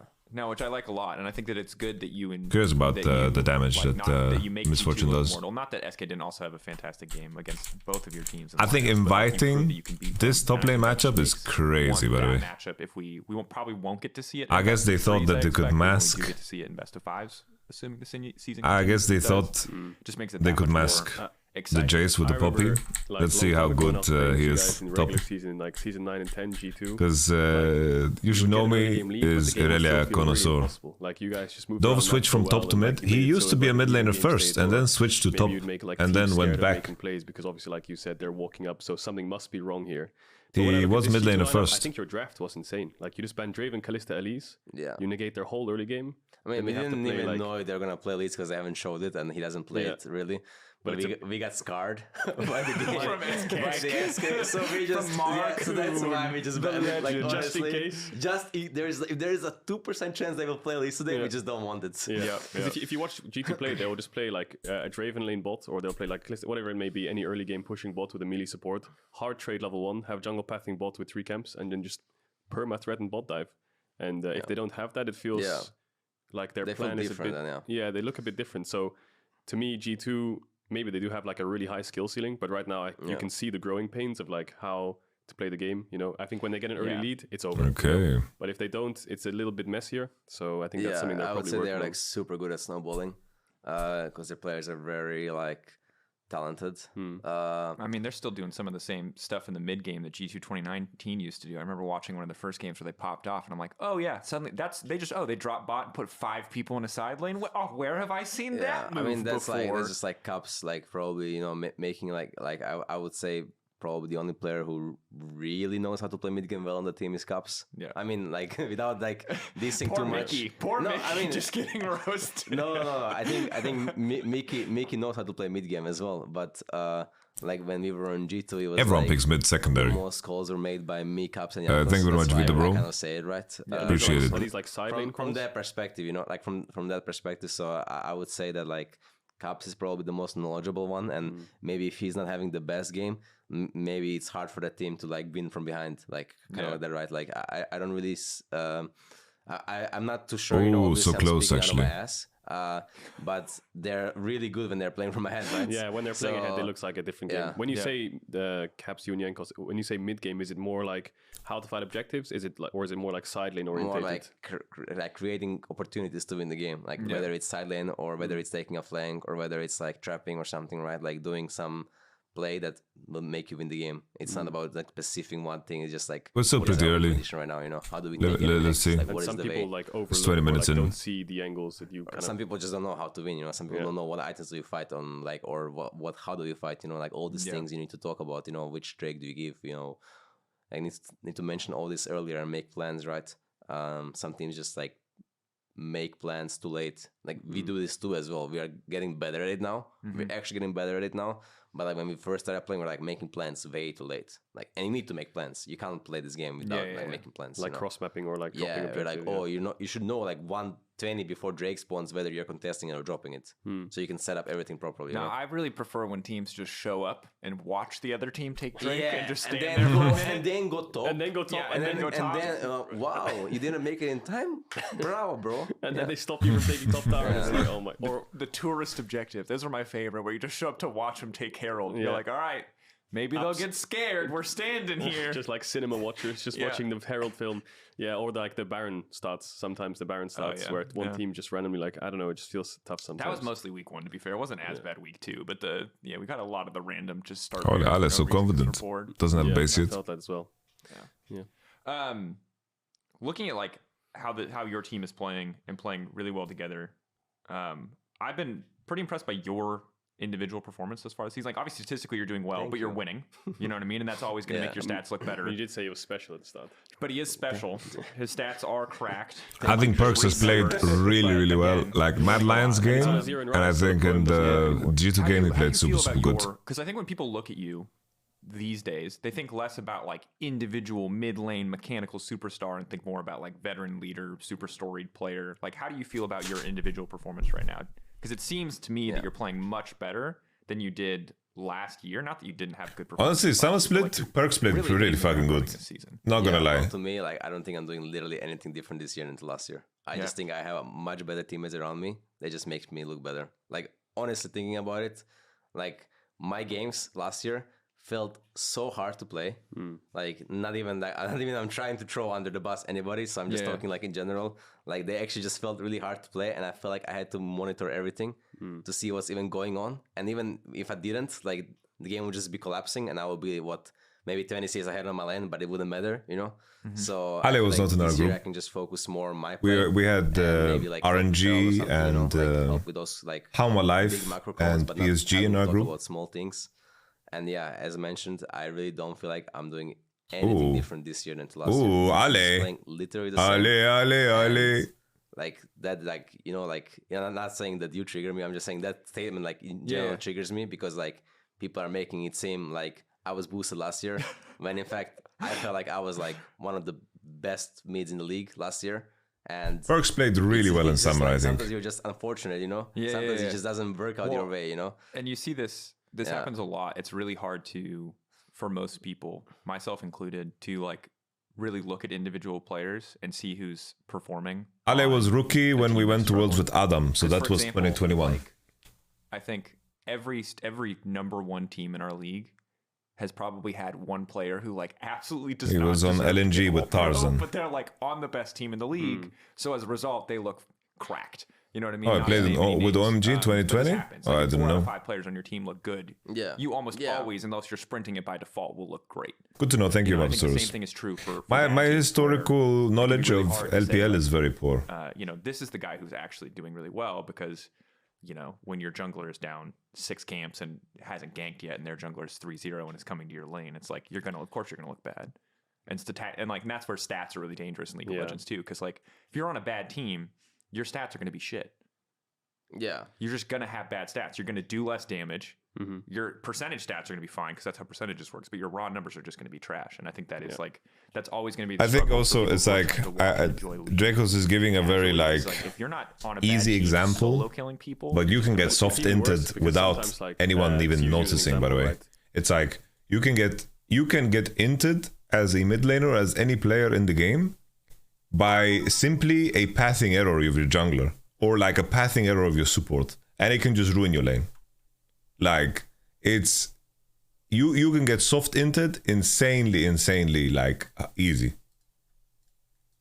Let's say your team's losing, and then you go for a play that you know is losing, but it could win you the game, but then you die, and it looks even worse because like you're on a losing team, and it makes it look like you're losing the game even faster, but you're just trying to win. Thank you for the bits, Golden Bullhorn. Maybe you can send it to me some other time. I just want to watch this game and listen to Euphoria, and then I'm gonna go to the gym and then prepare for the LCS co-stream for later. On Astralis so far. Yeah, I mean, like Kobe, for example, looks really insane, right? Yeah. Because he's a shit team, and he looks really good, and I think he's playing super well, and he deserves the praise that he gets. Like Kobe and Jungkook were like, they have been super good this split, so why wouldn't I get the praise they get? You know, do we have a Discord? Yeah, we do. They're clearly like at least a top 5 like bot laners, you know? At least, you know. Oh, they beat XL. Yeah, they beat XL. Lost my mind, which, you know, again, I think this is huge for Kabe because Kabe has kind of been a guy who's been there and has kind of been with the Straws for so long now that you just kind of look at him to be stable, but not to be anything special. So the fact that this split, for whatever reason, he's just been performing out of his mind is really good to see. It sucks for Straws, obviously, that they can't get the results, really. But I've been happy with that. Let's take a look at the standings if we can. Yeah, I was going to say the same thing Phil. because the standings are an absolute. I don't think anyone expected the standings to look like this after the first 2 weeks. One thing before we go any further, because I wanted to sing your praises. Oh, but Ali's dead. We also need to talk very briefly about this Tristana mid lane game because I don't. Jesus. What you calling perks Did he? good? Did you not see the Tristana mid game? What happened in the Tristana mid game? What's the Tristana? You blind picked I thought Tristana? Ali would just run. We had, Like so much he's H, losing there. Maokai, and what did we have? We had Maokai, some Ornn, Yuumi, I think. Yuumi, or yeah, and something. Ornn. So I needed to pick an AD mid, and they like Renekton as well. So you really literally can't play melee champs against Renekton. Yeah, it's impossible. And then I'm playing AP mid again. Like I know I played Syndra Maokai versus Astralis, but that's like so dog shit, honestly. So I just refused to pick it again. So yeah, I picked Tristana mid blind and won my lane. You did win. That's true. So you did win your lane. I don't see anything a problem with it, and I went 70 CS up on Syndra in 25 minutes of the game. Okay, all right. So I was just saying the mid game. I was like, there were some question marks. You're just sitting on silent. I didn't really, you kind of. But I guess you're right. What can I ask for you when there's a Prowler's Claw Renekton on the enemy team who just dies you every fight? Yeah, I literally went. You're picking ADCs as supports because they're strong in lane. 25 minutes. Yeah, and I was like 2 levels up. So I don't think there was literally anything wrong with my pick. I think we just really butchered. Basically, you have a situation where bot lane AD carries, the ones that are super strong in lane, are being picked for super role because they can leverage runes that are turbo strong for lane and they don't need to have the obligation to be useful later. So they go in full lane phase, they're using Sickle, which is a very strong item, and they're generating more gold than AD carries, and their gold curve is insane. And then they just buy more long swords, and then they just leverage the pressure with the bot prio, setups with drakes, and CS advantages. And then you blow that up by buying very cheap items. You get yourself, of course, Umbral Glaive, and then you just enjoy the game. You're not going to scale super well, but you don't need to, because how strong you are early is absolutely insane.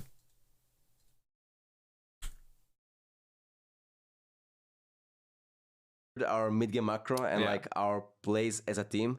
Like if you just go rewatch the game and you see what we have been doing as a team, we were even the way you say we, you're like, should I say we? You're like the way that we. Yeah, we were even collective. We were even ahead in gold by the way the game against SK. So I think the problem was not really in draft, and the problem was more in our play.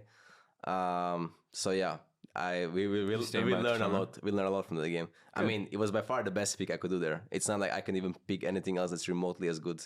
So yeah, I think the only other thing was like Jace, but it was banned, right? Yeah. Ted, yeah. I mean, you're right. Lane phase. I forgot about the CS stats being so good. I think if anything, they could have maybe picked Gnar and something else. But in teamfights, I can't teamfight like against like Syndra and Zerululu like when they're ahead, right? Yeah. Because we started teamfighting once we already inted 5 times, and then the teamfights were impossible.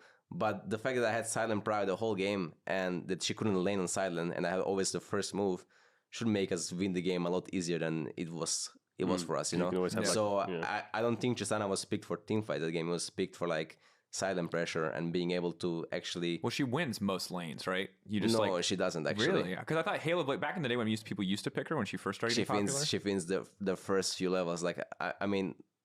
Without speaking too much into details, I shouldn't be winning the lane as I should. I just picked it because I needed 80 source and I needed something that's not gonna int against Renekton. Like if I like Yasuo or Yorn, I would be like literally 10 deads at the game, you know. So basically, I needed to pick something that can be fine on silent this game. Yep. And I decided to. This is Euphoria. So yeah. I mean, like I still stand behind my pick. I don't think our draft was good in general. Yeah. But given our draft that we had, I think my pick was the best pick that I could have done there. Yeah. And I will stand behind it. And I don't care what some random silver players like tell me or tell my team or something. You know, like I why agree. are you guys even talking? You guys are bronze, you know, like just don't talk, you know. I agree in the sense that you needed an AD mid there, otherwise it gets complicated. Yeah. I'm so like a big... unless people want me to play Xayah mid, like then I'm just saying, new patch, bro. That is true. Xayah mid might be cracked. True. That is actually true. That is true. Being able to buy what the stupid cooldown reduction don't item. Worry. I will try. Second item. I'll try it for you, Drake. Thank you, bro. Just for you. I'm fiending, dude. Yeah. No, I remember Tristana mid was like the pick into TF back in the day. Like you just push him in TF. And that was like harder to judge. Tristana mid, and then was much easier for me. Like it's much easier to judge like lane phase of players if I'm actually in scrims, because like on the stage games I see so little. Yeah. It's like Kobe playing Corki. Yeah, I see so little. I've seen it, but I feel like I think it could work. Yeah, when you have Maokai on your team and you just pick one more poke champ and you get into river. No, it could work. When I think it was the Fnatic game they were playing. Actually, I'm sorry, Mark. Did you say put Maokai and AP jungler next to Corki and AP mid laner? You moron! How could you? Why would he want an AD I don't know champions? what the build would be, but I just remember seeing the Fnatic game when they're playing Maokai Jace Yeah, I mid think jungle. actually if we had if we had AD top, and then I could pick Corki. Yeah, I think it makes sense. Yeah. Yeah, I don't remember what your 4-5 was. I remember But with Ornn, like we needed like some DPS champ, you know. I think they should have to pick Gnar, by the way. I think they had to pick Gnar. Your team fight. My issue was not Tristana with Ornn. My issue was Ornn. That kind of ruined how many champs that Perks can play on mid. Yeah, let's just say, let's just move on from that. Let's move on from that. I would like to. If I speak, I get in big trouble. That's fine. Well, I don't want you to throw anybody under the bus here. Moving over to back to the bottom of the table, though, that was a bit of a tangent. Astralis, I think a lot of people obviously shout out to Kabi, shout out to Jonghoon, playing super well, playing aggressive, stepping up, getting as much work as done as they can. The reason Astralis has early leads in any of their games, aside from the Excel one, which they kind of just like gapped entirely, is Kabi and Jonghoon, which I think is sick. That said, not enough thus far. The biggest surprise of the season to me is Excel, 1-5. All of these players were decent to good last season. Biggest surprise for me is Koi and Fnatic. XL bombing out, I think, was very high chance. Ornn blind into Gwen and then solo killed him on the tower. It's like I don't know how scrims were going, but are you, Luca, as surprised by this as we are that XL are this far down? Like, why? What is your read on this? On them being like 1-5 at this point? Good question. You're thinking. If you need to figure out how to phrase it, because I'm not trying to start beef here. Yeah. So, to begin with, I did not for a second think XL was gonna be a super team and they were getting phrased out. I thought they would be top 5 team. Yep. Same. Top 6. Let's say top 6 team. I thought it would be a top 6 team, surely. Yep. But so I didn't expect them to be 1-5. That's for sure. I thought they would be better than that. Yeah. I didn't expect them to be like top 3, as maybe some people have. So they have definitely. I put them 5th, 6th. Performing below my expectations. Yeah. So I think the thing that's so shocking, because I think if you show me SK and BDS being as competitive as they are, there's a world where I could believe XL or any other team is 1-5. You know what I mean? Just because they're caught off guard by how, they have a rough start, whatever. But XL are really struggling. Like, individual performances are rough. Patrick and Targamas are looking lost. And I thought for sure that would be like the most reliable point on that team across the board. Mark, what's your take here? Yeah, I agree that I don't think they're labeled as a super team, but some people had them in like the top of the league, like top 3 and stuff. Phil, can we get the tier list? Where did we put them? Let's just check the receipts real quick. I had them in A or B. Yeah, towards top 3. Yeah, right there. Oh wow. The way the roster is built, it's kind of like the Fnatic roster from last year, where you had like Wunder from G2, Humanoid from Mad Lions, Razork from Misfits. In the same sense, you have Odo from Rogue, Zerx from Astralis, VTO from Misfits. And these are like the best performing players on paper on their team at the time, whether statistically or just like performance-wise of how they're playing the game. Yeah. But I don't know, when you throw players together like that, I feel like there needs to be like a period of click, Maybe there needs to be a team building. Team building exercises. I don't know, like Luca was talking earlier about the honeymoon phase, and I think when you start a brand new team, what's happening in this game, bro? You're very forgiving, you lose a couple of days of scrims, no one cares. And in the honeymoon phase, you normally win a lot of scrims, like the first 2 weeks, everything's just perfect. Yep. So EDG's champs just run out of gas. Stage, they just look lifeless. No one's like enjoying themselves. I mean, they just feel stressed as hell. It feels very doom and gloom. I mean, you got VTO tweeted out recently that he is not, to just simplify, you can check his Twitter if you want to see the exact context. He's not feeling great about his performance. Yeah, and I guess the only player is mental. You can kind of excuse in a way is maybe Odo, because in most games you just look top and it's kind of even. Maybe he died once. Maybe he did get solo killed a few times this split, so I think that's the problem. First week, yes. Second week, it was getting a little worse. Yeah, Odo got solo killed twice by Darius, and then he got solo killed by Finn, by the way. Lanes, and they're just standing in their lanes doing nothing. Patrick and Like Ottawa has had a very bad split. It's like he had a fine Renekton game where he like double killed on side and people were hopeful because of this, but I don't know, man. We have G2 at home. But it's like, once again, I'm not trying to hang Odo, I'm out. It's like everyone excels really underperforming. It's just Target Master's hooks were hitting me and I wasn't even in the studio. Like this guy was like trying to hook, he hit the wall and died or something. Mickey's hooks like curse to the minions. He's the champion of the dash. Target Master's hooks like hooks the wall. Yeah, just completely. I do like the image of you. I don't want to beat on that horse. It was just a funny. I think they just Hello, took the everyone. style and was like, maybe our early game jungler is not as strong because they have Trundle, but we'll pick Talia and we'll push mid and dive bot. And they push mid and.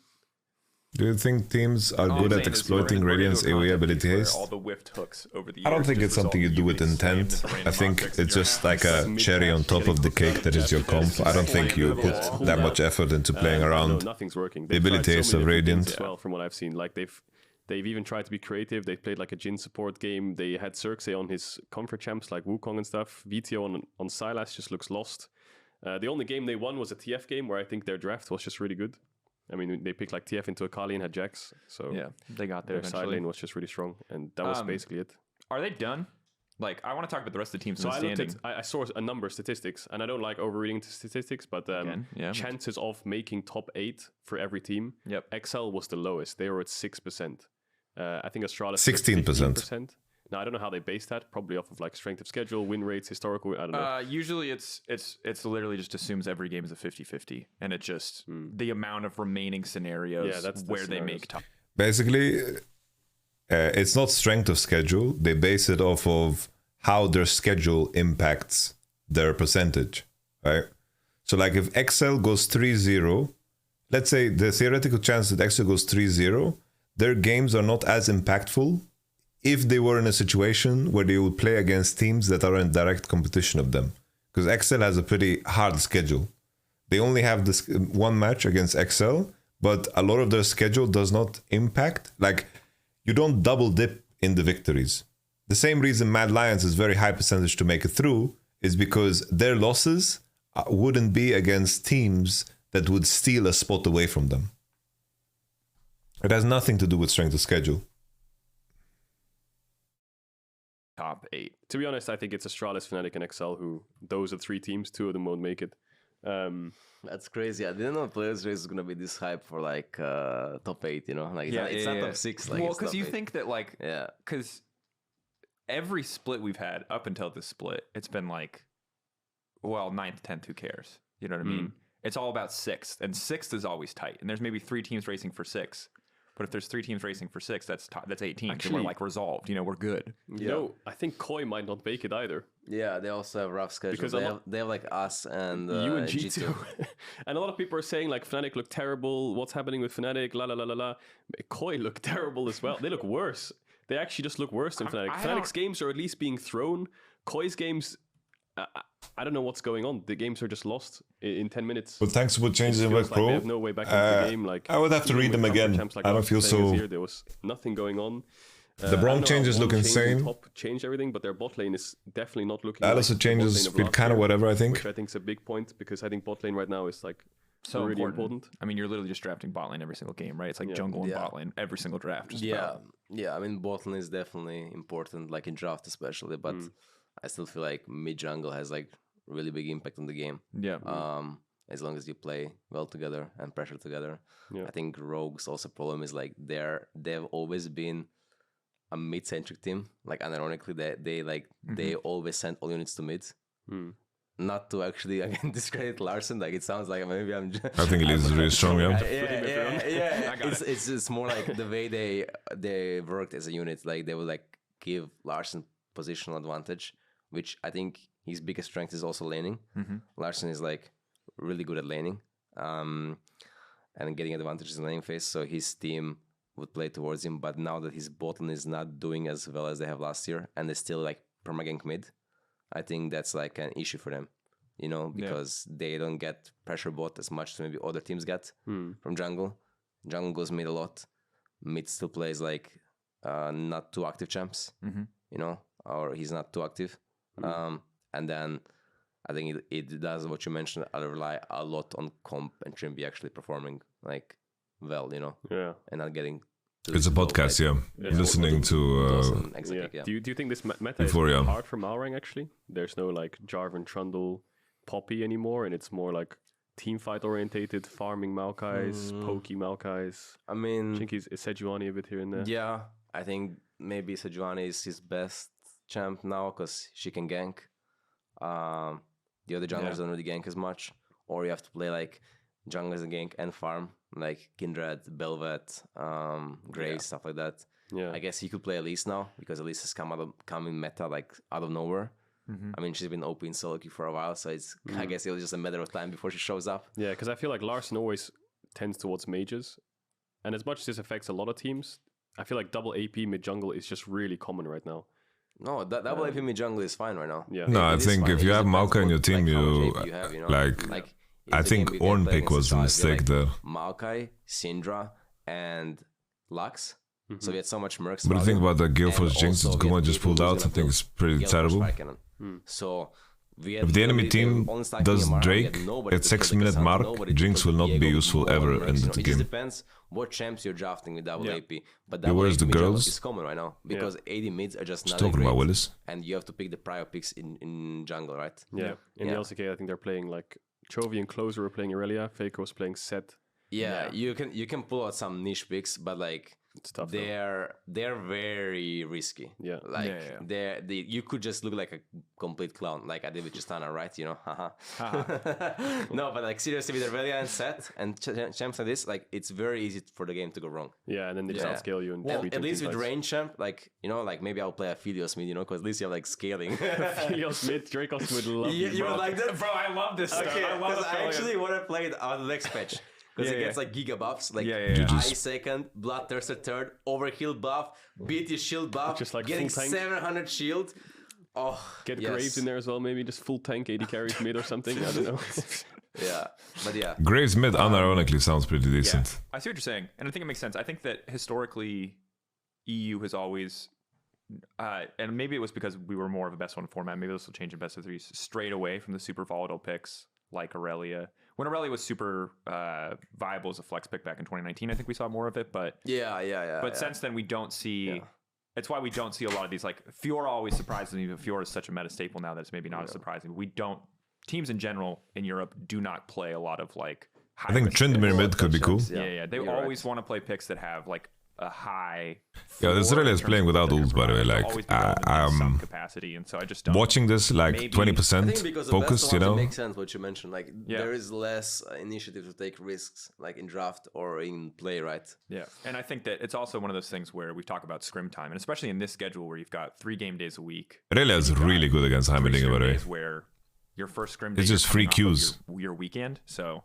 I don't want to say people are going to be hungover, but you know, like they're gonna need some time to recover. Totally, Irelia respawns with full stacks, by the way. How broken is that? Do you really have to practice Irelia, and is that really how you want to spend your time? like one game of Irelia, you know, to like go into the dumpster fire. I might actually play today, but not yesterday a bit. But Dove could have borrowed into queue here. Yeah, so I don't know. I feel like it's Coach is Civic good in solo queue. I would say it's not the greatest.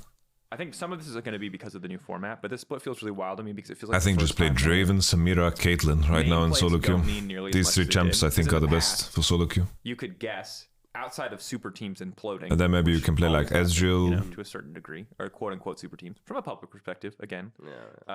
You just could read the names on a team and be like, that's a top 5 team.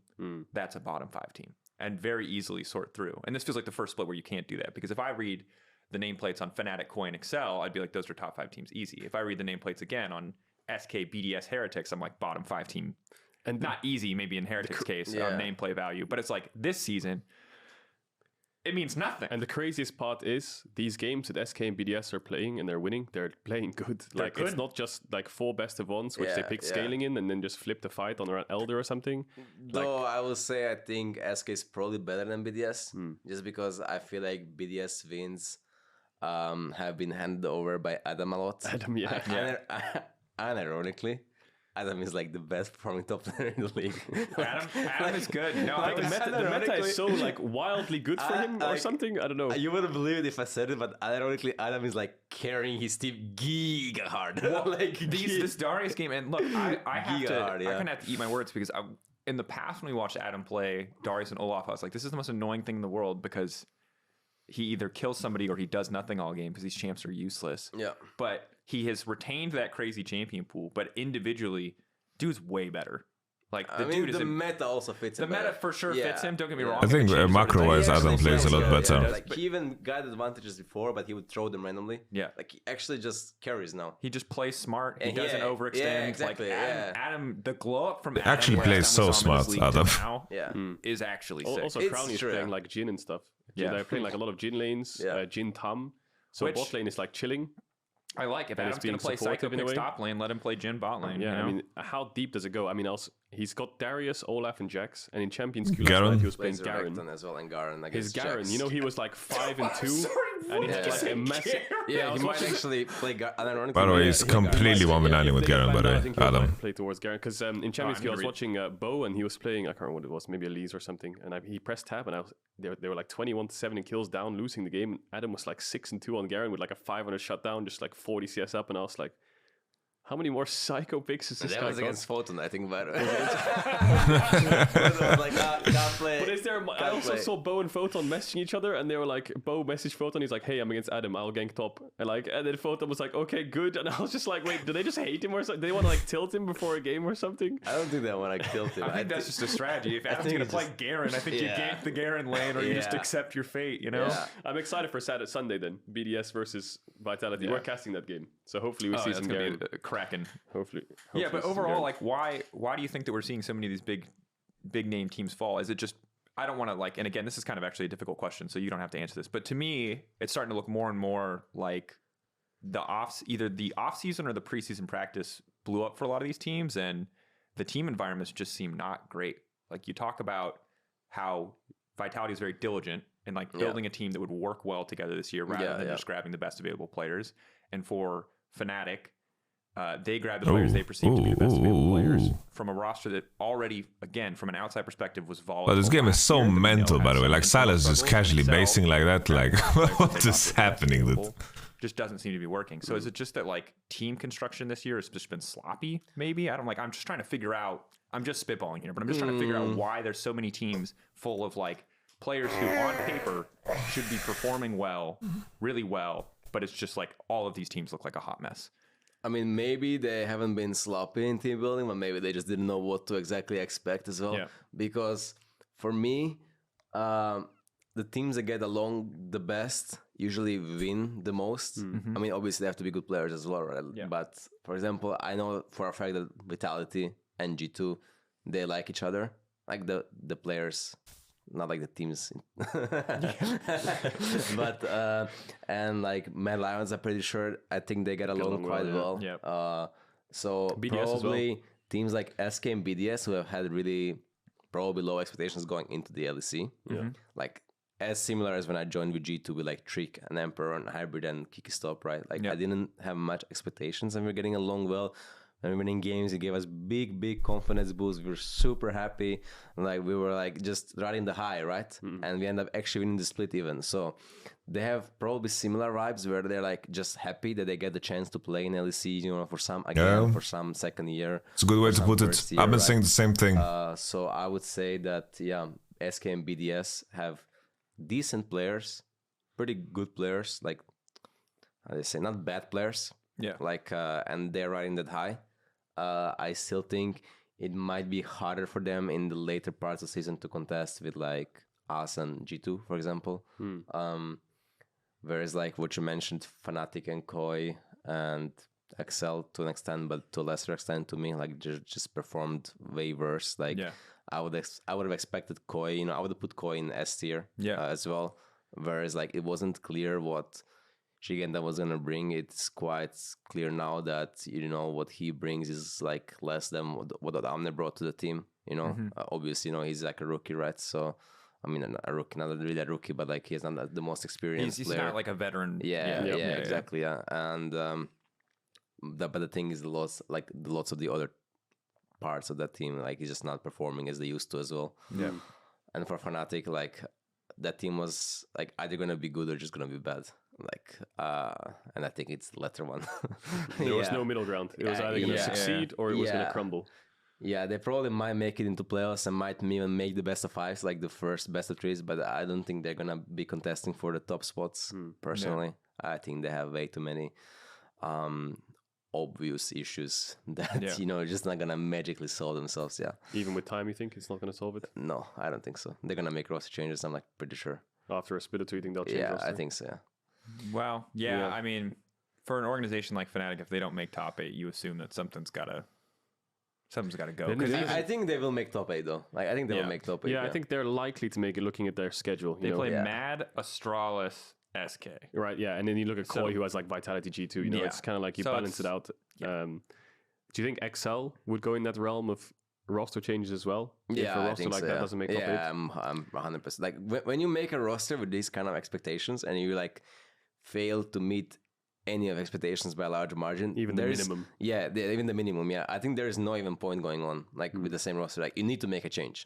Like it's not even like anything personal. Like you don't even have to remove the worst player. You just have to remove the player that you think creates the most problem, and even that makes a placebo effect on the rest of your team. Whereas like you just make a change just for the sake of it, for making it better, for making something different. It like refreshes one change, one change can mean a lot. Like I mean, first one that came to mind was like Astralis versus Fnatic is an absolute banger, by the way. Like a 9th place in season 6 to like a 2nd place team in like one change, or like Niski to Mad, right? Like for example, these kind of changes, like they're obvious benefiters. Another good example is when we benched Gilius and brought in Kikis. One change. It doesn't mean that player was like maybe we were struggling into going full win streak, but it's not like it's not only because from 9 to 1st, like Kikis. It's not about Mickey being individually better. It's not like Kikis was that much better than Gilius. It was more about the fact that it allowed everyone to kind of reinvent themselves in a way. Trying to recapture the honeymoon phase and start over. You're trying to start over in the easiest way. And we gained very good momentum,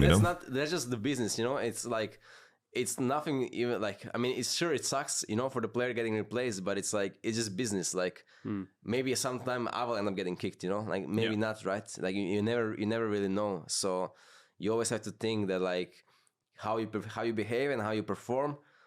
I think it's more about how you behave and how you interact with others. Like you will never get, unless you're like really into, you'll never get like removed from performance alone.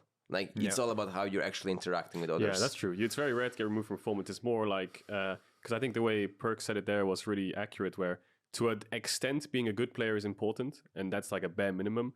But like how you interact with others is such a different and bigger scale on how well the team will perform.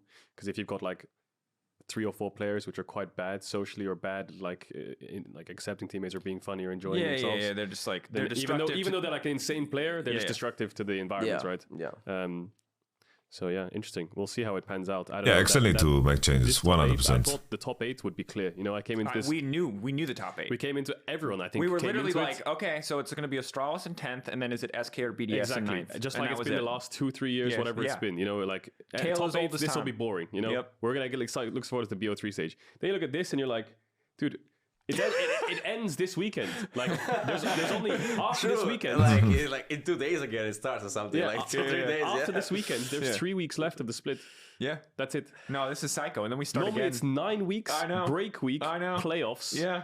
There's 3 weeks left. It's psycho. It's absolutely unhinged. Wait, sorry. I'm like ignorant. Does best of 3s last only 1 week? No, best of 3s. 2 weeks. So we play 10 best of 3s total, right? Yeah, over 5 days. So not. Oh, so it's 5 days in a row. No. So it's 1 weekend, 3 days. Oh yeah, I see. Okay, the so next weekend, 3 days. It's 2 weekends. Yeah. But the Monday of that last weekend is the first best of 5. Oh, so it goes. Shit. So it's Oh fuck. Saturday, Sunday, Monday, best of 3. That's crazy, actually. Sunday, best of 3. Monday, best of 5. The schedule is the equivalent of just. For me, Fnatic back with Upset changes everything. Yeah, I say it. I repeat it over and over again. I think Upset is one of the most talented players that has ever come out of Europe. Then there's 3 more days. And so there's 4 best of 5s total, I think. Damn, that's hype, actually. I'm so down for the schedule. I like faster paced schedules. But actually, I knew the schedule. I wonder who. I just forgot. No, it's okay. To be fair, I'm forgetting all the time, bro. It's gonna take. We got so used to best of 1 for a million years. If there's 2 days of best of 3s with 2 games, right? It's like 8 teams on those 2 days. I would have to think. That means 1 team is playing a best. I have to check something actually. Let's check something, okay?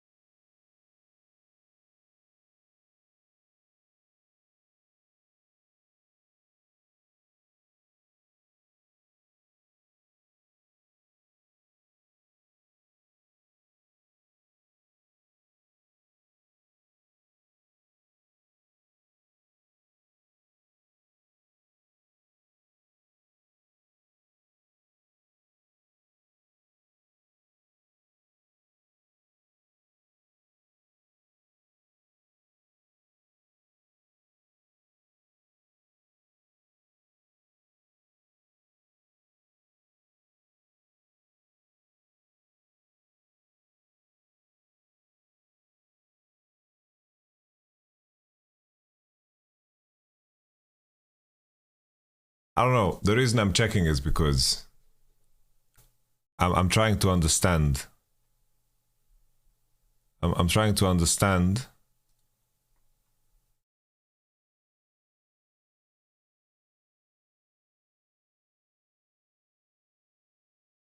I am trying to understand. Well, are they just preparing for upset return?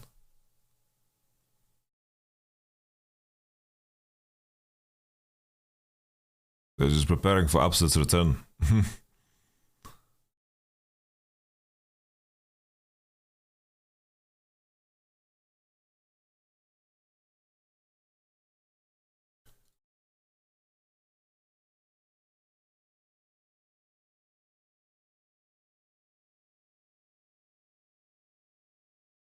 Yeah, but upset is just a solo queue machine, like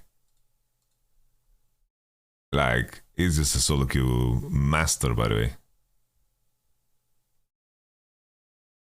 Nah, upset is so fucking talented at the game, by the way. He's so fucking good. He's insanely good.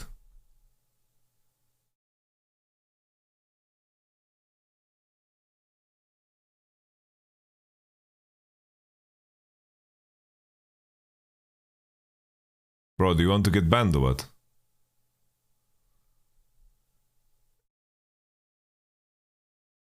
Then calm down. They're playing a best 3 into a best of 5. Right? So Dude, on the Monday, there will be 2 teams from the top 8 who have to play a best of 3. Why are you doing this to me? I'm getting a headache. I'm getting a headache. Like, that's a lot of prep, you know? Upset didn't get kicked. Upset's just not playing, right? And the reasons that can be the case, there can be much. All I'll say is, I assume that the way that it'll work is either the teams that have... Upset dropped 21 kills yesterday on Bull stream. Really? Really? I have permission from Bo to restream his stream. Yesterday.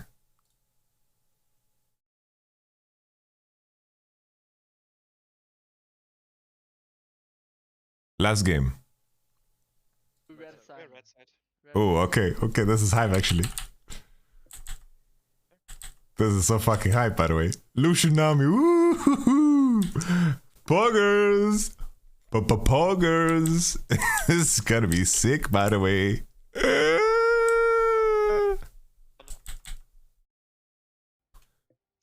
It's already like Lucianami.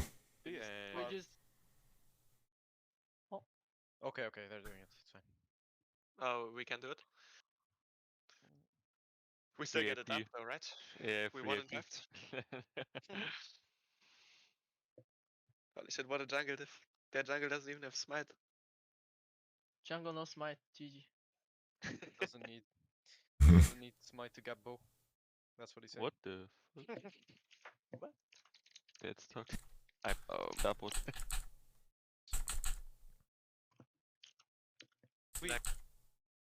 the last 6 in a row, so yeah. I get it, but Power. Okay. You have delay or no? I play?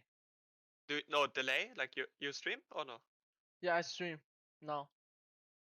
You have delay or no? Delay. Yeah, right. Yeah. I don't think they snipe, no? Like, wait. I hope not. Would be cringe. He's translating. Like, really weird in Champions Queue. Like, Holy, how sick his chat yes, looked. I have 30 seconds. Ah, okay. Oh, okay. Yeah. Delay. I But think they might know we're coming, but yeah. Are you later? Bro, if someone's ghosting in Champions Queue, just fucking ban them from the server, by the way. Nice. I said it. I what? Okay. My bad. No problem. Take tower here. You have this. Okay, fine. We need. I need a base now. Nami, can you stand Then maybe put the ward here. Okay. Thank you. No, it's not bannable to stream ghost. Like, how can you control that? How can you possibly prove that? Oi. It's not. Good. Go hero or hard? No hero. I will level 2 gang for sure. No, level 2 gang with Wukong is so fucking smart, by the way. No heal. I can heal you up. I will will come this way. Which player was gonna level 2 gank with Wukong, by the way? Just kill AD. Yeah. W. Yes, no heal, no heal, no heal. They're both dead. Yeah, GG. Nice, good job. Okay. Ah, Oh, sorry. give me money. What? What? That's, Can we crash?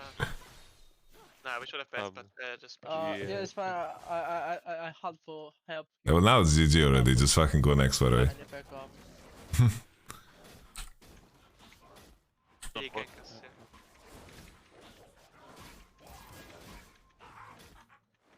yeah. Viego should be pressuring top side. He has like Jace and Ryze.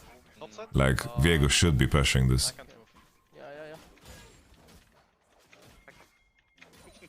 Don't need to come Nami, don't come, just go bot, I think. Don't come, just go bot. It's fine. Everything is fine. I can lose camp, it's fine. Holy. Well, he's such a great jungler. By the way, I know for a fact It's fine. that upset is getting hard from what Bo is saying in this game.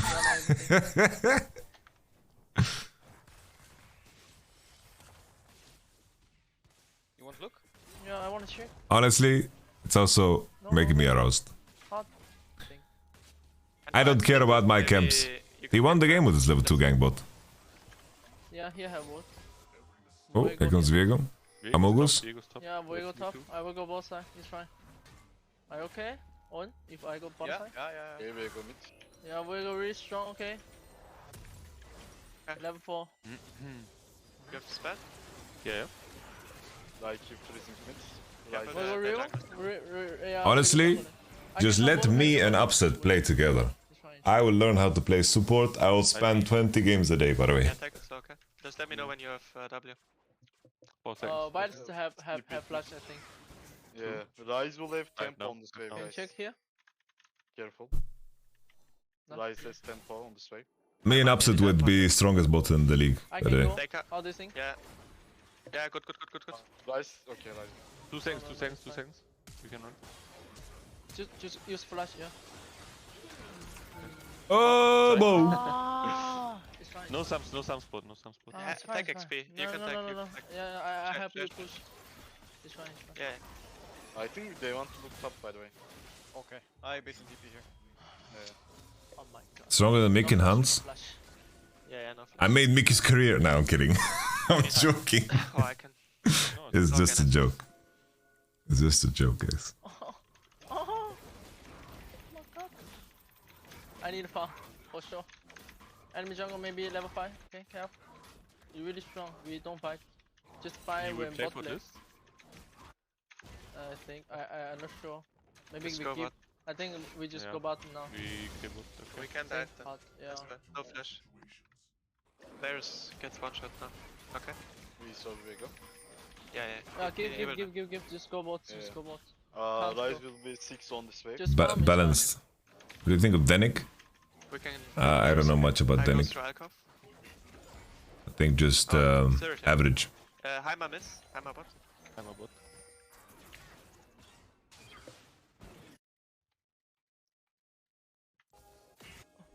I tried continuation. We had a very tough group at Worlds. We had fucking RNG and Samsung. And then TSM. Yeah, I want to go. Oh, okay, you just played 2 2. I go Drake. I can't do everything. You okay? Yep. If you get 2 kills, for sure it's worth. Have a little bit where You think bot lane is not gonna completely 1v9? I'm really slowly. Yeah, help him. We come. Yeah, I come. I can move too. I'm moving. Yeah. That's fine, I think. Wunder didn't buy Zhonya's Yeah, maybe. We come. on his cannon. I take that. What do you think of Freeze's coach? I can't tell, but you know, We need to take fast. Freeze has experience being a pro player, you know, and he's been in the scene as long as I have, so it's good. Honestly, I've been a bit longer, but not big difference. Yeah, there's no flashes. No flash. Right spot, by the way. Nice to be in the same team as Freeze. Do you want to look? Okay, back. Damn, look. Nice. Look, Heimer. Look, Heimer. Heimer. Where go? Varus. No flash. Oh, okay, I can't. Help a little bit. Okay. Nice. Okay. Should this... Okay. Honestly, this game was playing pretty bad, but it's probably super late.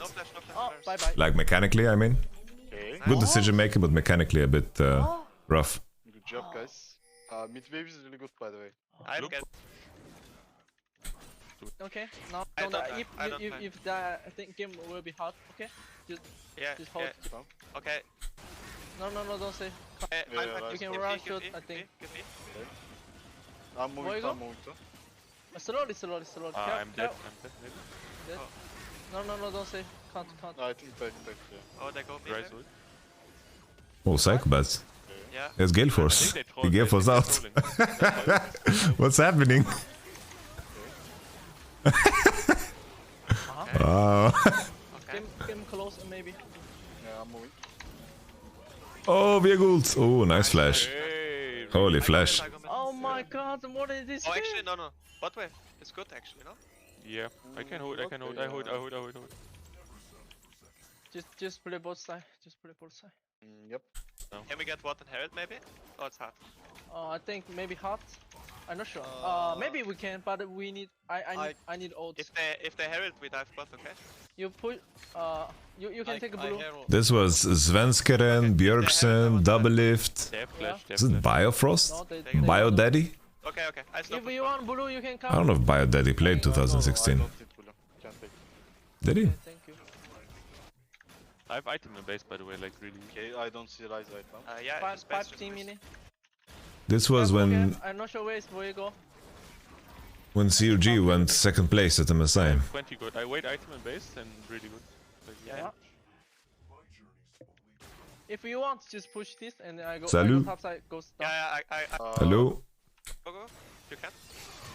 Oh, okay, Azin. 4v5. I think we can change. It's fine. Don't need. Huh? Okay, maybe. Oh no. I think it's fine. Yeah. Varus missing, guys. He can come. Yeah. Can we fight? Yeah, fight. Okay. Slow a little bit. Yeah. Yeah, it's fine. 4 seconds. I kill him in 4, okay? 2, 1. I have no. Yeah, give me. Nice. Good job, guys. Enemy's tired as well. So good. I have 2 seconds. I'm going bot. I kill him 2 seconds, okay? Yeah. Nice, good job. I think enemy's tired as well. So good. Just farm. Game win. Oh, okay. You have here? Yeah. Oh, go have flash. Wow. No. It's fine. No, it's fine. They no flash. They can drag, okay? I think we can 2 with 3 maybe. How do you think? I'm really strong. Really. Viego's really weak. He has no ult, no flash. Yeah, I'm really strong. Okay. strong. Viego has nothing, guys. Yeah. Fine. They don't do. You can wait. Maybe do camp. Just wait, losing me. Okay, I think I won't fight. Okay. Nice. My Wukong is balanced, by the way. He can't win now. Guys. FAO.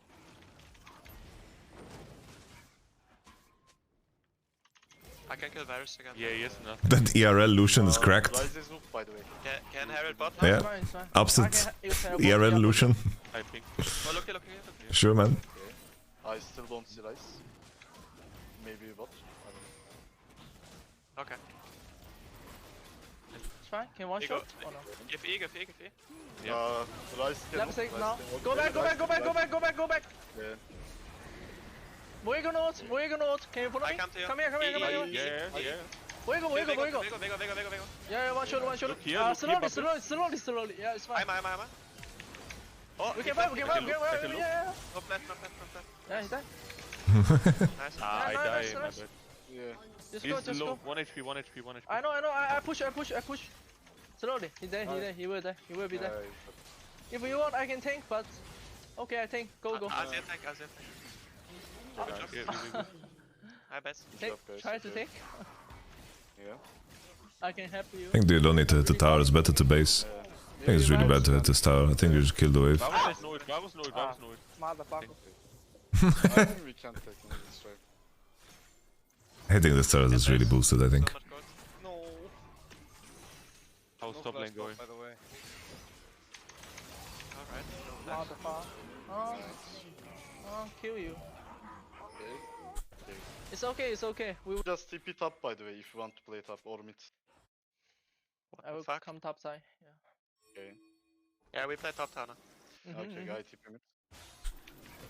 Uncle, Nami? Yeah, I can go. What is your strong lane and strong poke? Strong.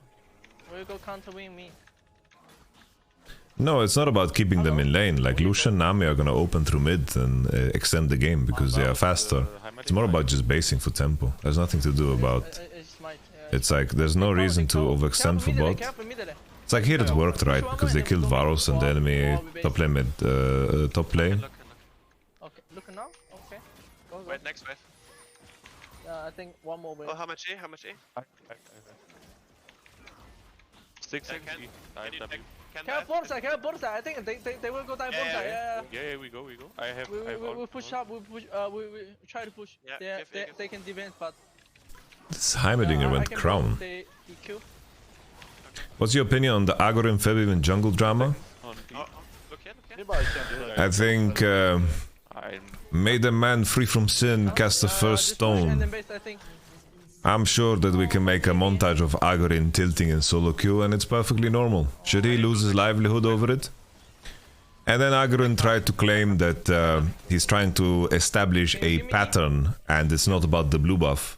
But he showed the blue buff. He doesn't have any other proof. He's like saying that, oh, in the past, Febiven was behaving bad, but it's like, who cares about that? We are talking about the thing that you showed, and it's like ulting on the ground when you take the blue. It's like, it's really whatever.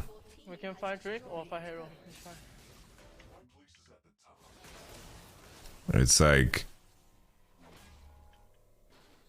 bro, I am on a fucking mountain, you know? It's like, and I have occasional game where I become a little bit of a keyboard warrior, you know? And allow myself to get distracted. I regret it after, but it happens. I have no E. Look. He's knocked up. You have E. No, I don't. Go here. I have Come here. Slowly. Jace can't come in. Can we fight or cannot? I'm not sure. I'm not here. I will look bot towers. Look on him. Hammer. What's the hammer? I can look here, by the way. Yeah, you can go. Ooh, Orn gaming. Okay, get me. No. Nice. Yeah, I know. Can you look at me? Divine Thunder is OP, guys. Yeah, I kill. No XP. No everything. Look here. Yeah, go. Hello. No. Where was me? Yeah, it's fine. Okay, I have item now. I don't want to die. You die. It's fine. Divine Thunder is the reason why so many top laners are shit. It's also many reasons I think why I can take hero and then base I think. Not too fast. Why a lot of top laners work. And it depends Jake, I think. Yeah, this game is just giga over. We're just watching a montage at this point. This game was over on the level 2 gang, but no meme. I think maybe. I think wait for side lane to move. Yeah, okay. Go bot. We are going bot. Bot can push. Wait, he's here, half. TP. Just go here. Come. Just go. You can go. I wait here. I base TP by the way. Yeah, you are buff. Oh. You kill all? You have. Yeah. No, go. I have MK. Wow. Oh. Nice. I will push. Maybe you can go. Maybe we just back off or E.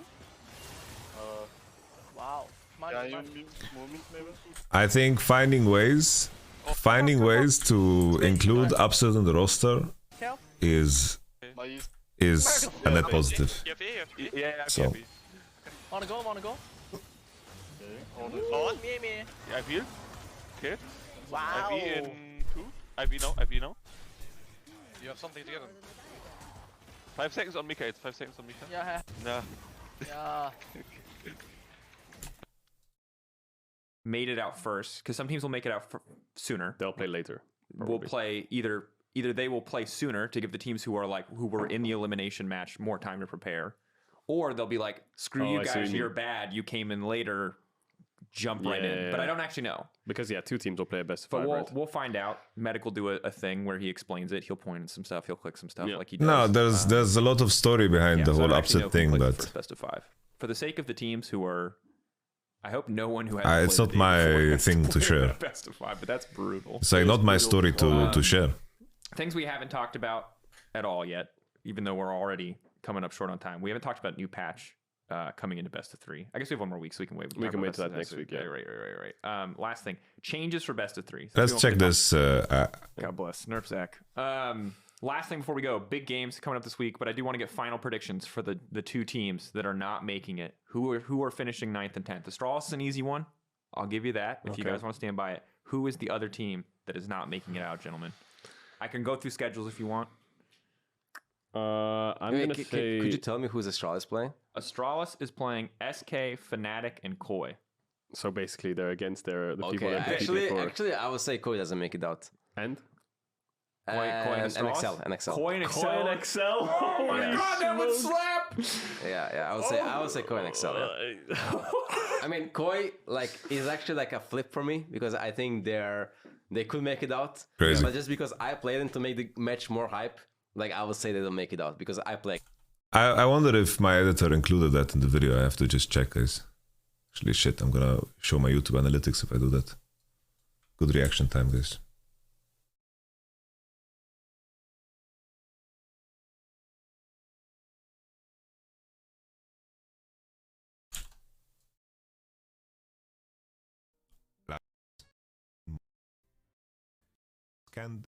That is going to make us change our opinion of things. Want to remind you guys that new information. Bro, you didn't add my predictions. Thank you, didn't add my predictions, man. My predictions aren't there.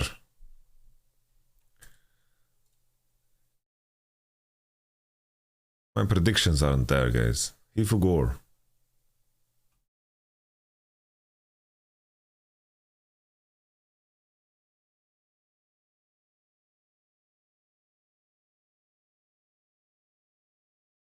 Against them. So I would say to put some pressure on the match, Yep.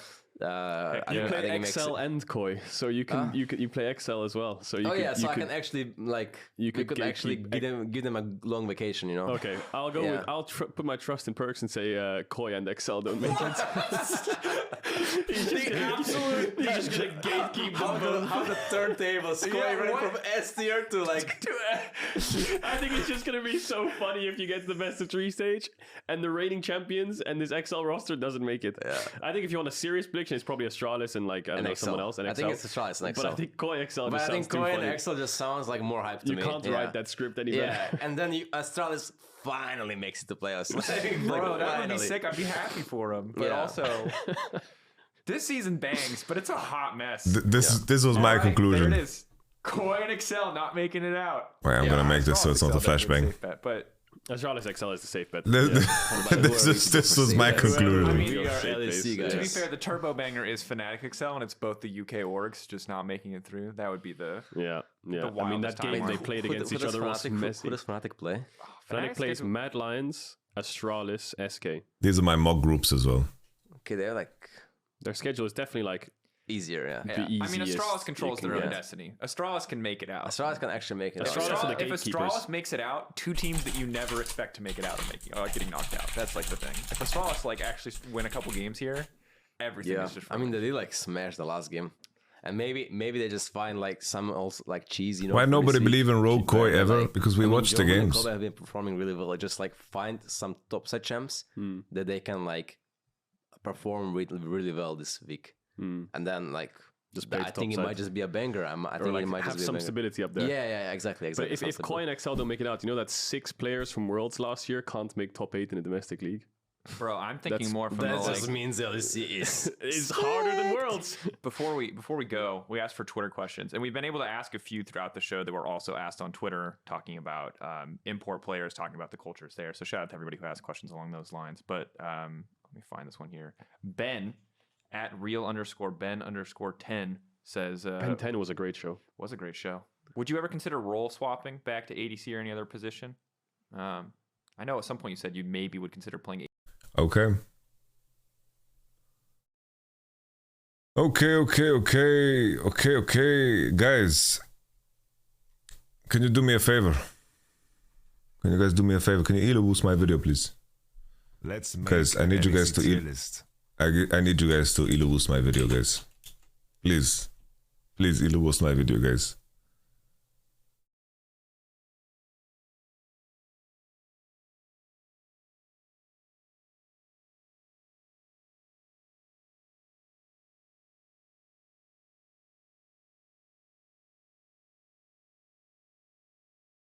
Elo boost my video, guys.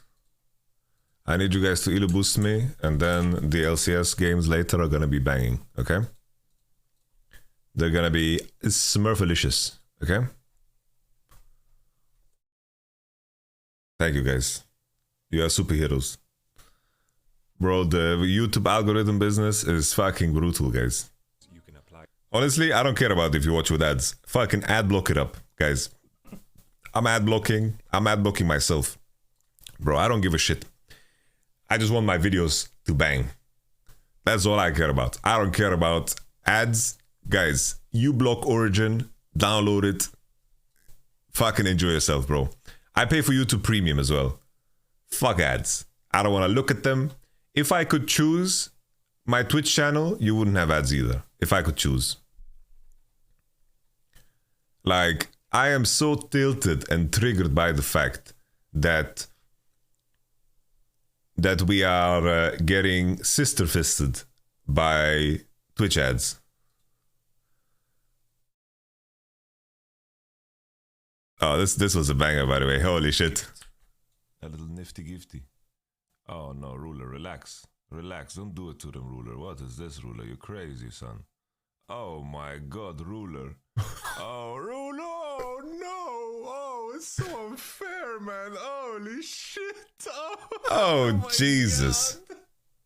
What the fuck, man? It's so unfair to be Ruler. What? Holy shit. What the fuck, guys?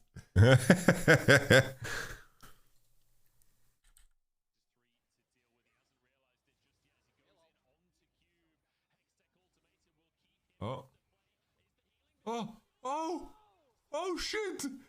Oh, Detroit. Oh. Holy shit. Holy fuck, dude. Holy shit. This play was crazy. What a good day it was.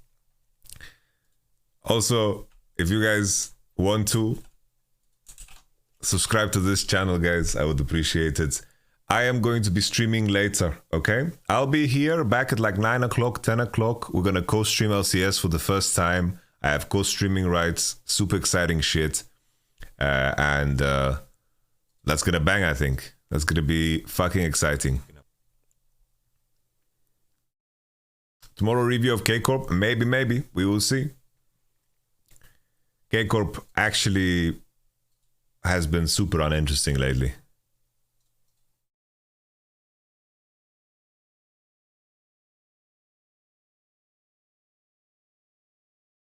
This is what's gonna happen, guys. I think this is gonna play through. This is gonna go through, guys.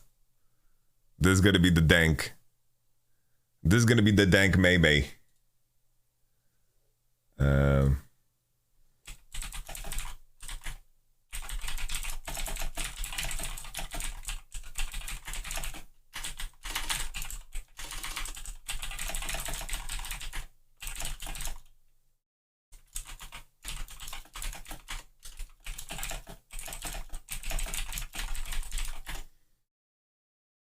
You think there'll be roster changes before groups? Like you mean before spring or what? Could happen, yeah. It's like XL, Fnatic, Koi, like they'll have reasons to change.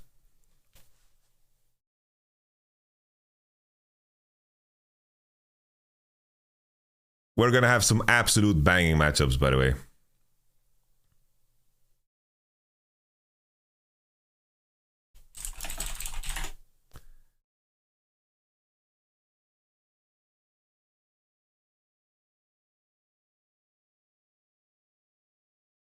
LEC, let's check out LEC's schedule, by the way. Astralis SK. Okay, the first day is kind of light. The next days are banging, by the way. Fnatic versus Astralis. Koi versus Astralis.